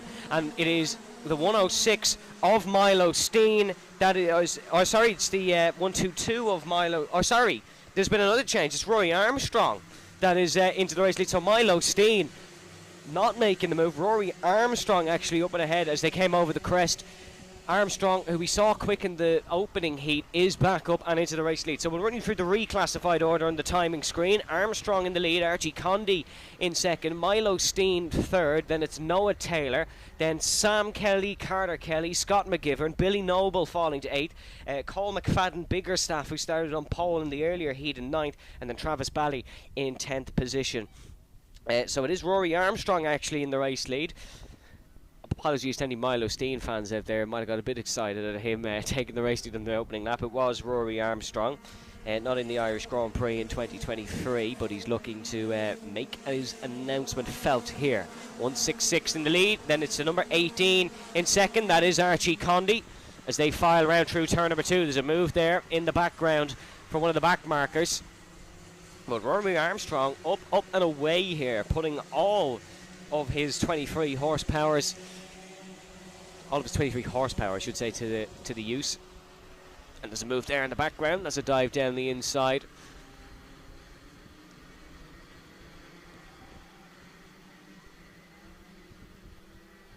Rory Armstrong taking a comfortable lead as the fastest lap of the race as well. He's leading by 9/10 of a second as of current.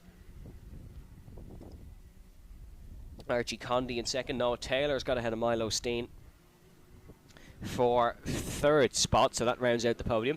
Armstrong past the flag stand, well ahead of the rest of the field, but second place coming under a little bit of pressure here as the 166 passes us. That is a change for position. That's now the 83 in second. Apologies, the 95 of Noah Taylor, it's saying on the timing screen, who is now in second position ahead of Archie Condy.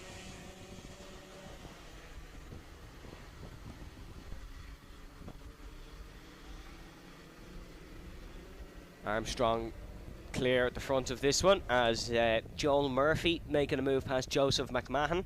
Those two had a great race earlier with Carter Kelly for the Battle of the Race League. Charlie Gardner and Cole McFadden Biggerstaff also making moves as well.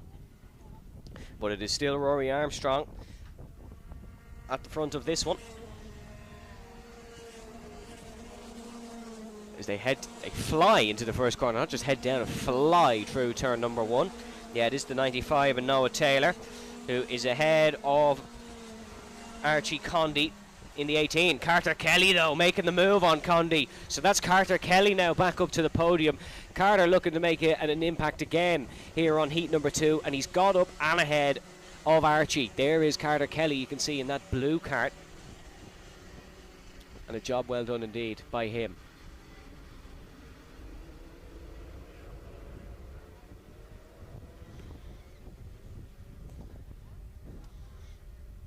As they head up the hill down into the horseshoe, it is still Rory Armstrong ahead of Noah Taylor in second, but Carter Kelly is pressing and starting to make an advance in this one. Still Noah Armstrong who has the fastest lap of this one, but Carter Kelly is lapping quickest of the bunch as of now. Armstrong getting close to matching it, as there is a battle here for fourth as well. That's going to be between Archie Condy and Cole McFadden Biggerstaff. So McFadden Biggerstaff looking to try and get up towards the front as well. Started on pole in the earlier heat, but wasn't able to take a race winner or even a podium at that.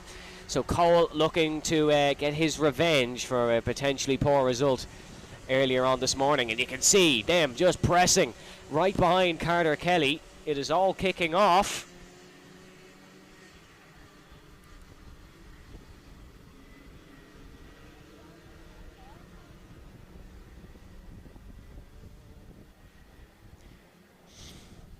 Rory Armstrong leading this one by 1.9 of a second over Noah Taylor, and then Carter Kelly in third.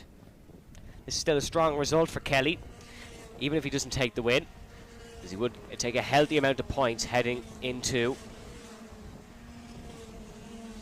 the pre-final tomorrow. A minute left here in this one for the junior maxes. It's not quite the Kelly McMahon scrap, but it is a good fight nonetheless. And you can see Rory Armstrong stretches his legs at the front. Noah Taylor should realistically be home and dry here in second, but Carter Kelly, always a man on the pounce, in third.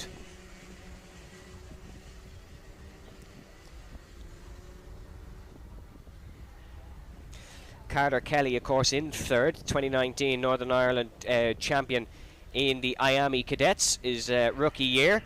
And the 2023 Northern Ireland Junior Max Rotax champion. The interesting thing about that one, of course, as we said earlier, was he won that championship despite breaking both of his arms and a collarbone during the year. As Rory Armstrong heads through the first corner, second position Noah Taylor, and then Carter Kelly still following him around.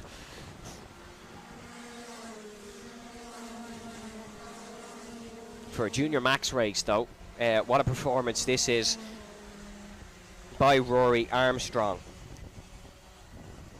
Armstrong sporting number 166, a peculiar number to see on a kart, but still doing a good job nonetheless of taking the win here in this one. The 1 lap to go marker will be shown to Armstrong this time round, so we will have the penultimate lap. This is the penultimate lap, and then we'll have one more coming up after this.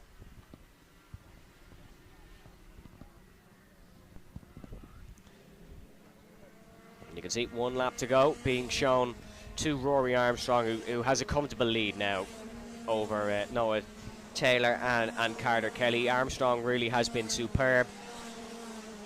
We saw he was quick in heat number 1, but he's upped it a little bit. Had a nice healthy lunch and now has decided to drive his junior max kart to the maximum of his ability.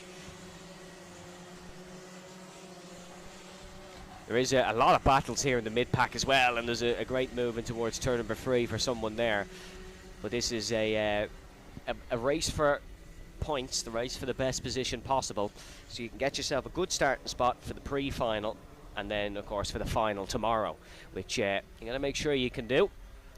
That will decide who wins this Irish Grand Prix. But Rory Armstrong's putting himself in a good position to potentially win this Irish Grand Prix, as is all the top three of Noah Taylor and Carter Kelly. And here is Armstrong now. Race win for Rory Armstrong. Noah Taylor ran away from Carter Kelly really at the end, so goes to show Carter can be beaten.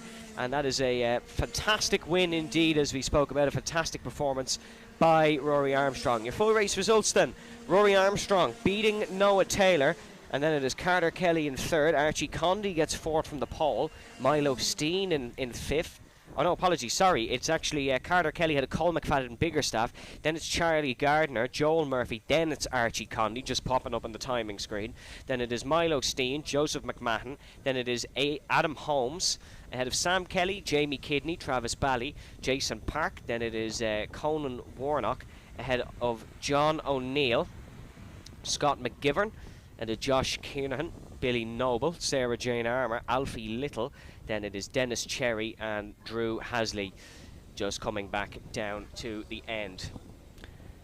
Next out on track then, we have the Tillotson T4s, who are coming out for their second heat. They had a good race this morning. Only 4 Tillotsons out on track now.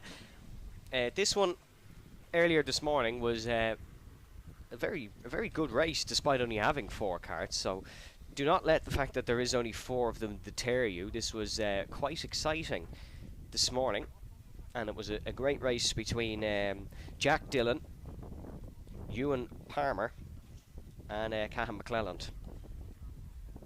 Unfortunately, sorry, no, apologies, it was Ewan Miller who was in that fight, wasn't it? Luke Palmer actually just fell off the order a little bit, which was very disappointing. But the Tillotson T4s are almost ready to go, and they're rounding through the final corner here at Nuts Corner and getting ready to race.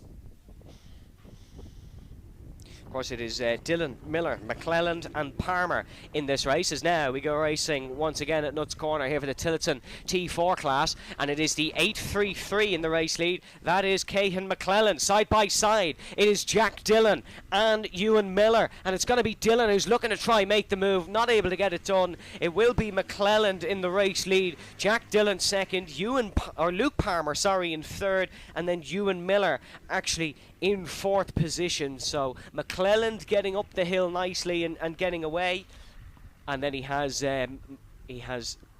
Luke Palmer behind him now, with a Jack Dillon in third, and then Ewan Miller in fourth. So Palmer and Miller swapping around from the results of the first heat, and it is Ewan Miller who is down at the back. But Cahan McClelland getting a good start here and getting away nicely in towards the second infield section and down towards the flat out final corner.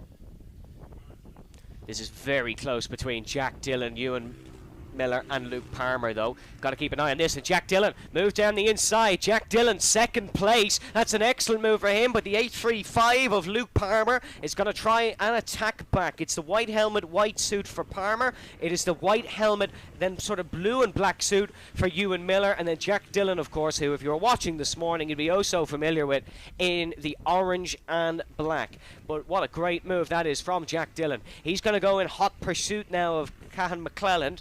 It was Dillon who won the opening heat this morning, and then Cahan McClelland in second position. So McClelland, fastest lap of the race, as we've only done the one lap, but he was flying towards the latter stages of the race this morning.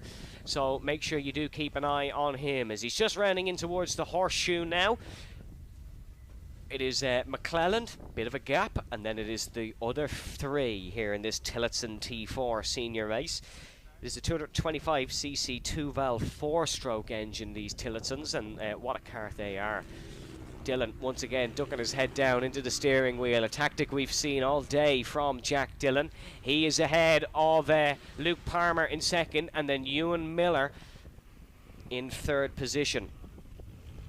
Luke Palmer leading Northern Ireland's Tillotson T4 Championship, looking for an invitation to the T4 World Cup.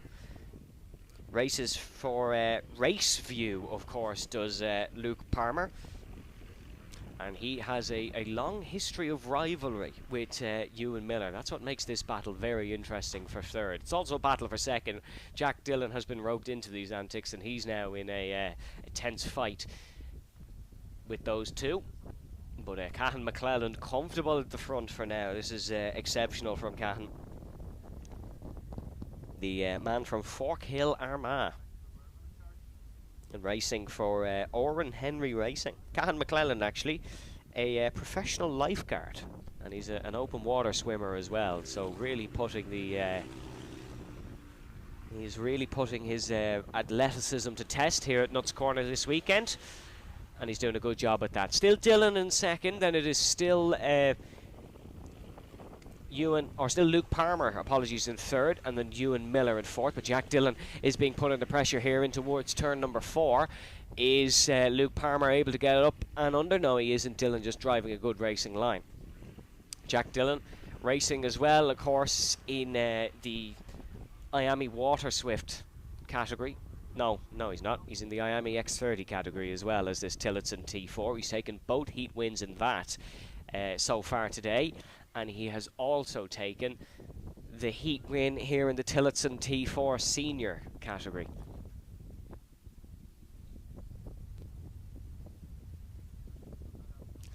Cahan McClelland bumping and banging his way over the curbs and down towards the first corner. Dillon just under pressure still from Luke Palmer, but not able to make a move for now. So heading towards turn number 2. Luke Palmer very close here to Jack Dillon now. Fastest lap of the race currently does belong to Jack Dillon in second, but they're all lapping there and thereabouts the same. McClelland is up in ahead because he got that great race start, and he has just kept that lead since that first opening lap. In terms of this one, we have 2 minutes and 15 seconds to go. It is Cahan McClelland leading the Tillotson T4 Heat 2 here at Nuts Corner Karting Circuit for the 42nd edition of the Irish Grand Prix.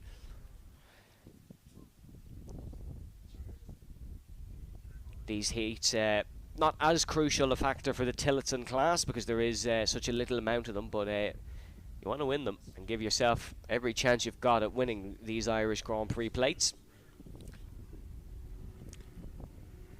It's Cahan McClelland. Once again, it's the same gap between himself and the back three. Luke Palmer not as close now to Jack Dillon in second place.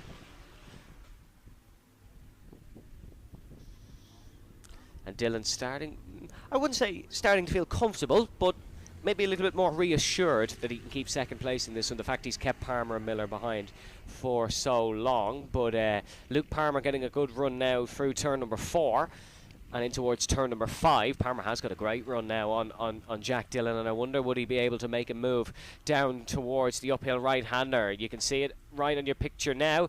Cahan McClelland in the race lead. Is Luke Palmer able to make a move just as they come over the crest of the hill? No, he isn't. So Palmer still in third, despite putting Jack Dillon under some pressure now. We had a last lap shootout here in the Tillotson T4s earlier on this morning. There's 50 seconds in this one, so we'll have 2 more laps to go. Next lap will be the penultimate lap of the race, and then we'll have the final lap of the race coming on. But Cahan McClelland once again visibly sustaining the same gap ahead of Jack Dillon, Luke Palmer and Ewan Miller. It's a very similar theme to the earlier race where the guy in fourth just couldn't really get a look in, and on this case that is Ewan Miller. Luke Palmer, fastest lap of the race. That is a fastest lap for Luke Palmer, so he really is trying to get hot in the heels of Jack Dillon in towards the fourth corner. Jack Dillon 17 years old, Luke Palmer 16 years old, but very similar in age, very similar in karting experience, and have both raced for Race View Academy. Luke, of course, still racing for Race View.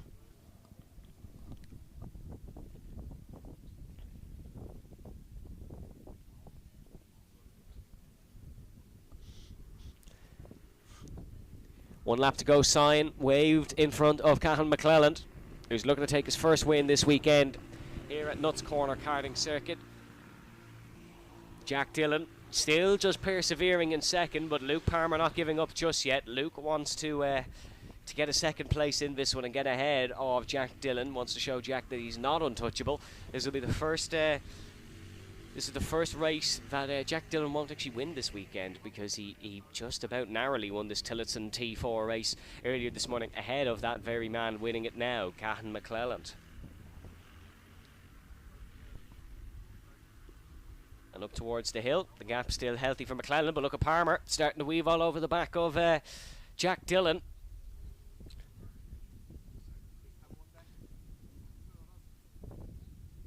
As you can see, Dillon still just ahead of Luke Palmer. Is Palmer able to make the move? No, don't think he is. No more overtaking opportunities, really. We had a run to the line for Cahan McClelland earlier. He lost out narrowly, but he will win his first heat of the weekend here in the Tillotson T4 senior class.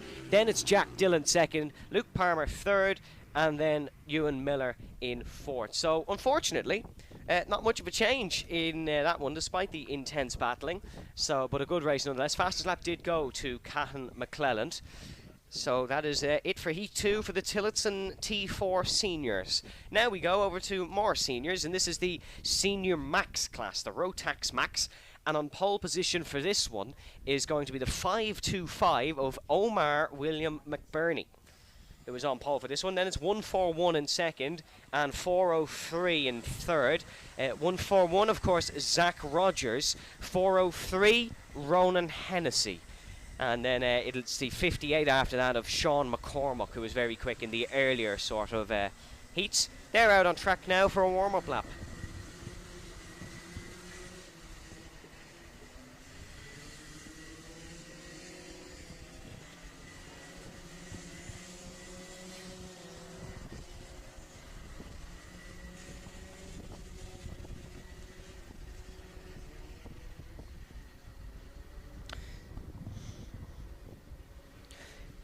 Pole sitter for this one, Omar William McBurney. Alongside him, Zach Rogers. Zach raced here last year in Nuts Corner, but unfortunately could only get 13th in the final. It's so difficult to win this Senior Max class, purely due to the quantity of drivers who want to race in this class in Ireland, Northern Ireland, the UK. It's incredible, but let's see how this Heat 2 goes then. It'll be McBurney on the pole. Keep an eye on more drivers throughout the field. Keep an eye on Ruben Byrne, Sean McCormack, Keith Biggerstaff. And now we go racing here at Nuts Corner. Great start from Omar William McBurney, but it's a dive from the third place man. And that is third to first at the first corner. That is the number 58 of Sean McCormack. Keep an eye on him, we said. He kept an eye on the pole sitter, dived down the inside in towards turn number 1, and Sean McCormack takes the race lead here at Nuts Corner. Second place man is Omar William McBurney, and then Zach Rogers in third. But what a start that truly is for young Sean McCormack. Fourth overall last year here in Nuts Corner in the Senior Max class, but he got third in the second heat. Well, he's just gone from third to first here in 2024, and he leads the Irish Grand Prix as they head down towards the horseshoe for the first time. Once again, 7 minutes plus a lap.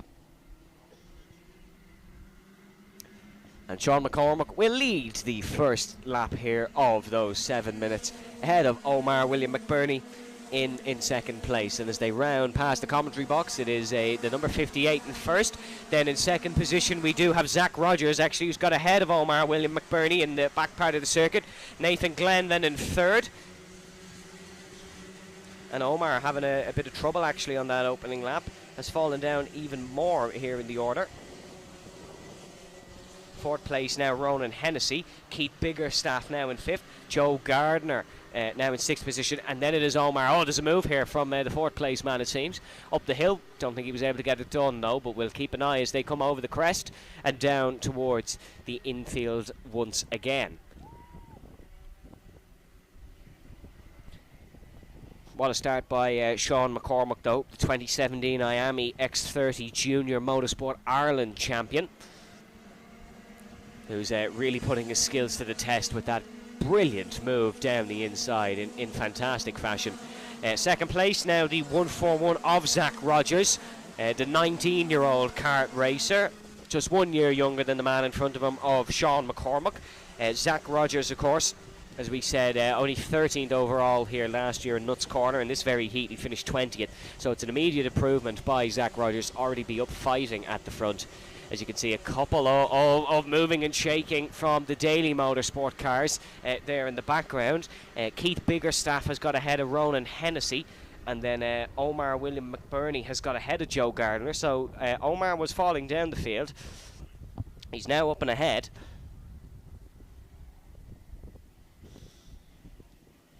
Race leader Sean McCormack being put under some pressure by Zach Rogers, though, down towards the first corner. And is Zach Rogers going to try do what Sean McCormack did to the race leader? Here goes Zach Rogers down the inside. Zach Rogers is into the race lead, gets ahead of Sean McCormack. In the same fashion, McCormack overtook him, and what a move by Rogers. 141, number one here in the Senior Max category. We have 3 minutes 50 to go in this one. The third place man of Nathan Glenn actually setting the fastest lap. Nathan fifth currently in the Motorsport Ireland Senior Max 2024 Championship.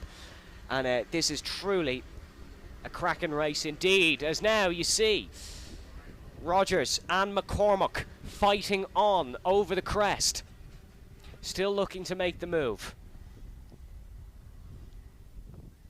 And towards the infield, Zach Rogers with that move down the inside, but it seems like Sean McCormack actually might have retaken this one over the back of the crest. We'll see as they fly past turn number 1 and turn number 2. Here comes, it is Sean McCormack in the race lead once again. So Sean persevering and getting back past Zach Rogers for second position. A really great job by Sean McCormack, with a fantastic job. Currently it is McCormack ahead of Rogers, 2 minutes 50 to go in this one.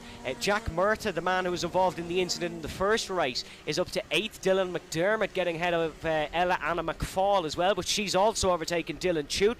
So this really is impressive stuff throughout this Senior Max field, and what a race this is once again providing here in one of the top classes at Nuts Corner. Sean McCormack only a few more laps to survive. He is currently still ahead of Zach Rogers.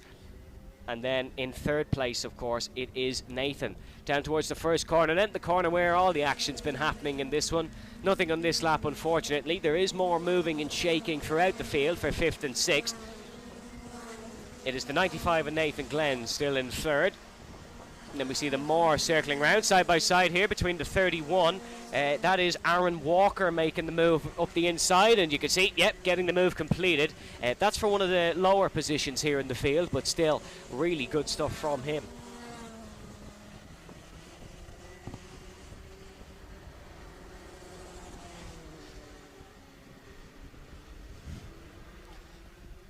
Currently 1 minute and 40 to go in this one. Zach Rogers, fastest lap of the race. This race is not over between himself and Sean McCormack as we see them heading through the infield and down towards the start-finish straight. Still plenty of time to go, but it is Sean McCormack leading from Zach Rogers.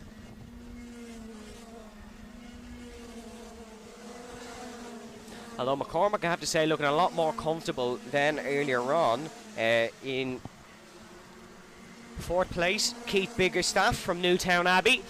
Keith has been a man who hasn't been blessed ideally with the grid so far today, but he's been a man who's managed to overcome that and work his way through. There's some great moves in the back in towards turn number 3, which traditionally is not an overtaking zone, but these Senior Max boys have made it their own.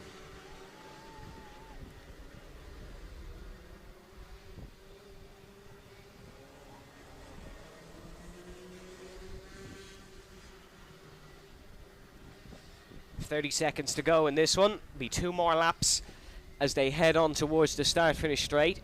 And there's a couple of kart lengths now between McCormack and Rogers. Rogers may be just falling by the wayside a little bit through this one. Sean McCormack, we know he's good over a 7-minute heat. We saw it earlier this morning, making moves throughout the race. And Zach Rogers, second, still a very good result for him, as we've discussed earlier on. And he'll be more than happy with taking that one. Dylan McDermott getting ahead of Omar William McBurney, your pole sitter. Ella Anna McFall getting ahead of Jack Murtha. So that is a move now for 9th. Ella Anna getting up ahead of Jack. Jack, who has recovered nicely from his earlier collision.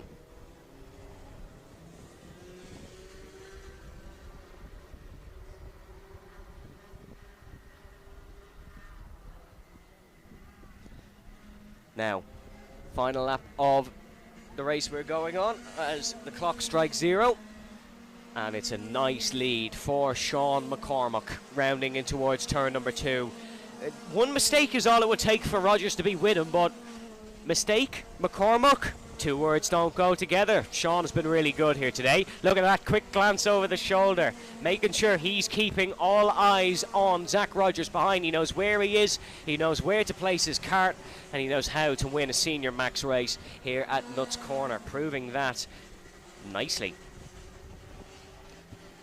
Third place man in the number 95, Nathan Glenn, also having a good race. He was 4th here in the second heat last year, so beating that by 1 and taking a 3rd place finish is, I suppose, what you want to do. He finished 3rd in the final of last year, so you'll want to beat that by 2 probably. But here we go then. Rounding for the final corner, it is Sean McCormack who takes the race win ahead of Zach Rogers in 2nd. 3rd place then will go to Nathan Glenn, and then 4th is Keith Biggerstaff. Ronan Hennessy 5th, Dylan McDermott 6th, Dylan Chute in then 7th ahead of Ella Anna McFall in 8th, Ruben Byrne 9th. Jack Murtha will come home in 10th position, and then in 11th was your poleman Omar William McBurney. Aaron Walker then in 12th spot ahead of Zach Leckie in 13th. Neville Bell coming home 14th, and then it is Adam McGivern in 15th. Joe Gardner in 16th position ahead of Owen Dunn 17th. Then it's James Beattie, Tanea Halliday, Jay Larkin, Nicholas Wilson, and then a little bit further back was David McFall, Reese Thompson, Connor Smith and Tiernan Clark. And that'll round out the senior maxes here for the second heat. Next up is everybody's favourite, the Supermax. We'll have them coming up shortly.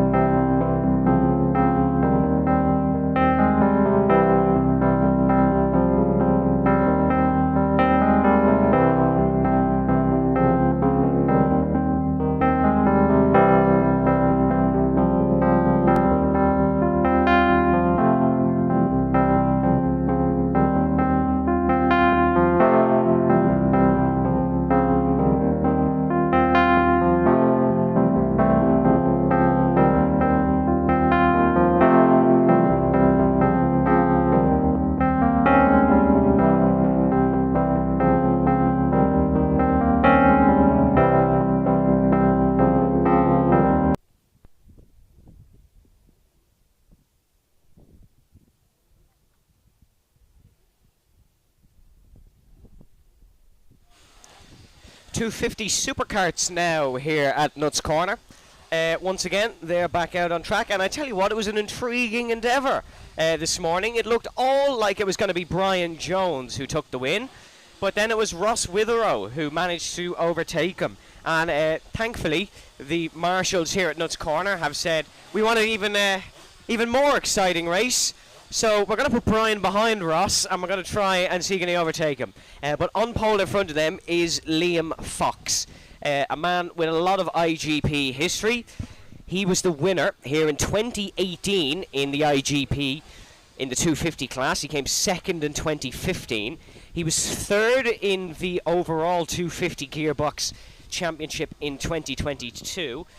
And he used to race superbikes, would you believe? And he's been racing 250s since 2000. That's 24 years. I don't want to tell Liam, but he's been racing superkarts since before I was born. Don't want to tell him that. Probably will never speak to me again. In second place is Ross Witherow, the man who took the earlier heat. He raced the 125 in 2023. His sibling Alan Witherow came third in 2023, and of course he was racing an Aston last weekend, as were a few of these drivers. As they get away, this is the longer version of Nuts Corner that we're running, folks. If you weren't with us this morning, these guys run the full international track. It is 0.8 of a mile, 1.258 kilometers. 6 corners, 2 to the left and 4 to the right.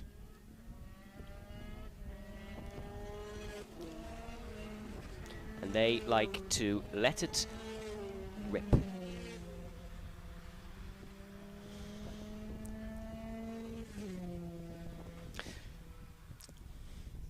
So it's actually telling us that it will be actually Ross Witherow starting ahead of Liam Fox here, and that's what our warm-up lap would indicate to us. Ross with a bit of a wave as he heads past the TV cameras. Third then will be Brian Jones, Owen Buckley in fourth, Warren Deary now out on track, Colin Mellery and Peter Deary. So we actually have more superkarts now than we did earlier, which is a nice surprise for you guys at home. So we should have a little bit more battling here in this one compared to this morning's race.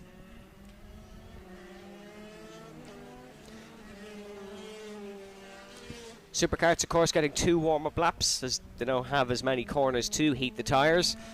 Got to make sure these things are toasty and ready to race.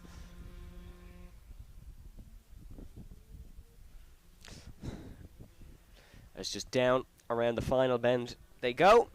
And now gridding up nicely. It's going to be Fox and Witherow on the first row. I'm sure there's a joke in there somewhere. But will be interesting to see, can Liam Fox maybe get the jump on Ross down towards the hairpin for the first time. Brian Jones third, Buckley fourth, then it is Warren Deary, Colin Menery and Peter Deary who is ahead.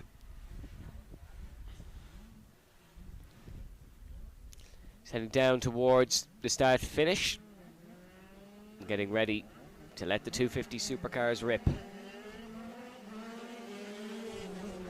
As we go racing down towards the first corner, Ross Witherow and Liam Fox side by side as they go out of view, out of camera shot, which builds up the intensity for these 250 superkarts nicely. And as they exit the corner, oh look at that, Brian Jones, what a start by him, up to second, now battling Liam Fox down towards the right hander. It's Brian Jones who leads the 250 superkarts. Was not happy not to take the win earlier, trying to guarantee it now. Jones ahead of Fox down towards the right-hander once again. It is going to be Owen Buckley in third, Ross Witherow. Not a great start from him from first to fourth. Difficult now for him to repeat the feat that he did earlier this morning. Jones once again rips off the final corner and down towards the uphill right-hander. No cars through the chicane this time. They just go straight down to the long hairpin. Brian Jones bumping his way up, of course, as all 250 superkarts do. So far this season in the 250 class, Brian Jones has 3 wins, 1 podium and a non-finish. So that is in, of course, the overall 250 Superkarts Championship, which has been racing in Mondello and other circuits so far this year. Top 4 really close to each other, and then even a little bit further back you have Deary, Menery and the other Deary.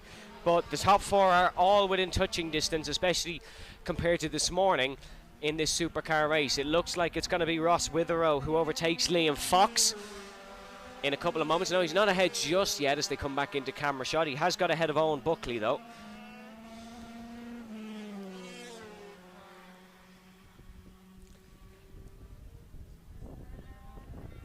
As Brian Jones doing what he did earlier and trying to run away with this from the front. But unlike earlier, we cannot assume that because he's running away at the front he will win this one, because we saw what happened. Brian Jones was not able to take the win, and he rounds out of the final corner now though, still in a nice healthy lead, and just look how quick he's moving. You can really see on that camera just how quick the cars are ripping past. These things, of course, 0 to 60, 0 to 103 seconds, give or take a couple of tenths. And they're showing it. They are showing it. Ross Witherow once again now. Time to chase down Brian Jones. It's the same situation that we had this morning, where it's Witherow versus Jones. It almost sounds like a boxing bout at this point. And they are throwing hammers at each other through the corners, just pushing as much as they can.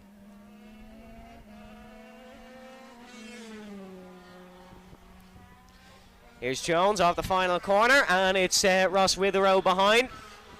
Oh, sorry, the second final corner, as they head down towards the right-hander. It's genuinely the exact same as this morning. Jones, early lead, and with 3.5 minutes to go, Witherow's Superkart kicks it up a notch.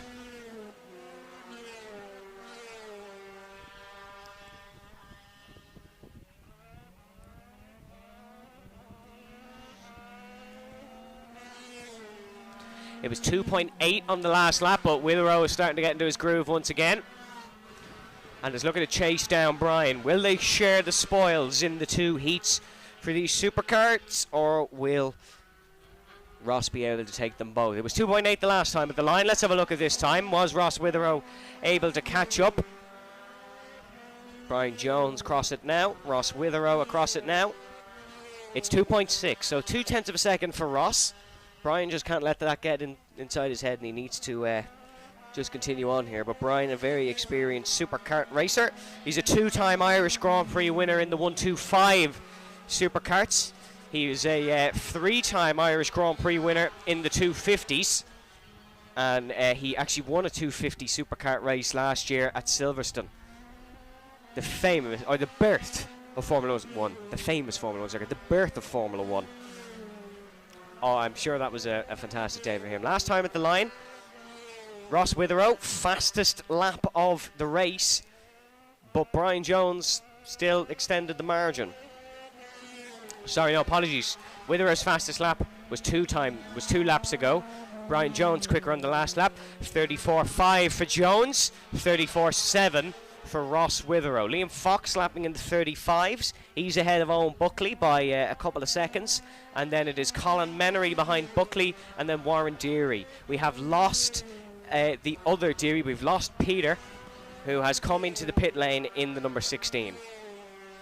Minute and 38 to go here in this Superkart race. It is still Brian Jones who is leading from Ross Witherow, and I tell you what, they're putting in some unbelievable laps here in Nuts Corner.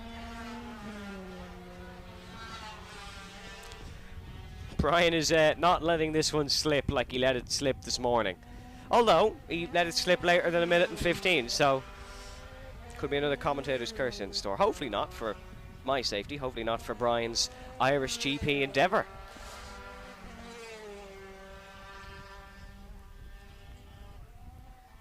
Here's Brian Jones. Brian Jones I'm just looking out to my left every time they come across the final corner, and Brian Jones is just slowly getting more in front of Ross Witherow. And Ross, it was the opposite way this morning in heat number 1. Ross was catching, but I wouldn't be surprised if this is more than the 3 seconds it was in the last lap when they come past the flag stand.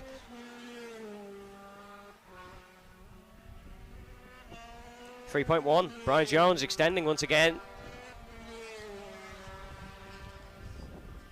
25 seconds to go on the clock, so we'll have one more after this one. Or actually, we might have 2 more, depends on where Jones is out on track. Brian Jones coming off the final corner now, 6.54, so we'll have 2 more. Oh no, sorry, the flag man holding out 1 more, so just 1 more lap. Timing screen could be a couple of seconds off. But if he gets through, oh wow. Ross Witherow actually caught 0.4 of a second on the last lap. So it's a late race charge from Witherow once again. But Brian Jones looks all home and dry this time. Ross fooled him once, but Brian will not let that happen again, and it will be Brian Jones who comes across. And no, we do have, oh, there we go, checkered flag for Brian Jones. He takes the second heat win here in the Superkarts, and the spoils are split between Jones and Witherow. That bodes nicely for the remaining heats here at Nuts Corner. And the 250 Superkarts once again providing action on the full circuit, and Brian Jones will be very happy to take that one over Ross. Into the pit lane they go then. The 43 of Brian Jones and the 55 of Ross Witherow pushing each other. They've never been pushed before here in a 250 Superkart. Next up, we'll be going back through the order once again, and in a couple of moments' time, we'll go to the Junior X30s once again. But first, folks, we will once again cut you to a quick commercial break.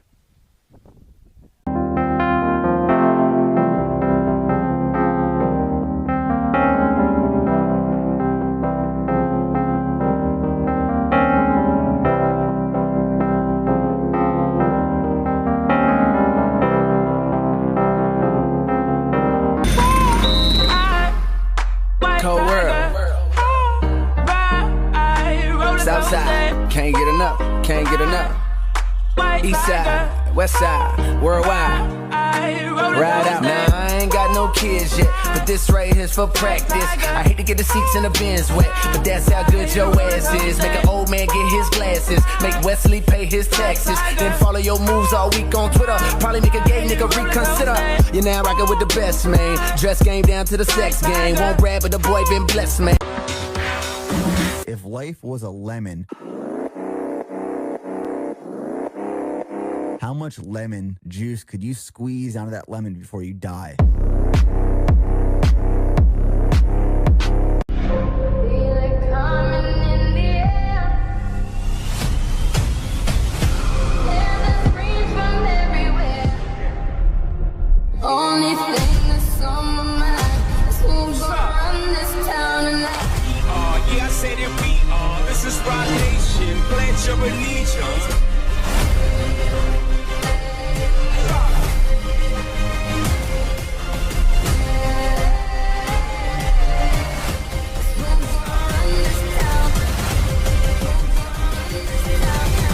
We gon' run this town.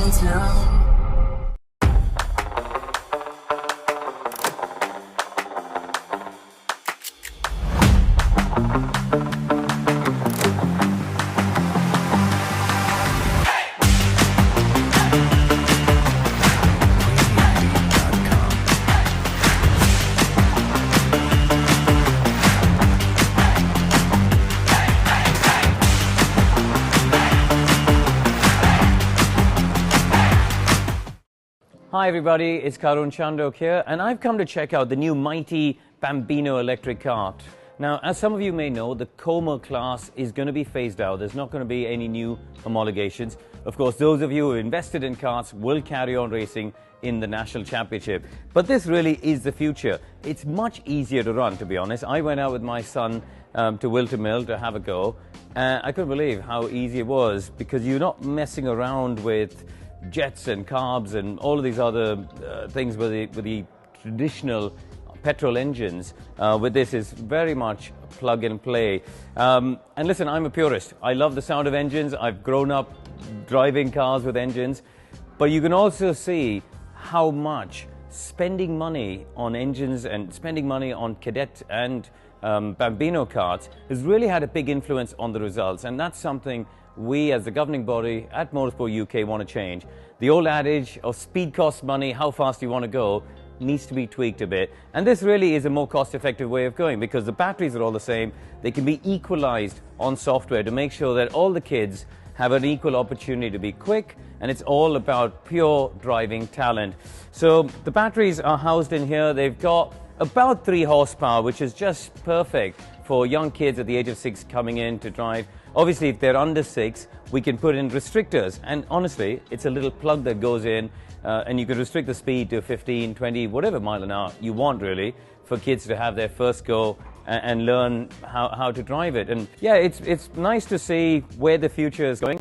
And obviously, with Bambinos, it's only the first step. It's going to be a national championship starting in 2024 with a review at the end of 2025. And we'll see what happens from 26 onwards, whether it really goes to the point where it becomes the only class in Bambino.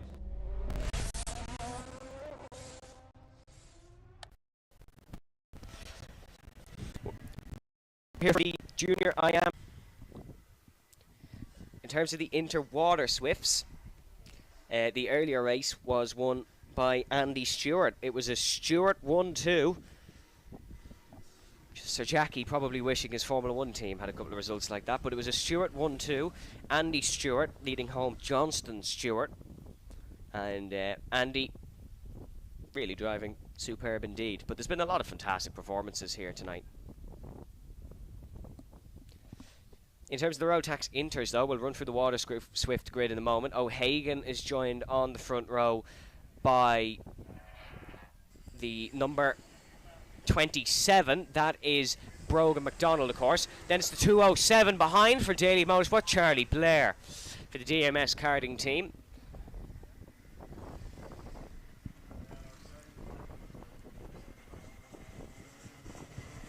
The Water Swifts just getting ready to go as well.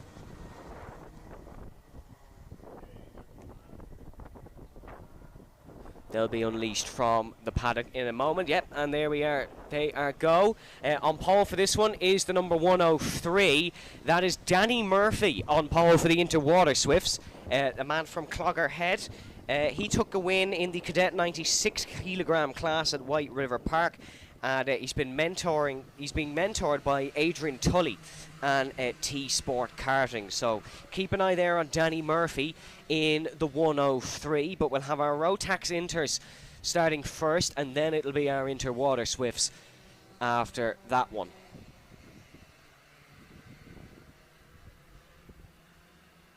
But here come the Inters to the grid. Remember, on pole position for this one is Liam O'Hagan, and it's Brogan McDonald who is behind him down towards the first corner. Now we go racing, and it's a good start from O'Hagan. It's a good start from the third place driver as well, and Liam O'Hagan will be able to lead in the first corner. It's the 207 of Charlie Blair, who's got a great run off the second row. Brogan McDonald being overtaken a little bit, and Brogan is now down to third. What a start by Charlie Blair, who's already looking to take the race lead here off of Liam O'Hagan, and it is Blair in the race lead in that very much visible DMS karting livery. Charlie Blair is up into first place. Here come the Water Swifts then. They're coming towards the start-finish line. And oh, there's a kart dropping back very early there. Andy Stewart, you can see away really quickly. Problems for someone on the front row. It's the number 90, though, that is into the lead of Sophie Campbell, who leads in the Interwater Swifts grid. She's under pressure now behind by, I think it's one of the Stewarts who is behind And now you can see side by side in towards turn number 3. It is Sophie Campbell in the race lead. Zach Burke actually behind, not one of the stewards in the 111. But Campbell is up and ahead. And now we turn our eyes once again to the Rotax Inters. It is still Charlie Blair. Blair is ahead of the 73 of Ben McCloughery, who's been very quick today around this Nuts Corner circuit. He's really put in a couple of cracking lap times, a couple of cracking overtakes as well. And he is in second position here in this one behind Charlie Blair. Campbell ahead of Burke for the Water Swifts as they're coming around the final couple of corners now. Sophie Campbell's actually fallen back here, so Campbell no longer in the race lead. Sophie Campbell is now down to 5th spot, so some problems for Sophie Campbell here on this opening lap. It's the 96 in the lead in the Water Swifts of Ian Carey, who is up and ahead. So Carey getting a great race start. Zach Burke behind, and then it's Johnston Stewart. The Inters coming around the final corner as well, and it seems to be Charlie's Blair's race to lose at the early stage. But we know Ben McCloughery, a really, really quick driver. As they head through one, it's the 207 of Blair ahead of the 73 of McCloughery. Still a bit of breathing room between those three. There's a battle for 5th position, it looks like. So we'll keep an eye on that one as well. But that's actually the number 26 that's had some problems. That's Caden Warnock from Ballykindler, who's had some problems. He's way behind the rest of the Rotax Inters grid. That's not a Water Swift kart, that's a Rotax. The Water Swift's heading down towards the first corner now. And still in the race lead at them one, that is Ian Carey from County Meath, Republic of Ireland, who's down in towards the first corner. At second place there is number 93, and it's 3 abreast in towards turn 2. Oh my goodness me, Andy Stewart in the 193 involved in that one, but 3 abreast down towards turn number 2 is not something you see every day here at Nuts Corner. And they're really making this one interesting in the IAME Inter Water Swifts race. But it is Ian Carey who's still in the lead of that one, ahead of Johnston Stewart up to second in that one. Then it's Zach Burke. Noah McFarlane having some problems in the Rotax Inters race. And Ben McCloughery hot on the heels of Charlie Blair, and McCloughery down the inside goes Ben McCloughery, and he decides to no longer be hot on the heels of Charlie Blair. He's going to extinguish that fire in front of him and overtake Charlie Blair. What a brilliant overtake indeed by Ben McCloughery. We've said he's pulled off some cracking moves, pulls off another good one. The Water Swifts now down towards the first corner.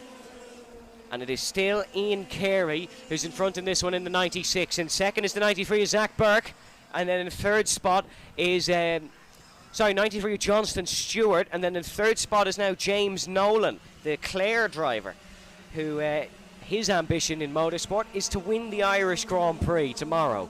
We'll see if he can do it. But he's going well nicely here. Rotax Inters once again, McCloughery in the race lead as we saw him take it in towards turn number 4 the last time round. It's then Charlie Blair who is in second position, and third position in that one is Brogan McDonald. Liam O'Hagan fourth, Declan Noble in fifth. McCloughery still in the race lead ahead of the second place driver of Charlie Blair, of course.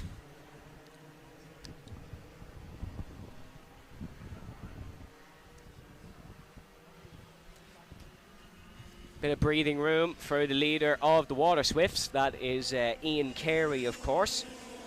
He came second in the IAME Motorsport Ireland final in Watergrass Hill in 2019. There's been a change of position in that one, though. And second now in the Water Swifts is still Johnston Stewart, ahead of James Nolan. And there's got to be a change of position here because Johnston Stewart is under pressure from James Nolan in towards turn number 3, and the move has been pulled off, I believe. But we're taking another look at our Rotax machines as they head through turn number 2, single file. But Ben McCloughery is not running away with this one, and he's still under pressure from the second place man of Charlie Blair in the Daily Motorsports livery.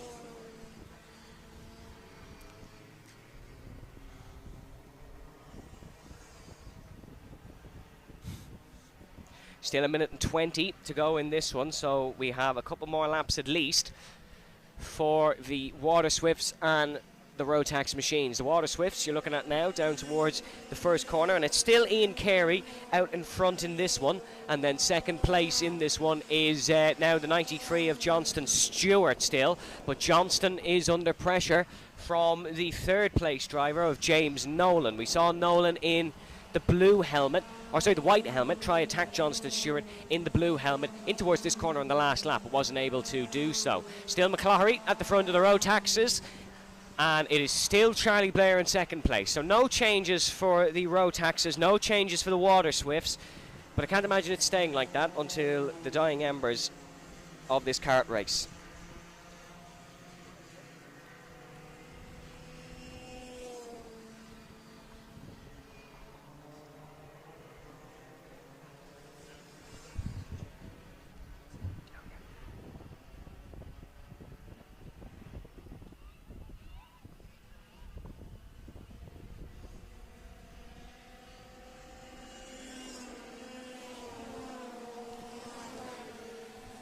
As we keep an eye at our Water Swifts heading in towards the final corner, or the first corner I should say. It's still Ian Carey ahead in that one. The clock has strike 0.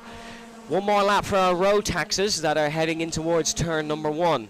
Ben McCloughery in the race lead of this one, ahead of second place of Charlie Blair. That hasn't changed, and I can't really see it changing for the remainder of this one. Ben McCloughery has done an excellent job taking the race lead and winning in this one.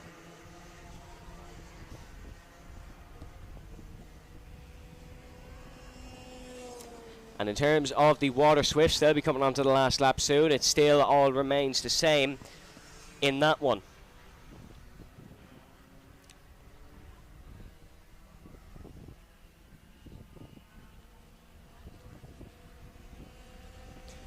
There is the Water Swifts heading in towards turn number 1. That's Ian Carey, of course, in the race lead. Ian Carey from Moynalavy, County Meath, and he's going to take the Water Swifts win here, indeed. And there is your Rotax Inters coming across the line. That's a great win for Ben McCloughery and Charlie Blair. McCloughery's given himself every chance to try and take this Irish Grand Prix victory. Brogan McDonald third in that one. The Water Swifts coming through the final couple of corners now, and it will be Ian Carey who controls from the front in this one, and Ian Carey will take the race win for the IAME Inter Water Swift category. Ian Carey really drove well in this one, you have to hand it to him. I know we've been saying McCloughery drove well, but in the other race, Ian Carey really a standout now, and he'll round through the final corner, reach the flag stand, and it will be Ian Carey who does take that win ahead of second place. Second place in that one going to Andy Stewart. So Andy really has been superb all day here on Saturday, and the Stewarts have had a good day. They'll have a good day tomorrow as well, presumably. But your full race results in that one: in the Rotax Inters, it was McCloughery, Blair, McDonald, O'Hagan, Noble, Arthur, Grimes, McFarlane, Warnock, Carey. Then it is, Carey first in the Inter Water Swifts ahead of Andy Stewart. Then it is James Nolan in second position. Danny Dempsey for Turn 3 Motorsport coming home after. And then it was Sophie Campbell, Johnston Stewart, Zach Burke, Danny Murphy, and then it is Ray Healy, Oscar Miller and Cole Kenneran. Next up out on track is our Rotax 177s and Senior X30s, another double class race.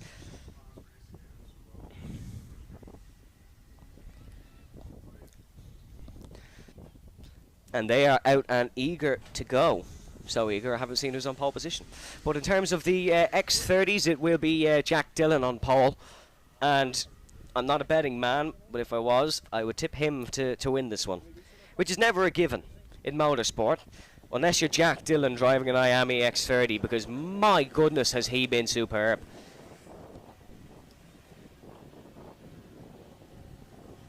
Second in that one is going to be Patrick Hayden, and then James Simpson in third. But your senior maxes, Liam Kearns doing the business in Heat 2. Was a really great performance by Liam Kearns, and it was great to see some of you at home supporting him on our live stream. Keep an eye on Brian Cherry as well from Cookstown, Tyrone. They'll be looking for a good result as well in this one. And then in your IAME X30s, unfortunately, it's been Jack Dillon that's dominated from start to finish. And the fact he's driving 2 karts hasn't affected him in the slightest.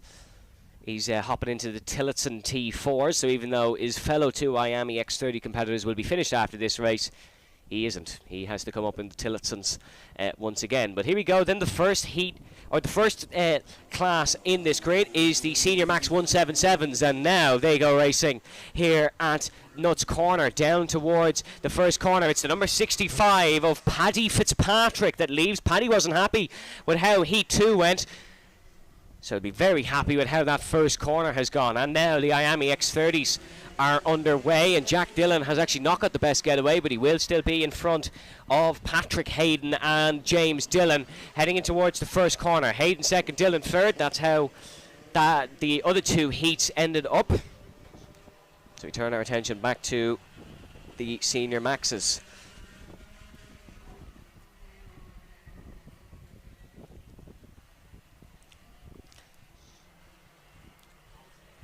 So they're heading in towards the back part of the track. You can see Liam Kearns looking to make moves. Paddy Fitzpatrick still in the race lead here in the 65, but Kearns, that seems to be in second, looking to try and continue his strong form from that win in the first heat. Liam Kearns running that all-white card. I think it's Liam Kearns anyways, as they fly in towards the first corner. It is Liam Kearns in the number 31, who is all over the back of Paddy Fitzpatrick. But the third place driver of Ricky Malcolmson looking to try and take this one as well. Liam Kearns actually setting the fastest lap of the race from second. That is very rare that you see it in in motorsport. But Liam Kearns putting Paddy Fitzpatrick under a huge amount of pressure, and now is Kearns going to go for this one up the top of the hill and in towards the right-hander. No, he isn't. Fitzpatrick still stays ahead, so no move from Liam Kearns. Oh, now Kearns is ahead, so Liam Kearns has got it done in towards the right-hander, and Liam Kearns is ahead in the Senior Max 177 race. Paddy Fitzpatrick not able to stay in first. Paddy fourth in the Tully Allen Karting Club Senior Max Championship so far this year, currently in second. Liam Kearns in the race lead from first, in the race lead in first, and then Paddy Fitzpatrick in second. Ricky Malcolmson then in third. Then it's Brian Cherry, who's just got past Pierce Shannon for fourth. Matthew Wright then in sixth. And then in the Senior X30s, it is Jack Dillon in seventh. Then it is Patrick Hayden and James Simpson. It's a similar state of affairs in the X30 race as it was in this morning and this earlier afternoon's race.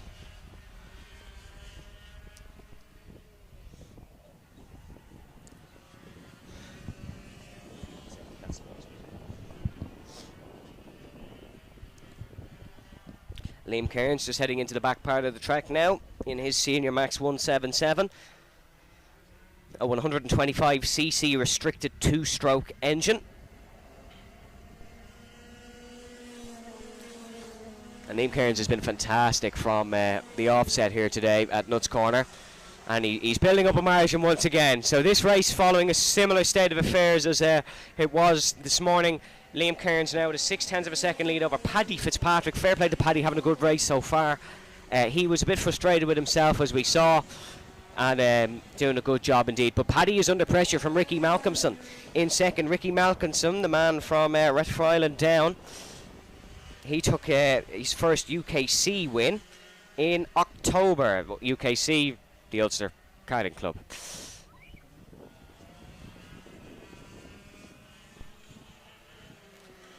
As here is Kearns heading down in towards the horseshoe. 3 minutes and 13 to go here in this one, so 4 minutes 40 something down. As we see Kearns, he's just building up that margin now. There's about 6 or 7 kart lengths between himself and Paddy Fitzpatrick in second. But Fitzpatrick holding on nicely from Ricky Malcolmson. I think that's a real talking point in this one. Paddy Fitzpatrick, who started on the pole, and in these sort of mixed up grid races, you can sometimes see drivers just fall down the order, maybe don't have the pace. Paddy Fitzpatrick hasn't been winning races here in Nuts Corner today, but he's doing a great job in second. And even if Ricky Malcolmson does get it, I think a podium of any sorts is a great result for Paddy. In the IAME X30 race, it's still Jack Dillon in front, and Patrick Hayden and James Dillon.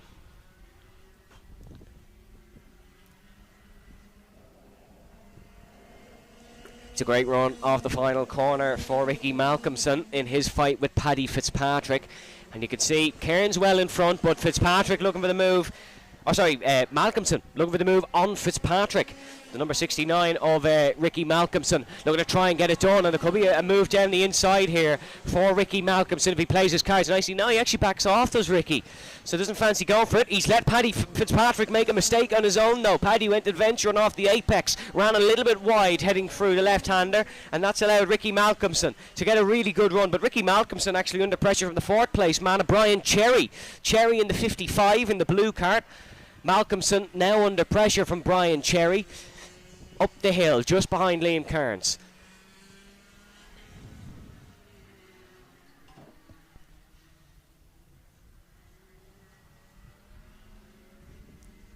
As there is Jack Dillon, you can see on your screen in the Water Swifts. He is just ahead. Just a minute to go here, so we'll have another couple laps. Fastest lap of the race, once again, Jack Dillon.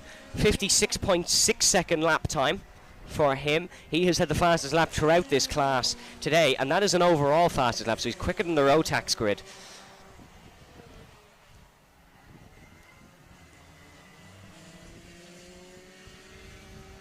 And despite Ricky Malcolmson's valiant efforts to try and overtake Paddy Fitzpatrick, Fitzpatrick is holding on nicely here in second place. He has a couple more laps to survive if he wants to try take the win fully, but doing a good job at it indeed. Liam Cairns 1.5 second lead here in this one.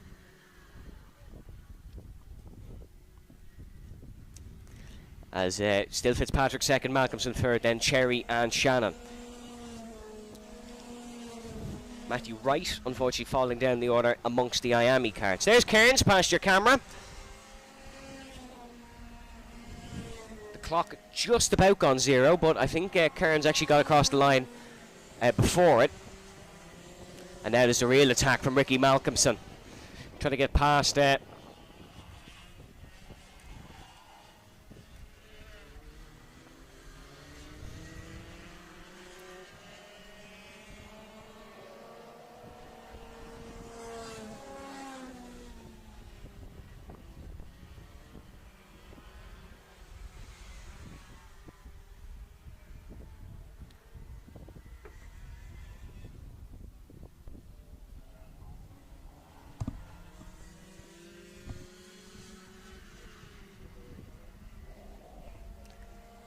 Liam Cairns coming across in towards turn number one.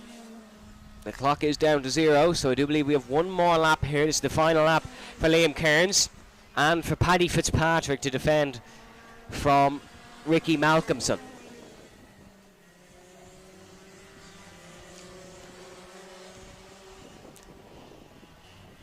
Jack Dillon almost racing with the Senior Max 177s at this point. As you can see him almost in and amongst them. But as we head up the hill, Cairns still ahead, and I think Paddy Fitzpatrick can consider himself almost home and dry here. Not many overtaking zones in this second half of the lap, and Paddy Fitzpatrick has actually built up a little bit of a gap ahead of Liam Cairns.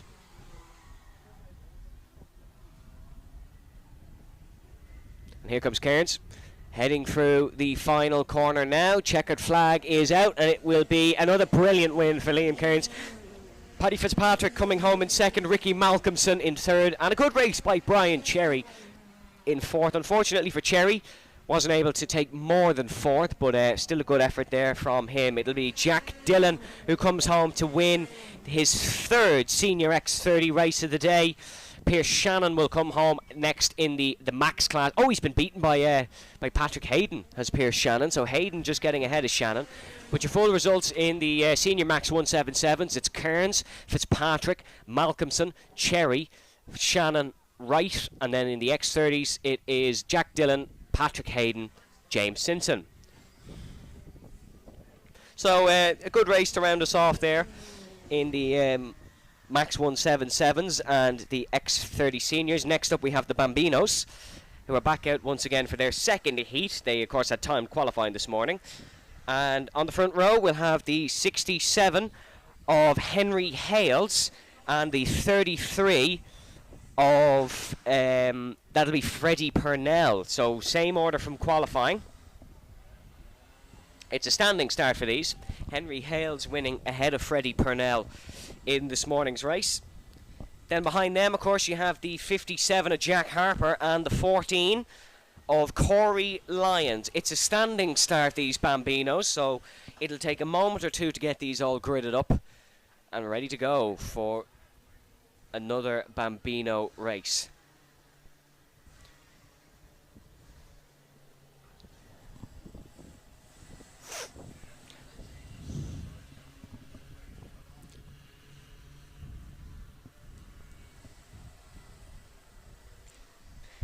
Henry Hales and Freddie Purnell, of course, from Wales. Henry Hales from Crick Howell.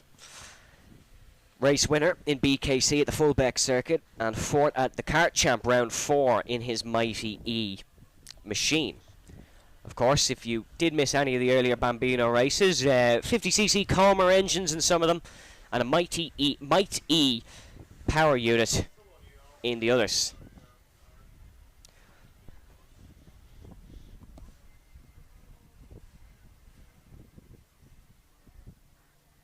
Of course, we have the son of Brian Jones on this grid as well, Dawson Jones. You might remember Brian Jones from the earlier Superkarts win. Dawson Jones racing in this one. We have more good drivers as well. Ben Nicholson, actually one of our Comer drivers. He is running the NC plate at the front, but Ben Nicholson refuses to drive the Might E kart because he loves noise that much.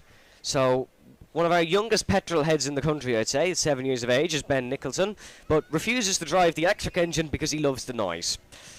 Fair enough for Ben. Mason Monaghan as well in this one, another driver. He's from Delvin, Westmeath. Keep an eye on him. He was quite quick in timed qualifying. Keep an eye on the Uptons as well, Ollie and Summer. But Henry Hales on pole, Freddie Purnell second, Jack Harper third, Corey Lyons fourth, Mason Monaghan in fifth, Jude Lee Bolster in sixth, Summer Upton seventh, Ollie Upton in eighth, Dawson Jones in ninth, Ollie McKiernan in 10th, ahead of Ben Nicholson in 11th, then it's Cooper Devont, Reese Fry.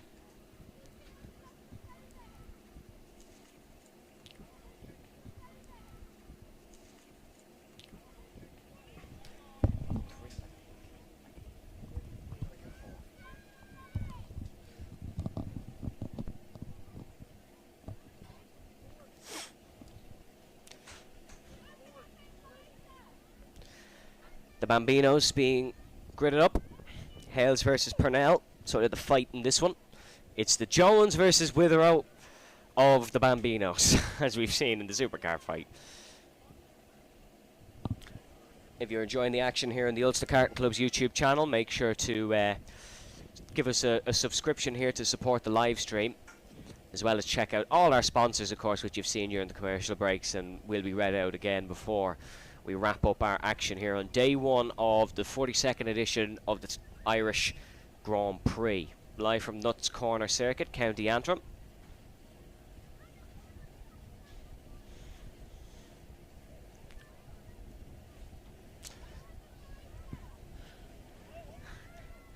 It's the final karts being lined up on the grid and ready to go for the standing start here. No formation lap or anything for these. Once the boards are removed, it is go, go, go.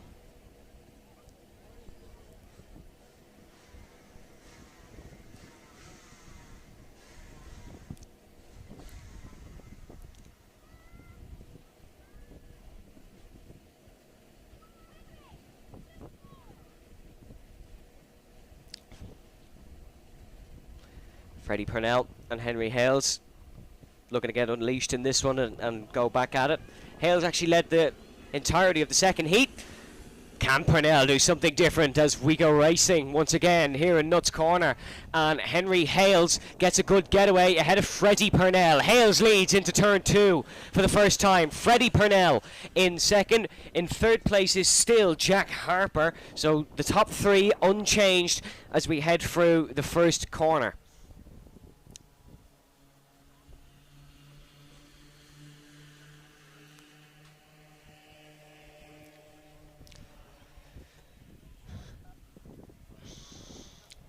Freddie Purnell just looking to chase down Henry Hales. Hales a race winner and fullback, of course, as we said, and a race winner now at Nuts Corner in his Might E Bambino. The Might E karts the quicker. They currently hold the top 7 positions here in this race, and then you have the Comer engines as well. But as they head over the hill, still Henry Hales, who you can see with that vivid, that very bright and vivid red on the front of his blue kart. He's not easy to miss, is Henry Hales.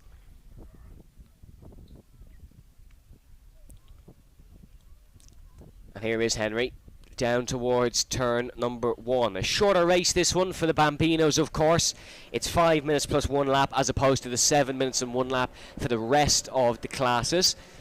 Just due to the nature of the drivers and the nature of the karts. It's a number 33, of course, in second, as you can see. That is Freddie Purnell from Wales. Couple of shakers. Mason Monaghan up to 4th, running NW. Jude Lee Bolster is in 5th. Corey Lyons up to 6th position. Corey Lyons from Limerick, of course, racing for NI Motorsport. Currently second in the Tully Allen Bambino IAME 2024 champion is Corey Lyons. So he's a man who comes into this with some expectations, looking to fulfill them in tomorrow's pre-final and final.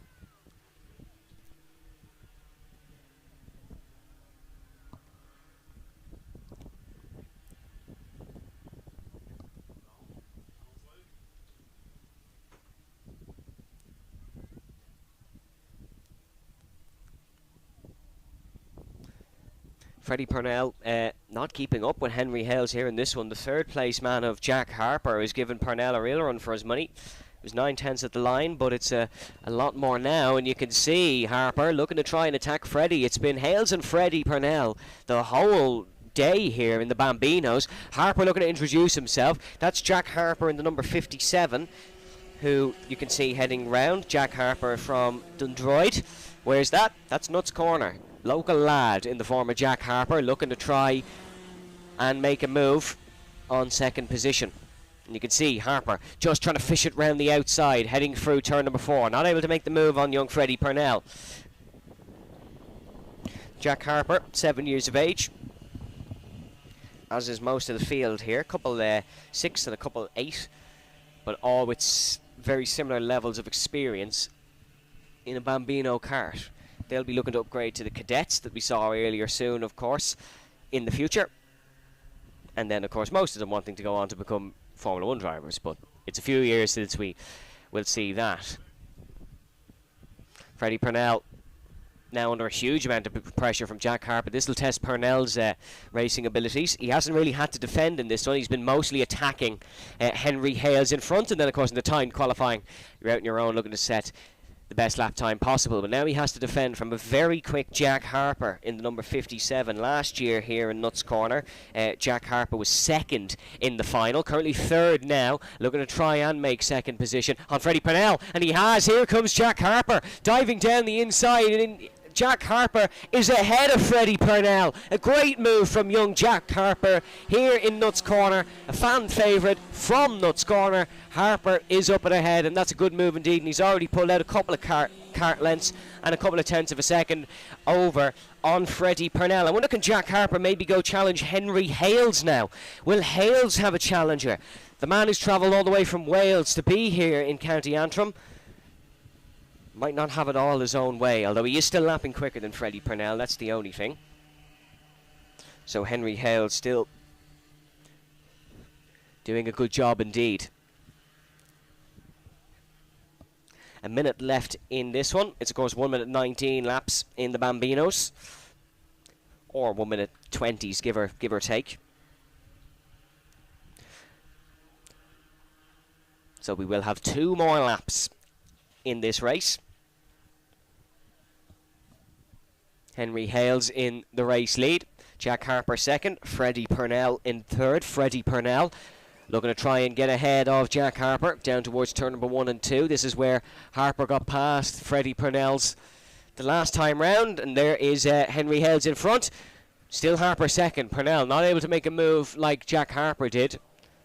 Jack Harper really proving himself in the wheel-to-wheel in that corner. Oh, Harper runs a little bit wide. This allows Freddie Purnell to make a move for second place, and you can see Purnell diving down the inside. That's a great move by Freddie Purnell. He's up ahead of Jack Harper. Harper's got the run back alongside Purnell, though. Looking to try go around the outside. Is it going to be the switchback for Jack Harper? It isn't. Freddie Purnell's up the hill and away, and it is Purnell back to where he belongs in second place. Jack Harper in third. There'll be 1 more lap after this one, and that should really be intriguing, because this one is not over. It might be over for the race win, but it's not over for second.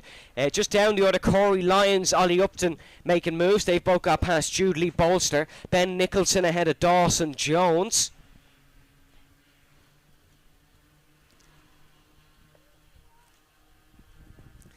As here is Henry Hales to receive the final lap warning. Look at this, though. Jack Harper. Jack Harper's going to try it again, potentially on Freddie Purnell in the battle for second. And this has been a race-long fight between Freddie and between Jack Harper. Harper got the move done into 2. Purnell got the move done into 4/5, give or take. Freddie Purnell, though, still looking to try and keep in front to keep that second place. Harper's got a great run on Purnell. This is a great chance for Jack Harper to potentially get ahead of Freddie. Not close enough to dive down the inside, but he's got a better run once again through turn number 4. Freddie Purnell just going to stay in front, and I think Purnell might have this one. That seemed like Harper's best bet. Stay head up the hill. Purnell's always good in this part of the circuit. And that seems to be that in the battle for second, unless there's a dive in towards one of the trickier corners, but I can't see that happening. Here is Henry Hales, though, rounding through the last couple of corners. Checkered flag at the ready for Henry, who is going to take pole and win both heats here in his IGP Bambino debut. Henry Hales, a star of tomorrow.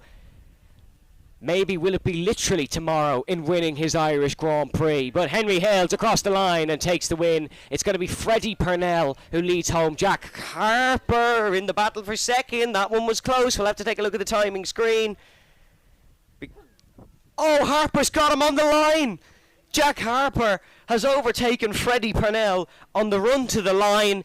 The timing line is a little bit after where the checkered flag is. Jack Harper knew that. I'm not sure if Purnell did. Harper ahead of Freddie, and Freddie down to third. Mason Monaghan fourth. Corey Lyons will come home in fifth. Ahead of Ollie Upton in sixth. Jude Lee Bolster in seventh. Ben Nicholson in eighth. Dawson Jones in ninth. Cooper Duvant in 10th. And then it is Ollie McKiernan in 11th. Unfortunately, we didn't get to see Summer Upton or Reese Fry in that one. There was a no start there for them. Next up, we will go to our Junior Maxes once again. And on pole for the Junior Maxes is the number 31 of Jason Park. Alongside him will be the number 28 of Conan Warnock. Then on the second row is the 95 of Noah Taylor, and the 44 of Drew Hasley. So they're your top 4 for the Junior Maxes coming up in a moment.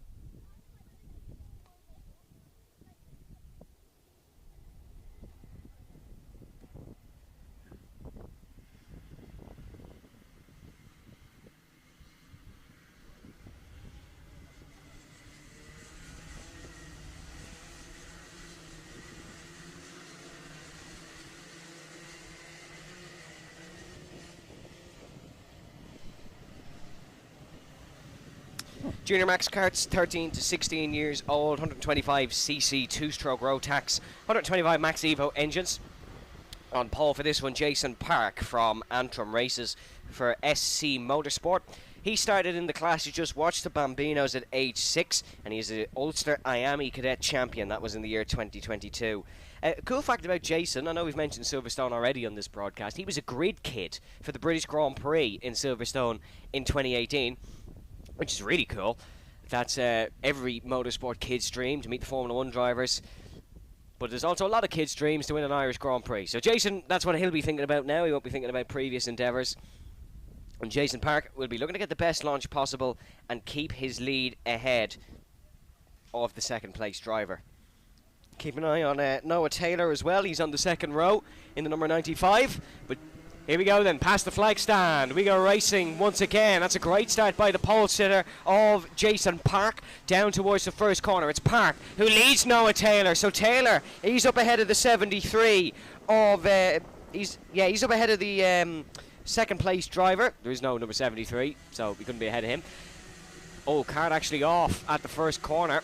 So someone has had a bit of an issue, but is back and rejoined, so not too major. Jason Park is ahead of Noah Taylor. The third place driver is Conan Warnock in the 28, not the non-existent number 73. So Conan Warnock in the 28 from Ballykinler. But the top two going scrapping at it in towards the hairpin, and Noah Taylor is ahead. What a move by Noah Taylor in towards the uphill corner. Noah getting the job done ahead of Jason Park. So Park has fallen to second. Noah Taylor leads the race as they come across the start-finish line for the first time here. 7 minutes we're back to again in this one. They head through turn number 1. There is Taylor ahead of number 31. It's the 166 now in third place. That is Rory Armstrong, who won the earlier race here. So Rory Armstrong, the earlier winner, now up to third. And then a little bit down the order, fourth, Charlie Gardner. Adam Holmes, fifth. Jason McMahon in sixth. Then it's Drew Hasley. Jamie Kidney in eighth. Then Josh Kiernan in ninth. And John O'Neill in 10th. They head up the hill. It's still the race lead for the man who started on the second row, Noah Taylor, sporting the number 95 and in a red kart. Some say he looks like Lightning McQueen, which is just me, but Noah Taylor in towards the right-hander now in the final corner, under pressure from the second place man of Jason Park.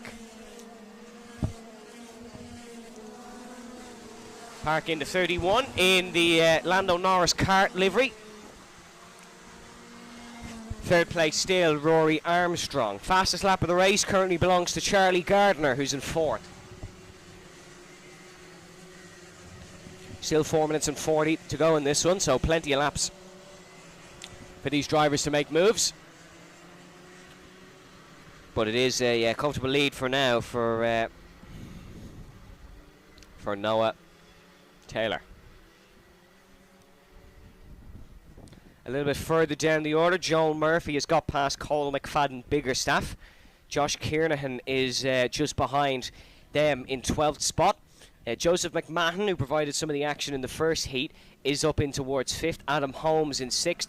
Then Jamie Kidney in 7th spot, down towards the first corner once again. Noah Taylor still in the lead. It's side by side for third though, and that is going to be the number 66 of Rory Armstrong, who is up and ahead and in towards third spot now. Great move for Armstrong, and Jason Park is still in a Loctite battle here with the 5th place man. That's Joseph McMahon. Sorry, that 66 is of Charlie Gardner, who's up to third place. The 166 being Rory Armstrong. He's racing in a double class, I believe, and he's in the 66 in another class. So that is where we're getting Rory Armstrong in the 66. But that is Charlie Gardner, who's up to third. Rory Armstrong is still, he's actually higher than third, so doing even better than expected.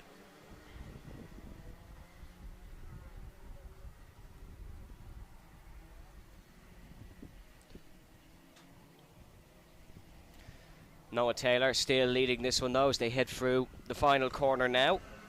3 minutes to go. Taylor slowly being caught in by the man in second place. That is Rory Armstrong. You can see in the 166, then the 66 Charlie Gardner, and then just behind Charlie Gardner now, you still have Jason Park. He has, no, sorry, you don't have Jason Park. Jason Park has fallen down to 5th.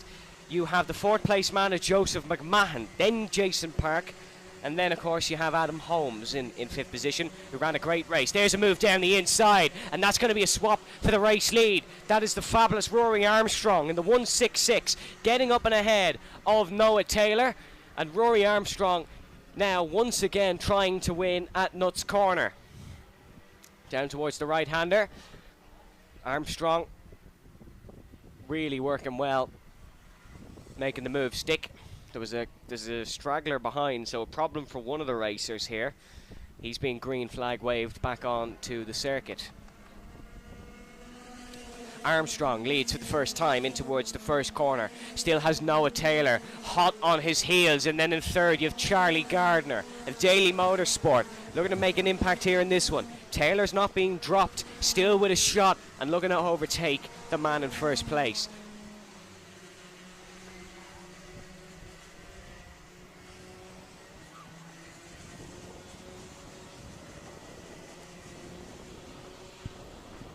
A little bit down the order then, Joel Murphy getting ahead of Cole McFadden Biggerstaff. Archie Condy, who's got ahead of Travis by John O'Neill as well, past Travis, so that's actually 2 spots technically for Archie Condy, who I believe was on pole for the 2nd heat. As they come in towards the final sector of the circuit. On the clock, 1:18. These guys are doing 57-second lap times, or if your name is Rory Armstrong, you are, as his quickest lap of the race, as you see him fly past your screen in towards the first corner.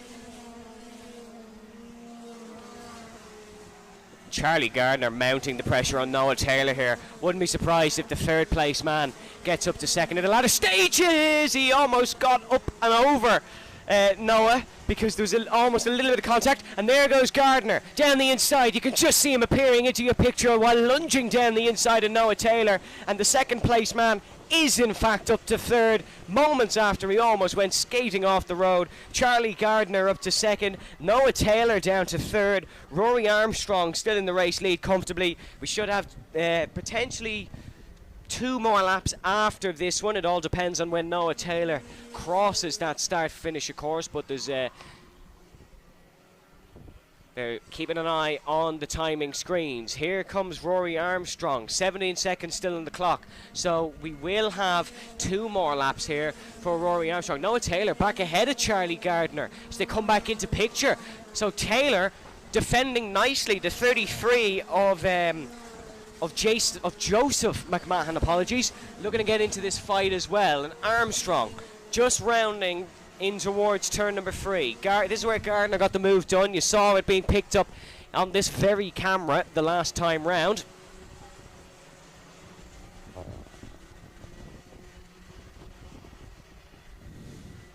Gardner is up and ahead of Rory Armstrong. So Armstrong and Gardner are going head for head here in this one. We'll have 1 more lap after this, so another opportunity for Noah Taylor to potentially retake back this race 2nd place. There goes Rory Armstrong, 1 lap to go. He receives the warning. Noah Taylor just trying everything to catch up to Charlie Gardner in 2nd place.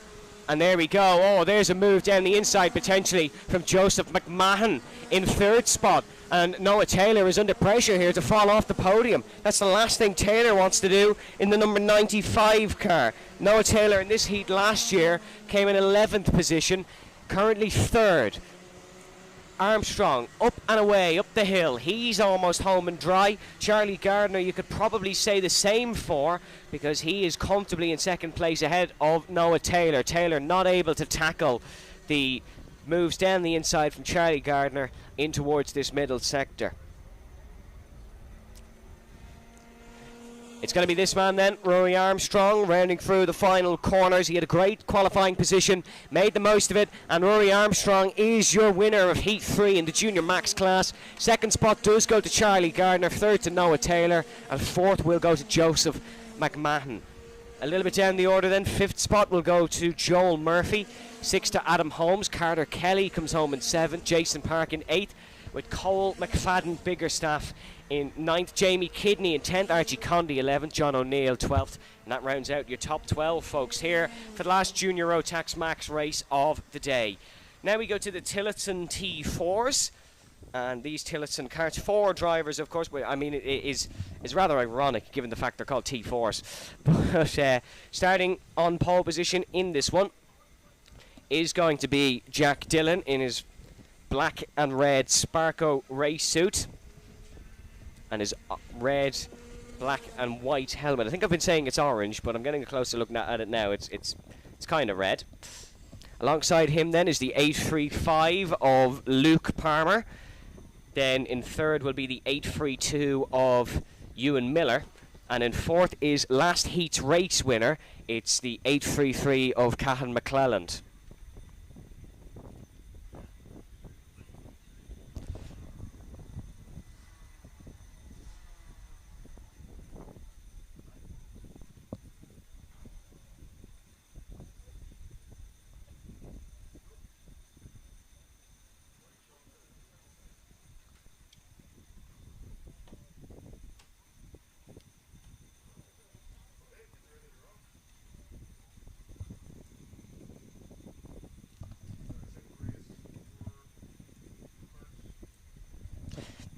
Tillotson T4 is a new kart here to the Irish Grand Prix.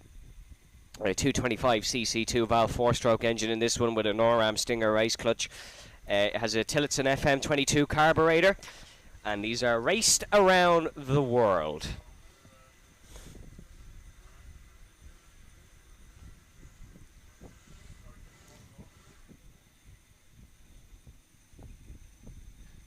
As Jack Dillon looking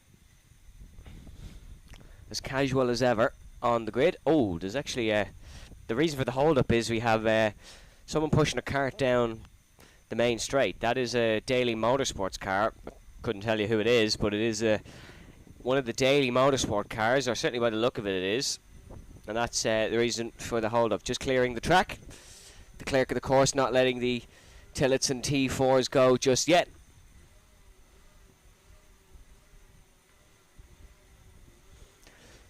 As that car going down the main straight is looking to try get it going, but even a Bambino would blast past it at the speed it is doing.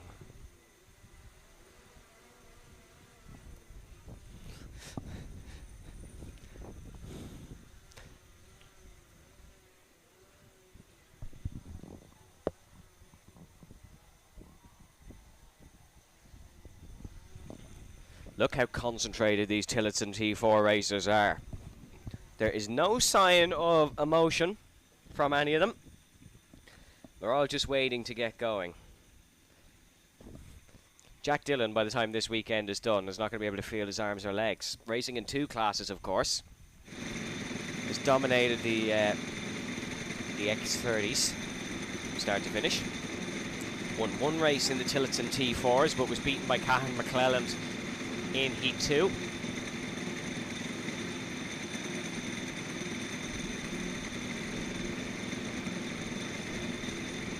Luke Palmer and Ewan Miller, of course, very familiar with each other. They've raced each other in the past.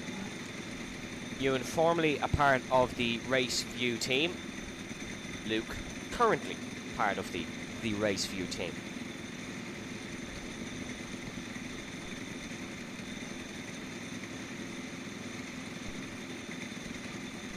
Pole sitter Jack Dillon raced not with but against Luke Palmer and Ewan Miller in the 24-hour Teesside karting race. They were all part of 3 different Race View Academy teams, and Jack Dillon was one of the winners. Does that mean anything? No, but it's a good statistic that Jack Dillon knows in his back pocket, that has in his back pocket coming into this heat, which we are now ready to go for. The Tillotson T4s coming out on the circuit. These do their warm-up lap very quickly, so it will be racing in no time.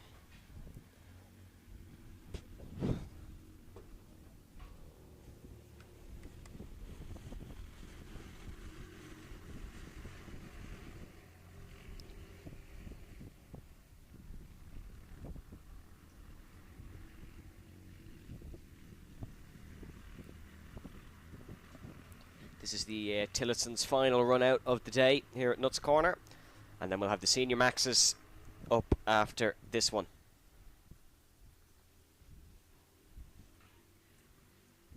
There's a couple of the Junior Max drivers are being called in to see the stewards. Well, potentially. They have just walked below me into the steward's office. But we'll get any informations of penalties and added to the full race results. But our attention turns away from the Junior Maxes and onto the T4s once again, because they're rounding for the final corner now, looking to line up on, or not line up on the grid, sorry, line up against each other and get going onto the grid. Jack Dillon pole side by side with Luke Palmer. Ewan Miller, Cahan McClelland behind on the back row, and now we go racing once again at Nuts Corner, and there is a great start by Jack Dillon in towards the first corner. Dillon is ahead, but there's a challenger, and his name is Ewan Miller in towards turn number 2. Miller into second place, Luke Palmer third, Cahan McClelland fourth, Cahan McClelland third. What a move by McClelland down the inside. He was superior to the rest of the field in heat 2, fields it again, going for it again here in heat number 3. Ewan Miller putting the pressure on Jack Dillon. There's only 4 of these guys, but they're all dead even on pace. So this could be a very entertaining 7 minutes plus 1 lap.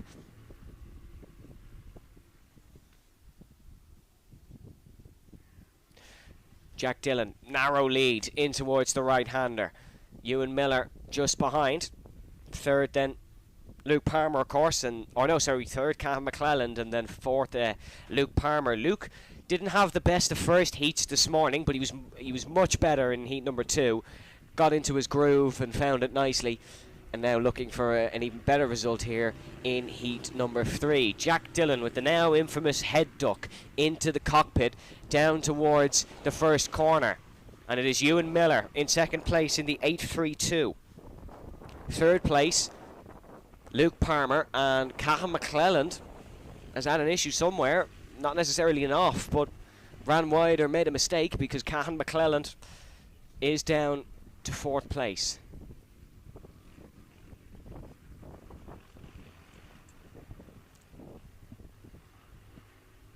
These Tillotson T4s lapping in about the 1:05 mark.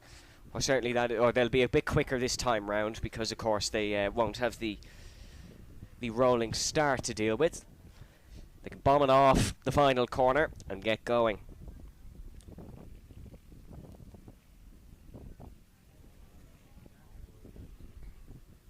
Jack Dillon still your race leader, ahead of Ewan Miller and Luke Palmer. Cahan McClelland really off it in this one, whether that's a kart issue, whether he's saving an engine, or whether he's just made a couple of errors.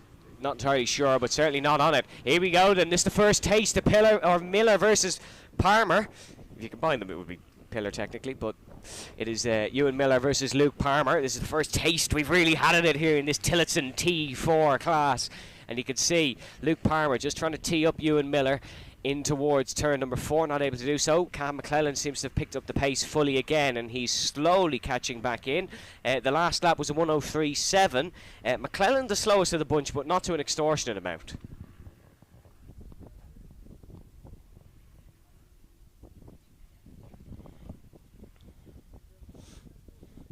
Luke Palmer with the quickest lap of the race on his last lap from 3rd place.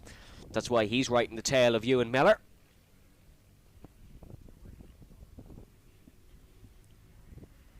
And here is Jack Dillon once again. Jack Dillon is being closed down, but more importantly, here comes Luke Palmer looking to attack Ewan Miller in towards the first corner. Now able to do it in 1. Could well do it in turn 2 if he gets a launch down the inside. Defensive manoeuvre from Ewan Miller. Moves late and Luke Palmer has to back out of it. Palmer not going to like that one. He's going to be looking to try and re-overtake him in towards the hairpin. No, not close enough. So that defensive manoeuvre enough to deter Luke Palmer for now. All this fighting between this 3 is allowing Cahan McClelland to slowly catch back up. Last lap, the quickest of the bunch was once again Luke Palmer. So he's the man making the move. As here they go down towards the right-hander. It's Luke Palmer who's gone down the inside of Ewan Miller. And Luke Palmer is ahead as they head into the long right-hander. Ewan Miller, it was a matter of time really for Palmer, who's been setting quick laps. Ewan Miller now down to 4th position here. Ewan currently second in the Motorsport Ireland T4 Tillotson Senior 2024 Championship. Luke Palmer leading the Northern Irish version of the same championship. So these two are very quick and know what they're doing. But that battling has allowed Jack Dillon to stretch his legs at the front. Luke Palmer is up and ahead of Ewan Miller. And Cahan McClelland, fastest lap on the last run round. Not over just yet.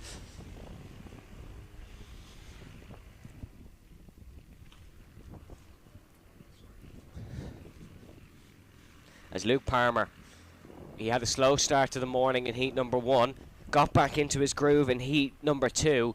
Now he's back to his best here in heat number 3. Look at him catching Jack Dillon. This really is the Luke Palmer that's known around these parts.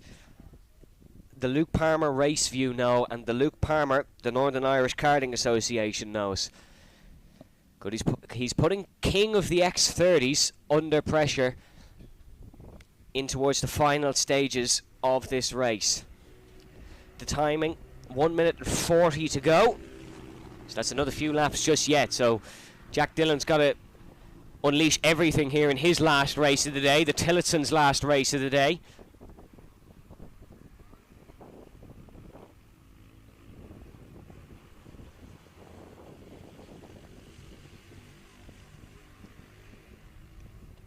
Luke Palmer just getting closer. Cahan McClelland, by the way, right in the back of Ewan Miller. This has been a fabulous race by Cahan McClelland, and if he had a better start or a more normal start, could well have won this one, but I think he's just going to run out of time. It's one thing to catch a driver, it's certainly another thing to pass, and Cahan McClelland will know that. Luke Palmer right in the tail of Jack Dillon. Currently 52 seconds on the clock. We'll have 3 more laps.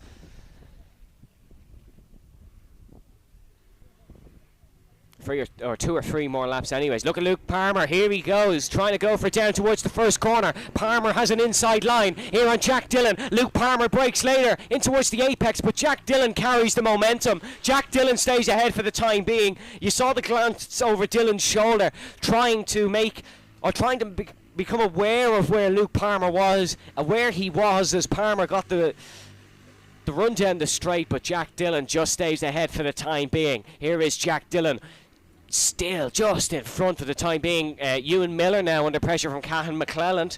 The clock is just coming down to strike 0. We'll have 1 more lap after this, and look at this. There's 2 different battles happening in the 4-kart race. Cahan McClelland down the inside. Palmer not able to get ahead of Jack Dillon. Is Cahan ahead of Luke Palmer? Cahan McClelland is ahead of Ewan Miller, apologies. So McClelland ahead of Miller in the battle for 3rd. Palmer not able to get past Dillon in the battle for 4th. Who's got the better run out of the final traction zone? The final corner absolutely flat here as the whiteboard is raised. 1 more lap to go. 1 more lap here for Luke Palmer to try and get ahead. Ewan Miller has got ahead of Cahan McClelland once again. So McClelland trying the outside line, heading through turn number 2. He's not going to get the slingshot round there. You want the inside line for that turn number 2. Is Luke Palmer close enough for one of his traditional dives in towards the left-hander at turn number 4? No, he isn't. These karts are too big to dive into there unless you're practically alongside. Palmer still ahead of Cahan McClelland. Sorry, Miller still ahead of Cahan McClelland. Let's look at this. Look at this. Jack Dillon has to weave in towards the right-hander. He knows there's pressure from behind. This would be fantastic if Luke Palmer was able to make the move on the final lap. But is he? Because he's put Dillon under pressure for all race. Jack Dillon has not succumbed to it once, and this is going to be very difficult for Luke Palmer to get the move done now. 1 more real big corner to go. It's going to be a drag race to the line. There was one earlier between McClelland and Dillon. Dillon won that one. Is Jack Dillon able to win the one with Luke Palmer? Palmer up and alongside, but it's going to be Jack Dillon who steals a 2nd win here in the Tillotsons. And who has got 3rd? It's a similar situation to what we saw. Ewan Miller gets it ahead of Cahan McClelland. McClelland has to come home 4th. It's Jack Dillon who takes the race win by just under a 1/10 and a half ahead of Luke Palmer in 2nd, Ewan Miller in 3rd, and then it is Cahan McClelland in 4th. We can say goodbye to the Tillotsons for today, but they have left us with an absolute corker of a race here at Nuts Corner. And then we will have the senior Maxes out for what I believe is the last race of the day. Pole for this one, number 46, Connor Smith. He'll start alongside number 74 of Zach Leckie.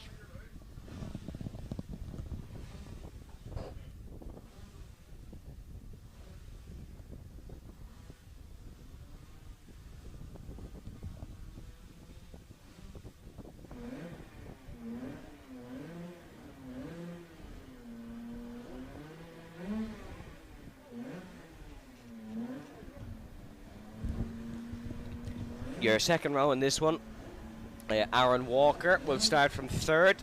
Then it'll be Neville Bell who starts from fourth. But of course it is number 75 of... sorry, it's actually Zach... Oh no, sorry, number 56 it is, yes, of Connor Smith on pole ahead of the 75 of Zach Leckie.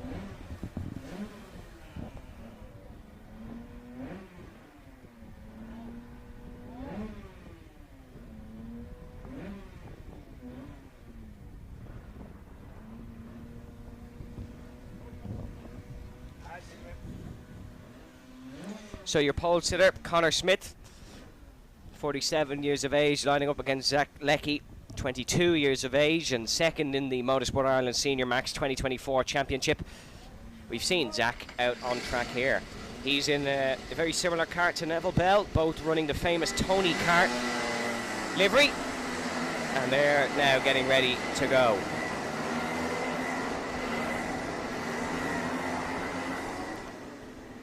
This Senior Max Rotax Max car, 30 horsepower at 11,500 RPM.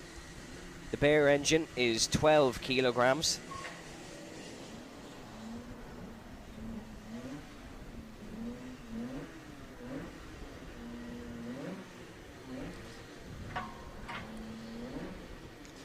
And it will be, of course, Connor Smith on pole position. Number 56, ahead of Zach Leckie, second, number 75.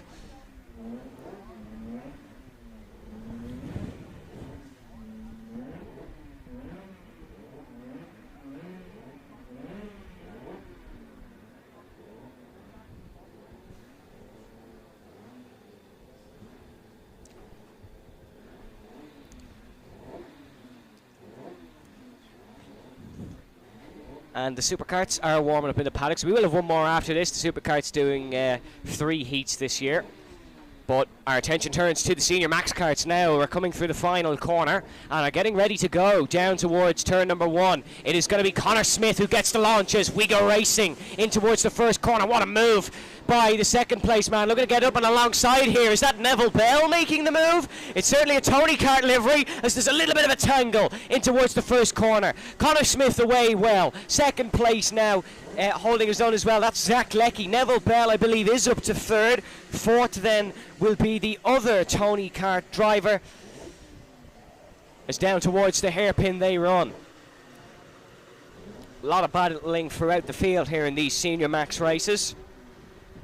That's what the kart allows.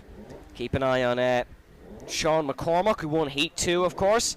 Keep an eye on Keith Biggerstaff. Keep an eye on Ruben Byrne as well. But more importantly, keep an eye on your race leader, who's looking like he's under a little bit of pressure here from the veteran of Nuts Corner's Senior Max Racing. Connor Smith leads us down towards the first corner.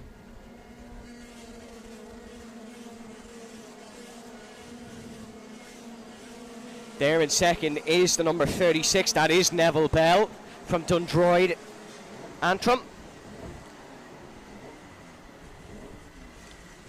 Third place now in this one, Zach Leckie. Ruben Byrne fourth, Anna McFall in fifth, Aaron Walker sixth, Adam McGivern in seventh, out of Jay Larkin, Owen Dunn and Carter Mooney.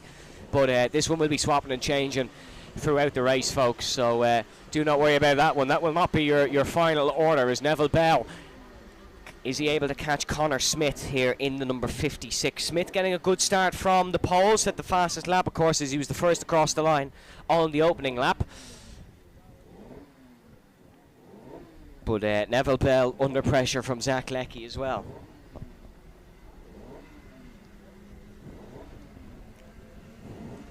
Down towards turn number 1. Smith still in the lead. Neville Bell under some pressure from Zach Leckie in third place. That's the 407 diving down the inside, and oh, bit of contact through there, and there's a kart gone very wide. That's Ruben Byrne actually who has made the mistake. Ruben just getting a bit of contact, he just want to turn it across another driver, doesn't, just about keeps it out, and now it's all sorts of chaos heading down towards the hairpin. But a mistake there for Ruben Byrne. He's gone dropping down the order. That'll now allow Zach Leckie back up to third place. Zach losing the spot to Ruben in the last lap, but Ruben then making that error, trying to make the move on Neville Bell.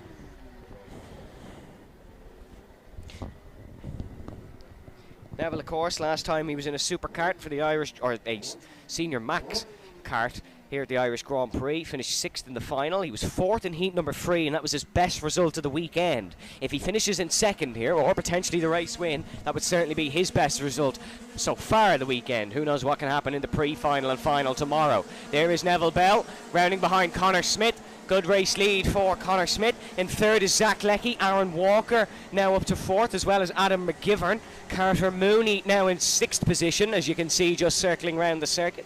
But Connor Smith with a really good start indeed, and now leading for over half of the race, or almost over half of the race. We're just at 3.5 minutes now.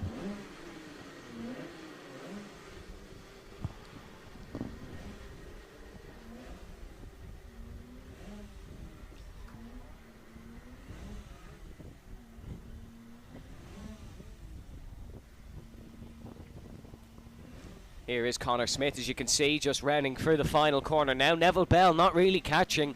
If anything, Zach Leckie is the man catching Neville Bell. And Neville Bell is looking like he's under a bit of pressure here from Zach Leckie. Flicking into the left-hander. That's actually not Zach Leckie. Zach's been overtaken. That's actually Ella Anna McFall up to 3rd place. I believe, if I got the 16 correct. Or it could be a problem maybe for Ella, but it looked like the number 16 that was circling round beside us. We'll get more confirmation the next time they come past the tower.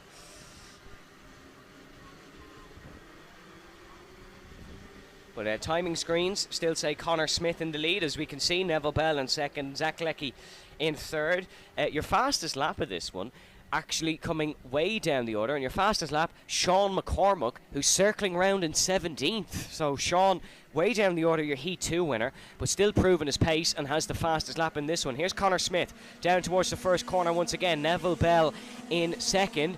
In 3rd place now, we'll get another look at it as it comes past us. It is it looks like the number 16 to me anyways. It's a long enough day, the eyesight could be gone, but it looks like it is the 16 of Ella Anna McFall. As Nathan Glenn that time round setting the fastest lap. No, it is Zach Leckie going to the timing screens. But yeah, Nathan Glenn fastest lap that time round. 5th in the MI Senior Max 2024 Championship is the 22-year-old driver. As they're heading in towards the back part of the circuit now. This has been impressive from Connor Smith. He has a lot of experience, so he knows how to lead a race from the front.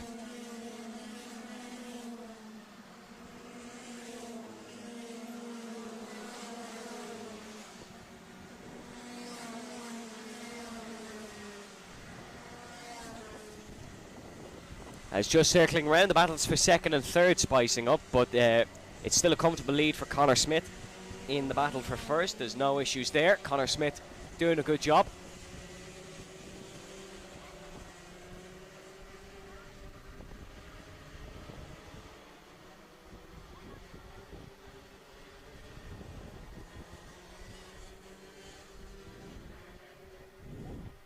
Further down the order, Nathan Glenn actually has got up to 4th. His fastest lap has been beaten by the number 407 of Ruben Byrne. That's the man we saw with a bit of an issue at turn number 2. While going for the move on 2nd place, Neville Bell, who's still in 2nd, is Neville. This will be a great result here for him. 17 seconds left on the clock as we come across. We'll have 2 more laps. And look at this. Look at this. Connor Smith now under pressure for the first time, and that's a move up to 2nd place. Neville Bell has fallen down to 3rd.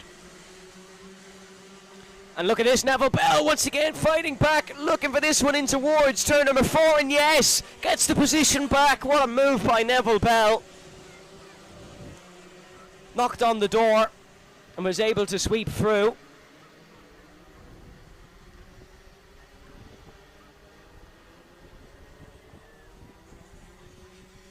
Battle for 4th starting to develop here as well between Nathan Glenn and Aaron Walker.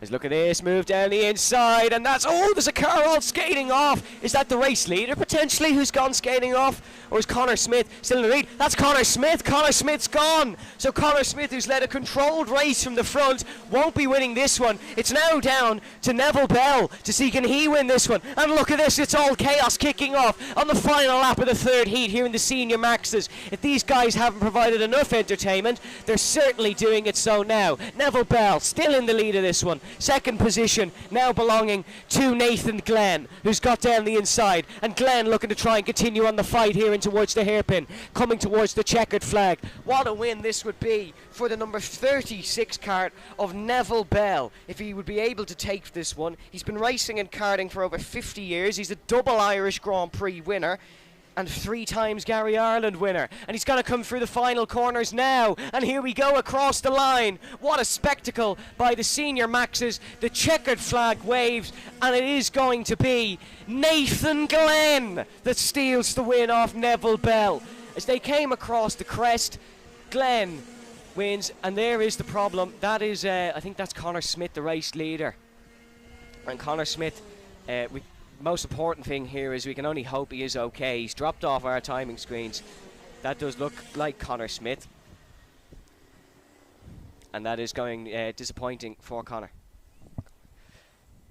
We'll make sure Connor is alright, don't worry, we'll be the first to give you the news, but he's just recovering himself with the marshals. Honestly, a great team of marshals here in Nuts Corner, so we'll make sure that Connor Smith is okay. One more to go then, folks. It's the Superkarts that will do the long variation of the Nuts Corner circuit.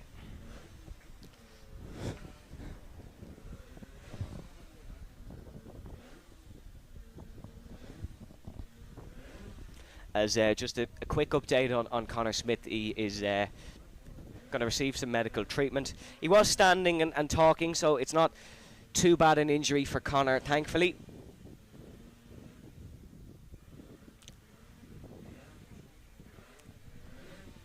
But we'll keep you updated on Connor throughout the Superkart race. No worries about that.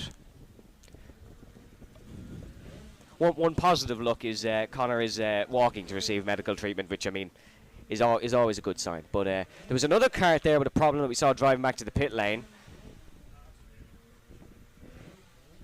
Not sure who it was, but yeah, disappointing for Connor Smith, who was leading that race and really was doing a fantastic job of it. We're not just saying that. He was in control, and then unfortunately had that incident, which I'm sure will be looked by the stewards.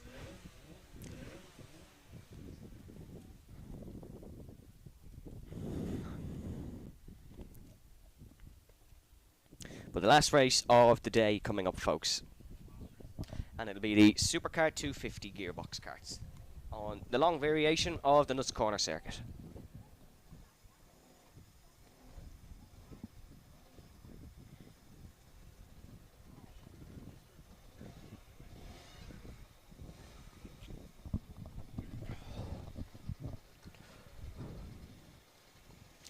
So on pole, it looks like for the Superkarts, although they usually shuffle themselves around on me, as if we don't have enough to be keeping track of here in the box. It looks like it's Owen Buckley in the number 12. Then it seems to be the number 18 of Warren Deary in second, and then the number 83 of Colin Menery in third. Then it's the 55 of Ross Witherow. Remember, Jones versus Witherow is the fight you're looking for here. Witherow winning the first heat, and then Jones winning the second. There's Colin Menery that you're looking at on your screen now in the number 83. I think that's a beautiful looking Superkart. Not sure what you think at home, but I think that looks fabulous, and whoever wrapped it for Connor or stuck the decals on it has done a worldly of a job. There's the 18, a Warren Deary on the trolley, and then there on the number 12 is Owen Buckley.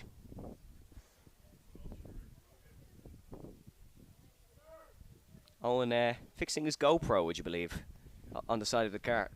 If you're wondering what he's at, it's nothing of a technical piece, just a GoPro.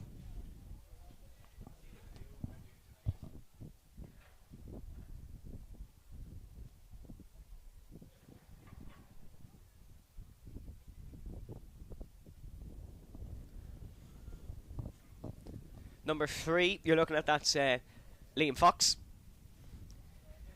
a man who has raced in this class for quite some time. From Moira, in the July Superkarts race in Mondello Park, he finished 4th and 4th. So a job well done there by Liam. We'll keep looking at our poles to their own Buckley as these Superkarts get ready to go.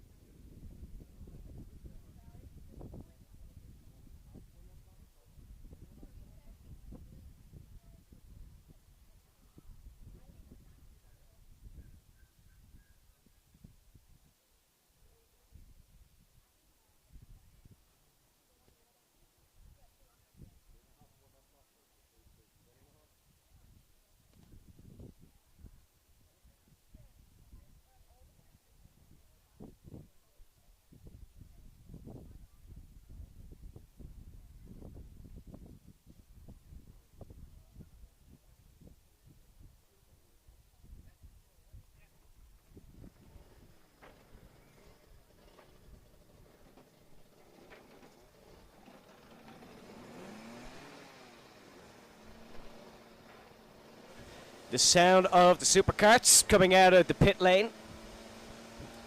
And they are monsters.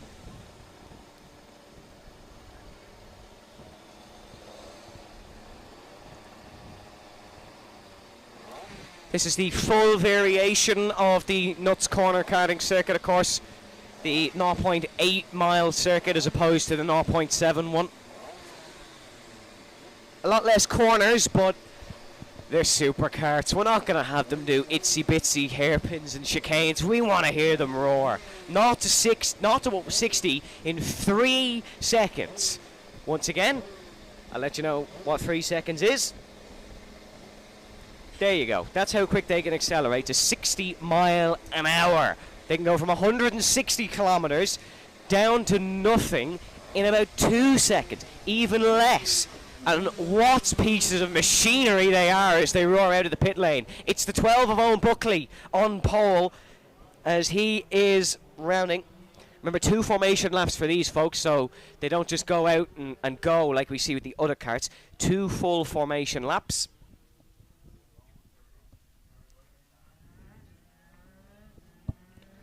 And then they get ready to let it roar, which I've probably said about 15 times today, but it's true. We love Superkarts. We love hearing them. It was Brian Jones that got the Heat 2 win. It was Ross Witherow that, to our surprise, got the Heat 1 win.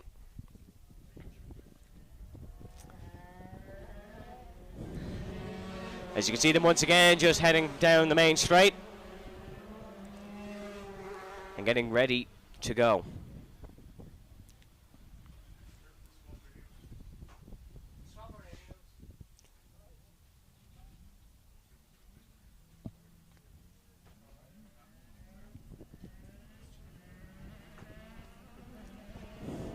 Superkarts just getting into grid position now, but it is Owen Buckley on pole position. Buckley, the Cork native.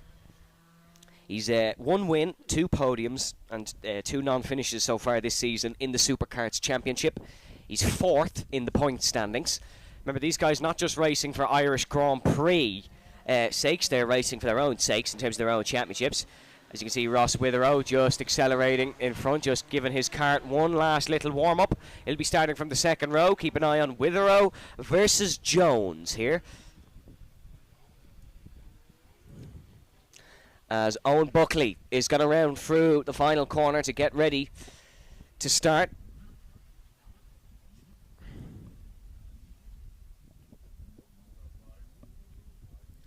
As down towards the start finish line they go. It's going to be Owen Buckley from the front. Alongside him will be Warren Deary in the number 18 for the final time today. We go racing at Nuts Corner. What a start by Brian Jones. What a start by Brian Jones down towards the back hairpin. He's up and could even be in the lead by the time they come back into camera shot, because really he has got a mighty getaway. Jones, really impressive.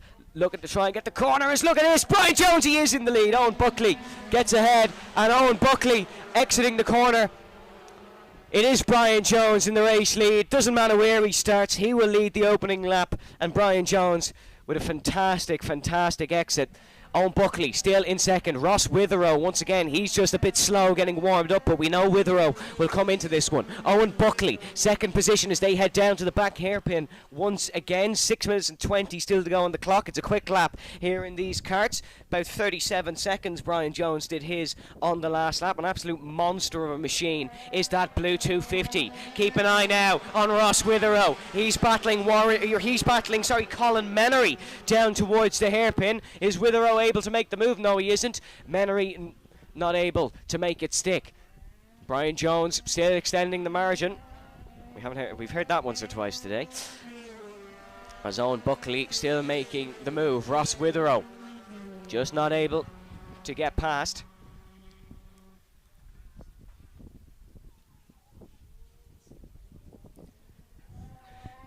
Exiting the final here. Oh, what a lead Brian Jones has already. That is immense and insane by Brian Jones. And Ross Witherow looking still to attack Owen Buckley. Hasn't got ahead of Owen Buckley yet. We know Witherow is good in the second half of races as opposed to the first. But this is even a little bit different for him.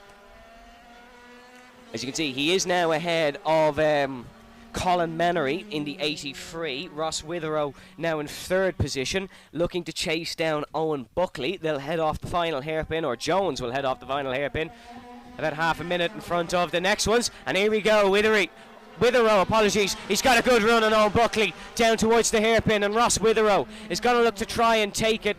Here in second position, Witherow just not able. Oh, Witherow dives down the inside. Ross Witherow, no go there for him. He's actually got a really poor exit, and Colin Menery is going to get the launch on him down the back straight. Actually, there could be it could be Liam Fox who could be getting him down the back straight as well. Ross Witherow, really poor.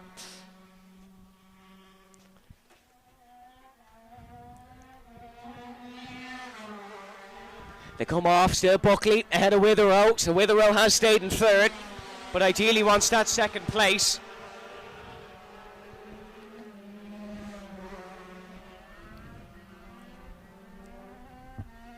Brian Jones, last time round, leading by 4.6 seconds. Where's he going to be leading now? As they exit onto the straight, Witherow's got a good run on Buckley, so by the time they re-emerge, we might see him in second place. 5.6 for Brian Jones.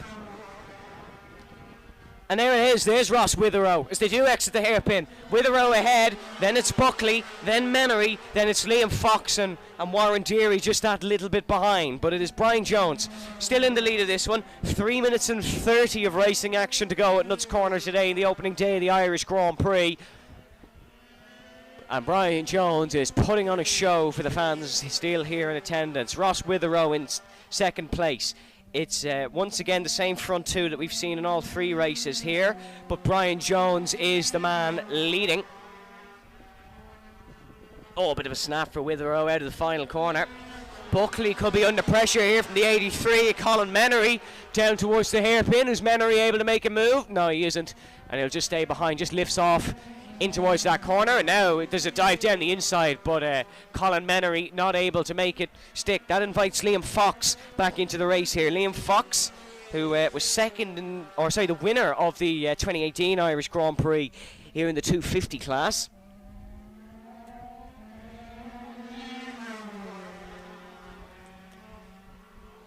Ross Witherow now stretching his legs a little bit in the battle with Owen Buckley, but not getting close to Brian Jones. Fastest lap of the race, of course, for Brian Jones. 34.608 for Brian is the fastest lap, as we have 2 minutes and 15 to go. With the lead Brian has, he could probably park it up and still be in the race lead. As he exits that final corner, a thumbs up from his mechanic of the day. Every time he flies past, Witherow bouncing past the straight. And now Owen Buckley under pressure from Liam Fox. There goes Liam Fox, looking to go down the inside. No, he doesn't. Liam backs out of that one. That would have been a really brave move from Liam Fox. An experienced veteran here at Nuts Corner is Liam Fox. And he's looking to make the move, and there is Liam Fox. He is now ahead of the pole sitter Owen Buckley. Fox, who didn't even get to start the final last year here at Nuts Corner, looking to make sure he gets a good starting position for the pre-finals and finals tomorrow. Minute and 20 to go here in the Superkarts 250cc heat number 3.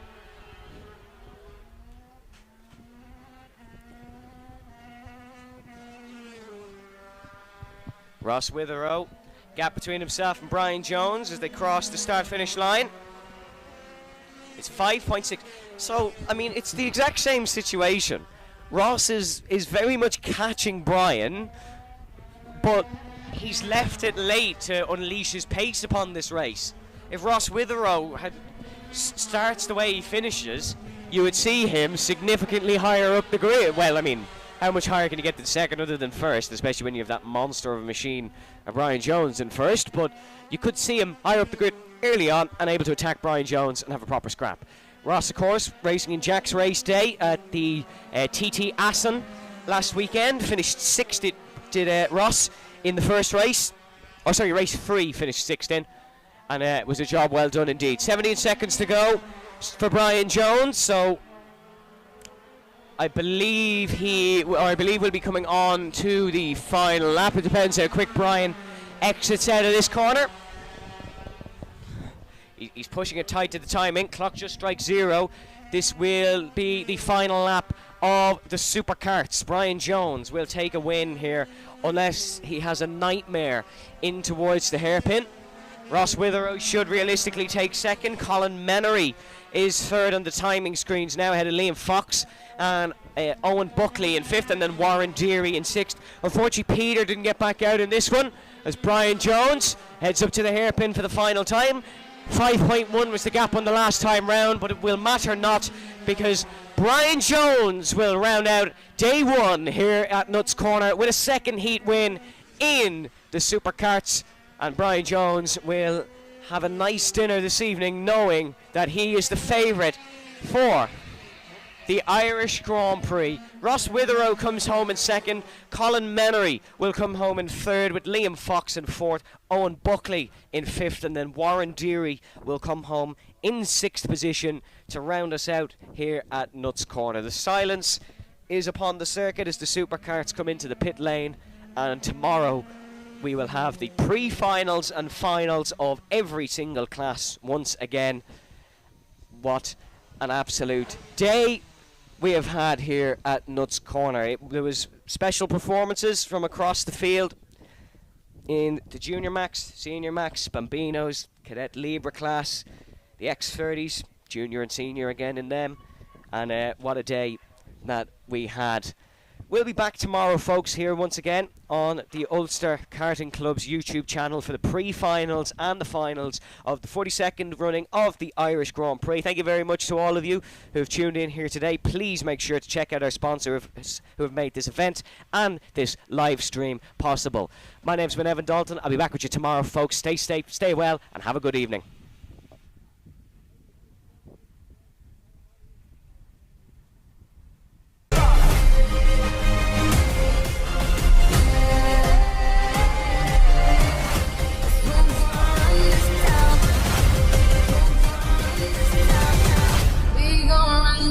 downtown.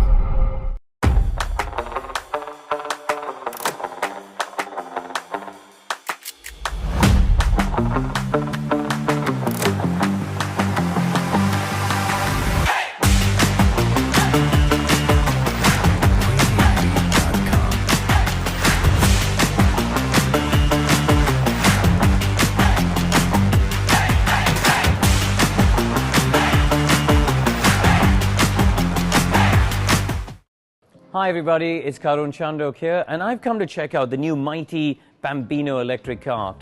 Now, as some of you may know, the Como class is going to be phased out. There's not going to be any new homologations. Of course, those of you who invested in karts will carry on racing in the National Championship. But this really is the future. It's much easier to run, to be honest. I went out with my son to Wilton Mill to have a go, and I couldn't believe how easy it was, because you're not messing around with jets and carbs and all of these other things with the traditional petrol engines.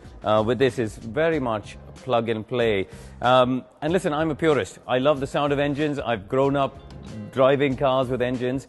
But you can also see how much spending money on engines and spending money on Cadet and Bambino karts has really had a big influence on the results. And that's something we as the governing body at Motorsport UK want to change.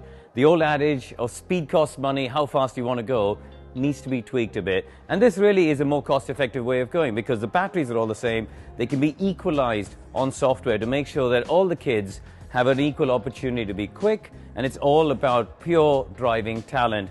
So the batteries are housed in here. They've got about 3 horsepower, which is just perfect for young kids at the age of 6 coming in to drive. Obviously, if they're under 6, we can put in restrictors. And honestly, it's a little plug that goes in, and you can restrict the speed to 15, 20, whatever mile an hour you want, really, for kids to have their first go and learn how to drive it. And yeah, it's nice to see where the future is going. And obviously with Bambinos, it's going to be the first step.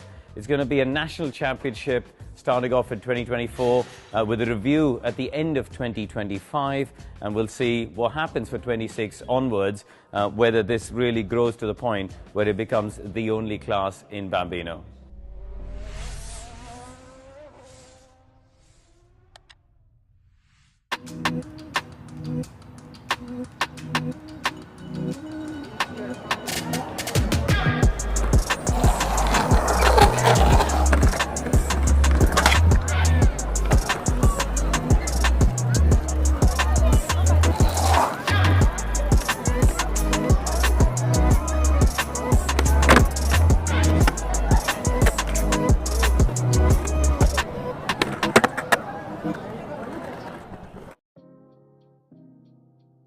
One of the biggest questions I get from a lot of parents on my website or social media is, how do we get started? We don't even know what to do. We don't know anything about engines. We don't know anything about karts.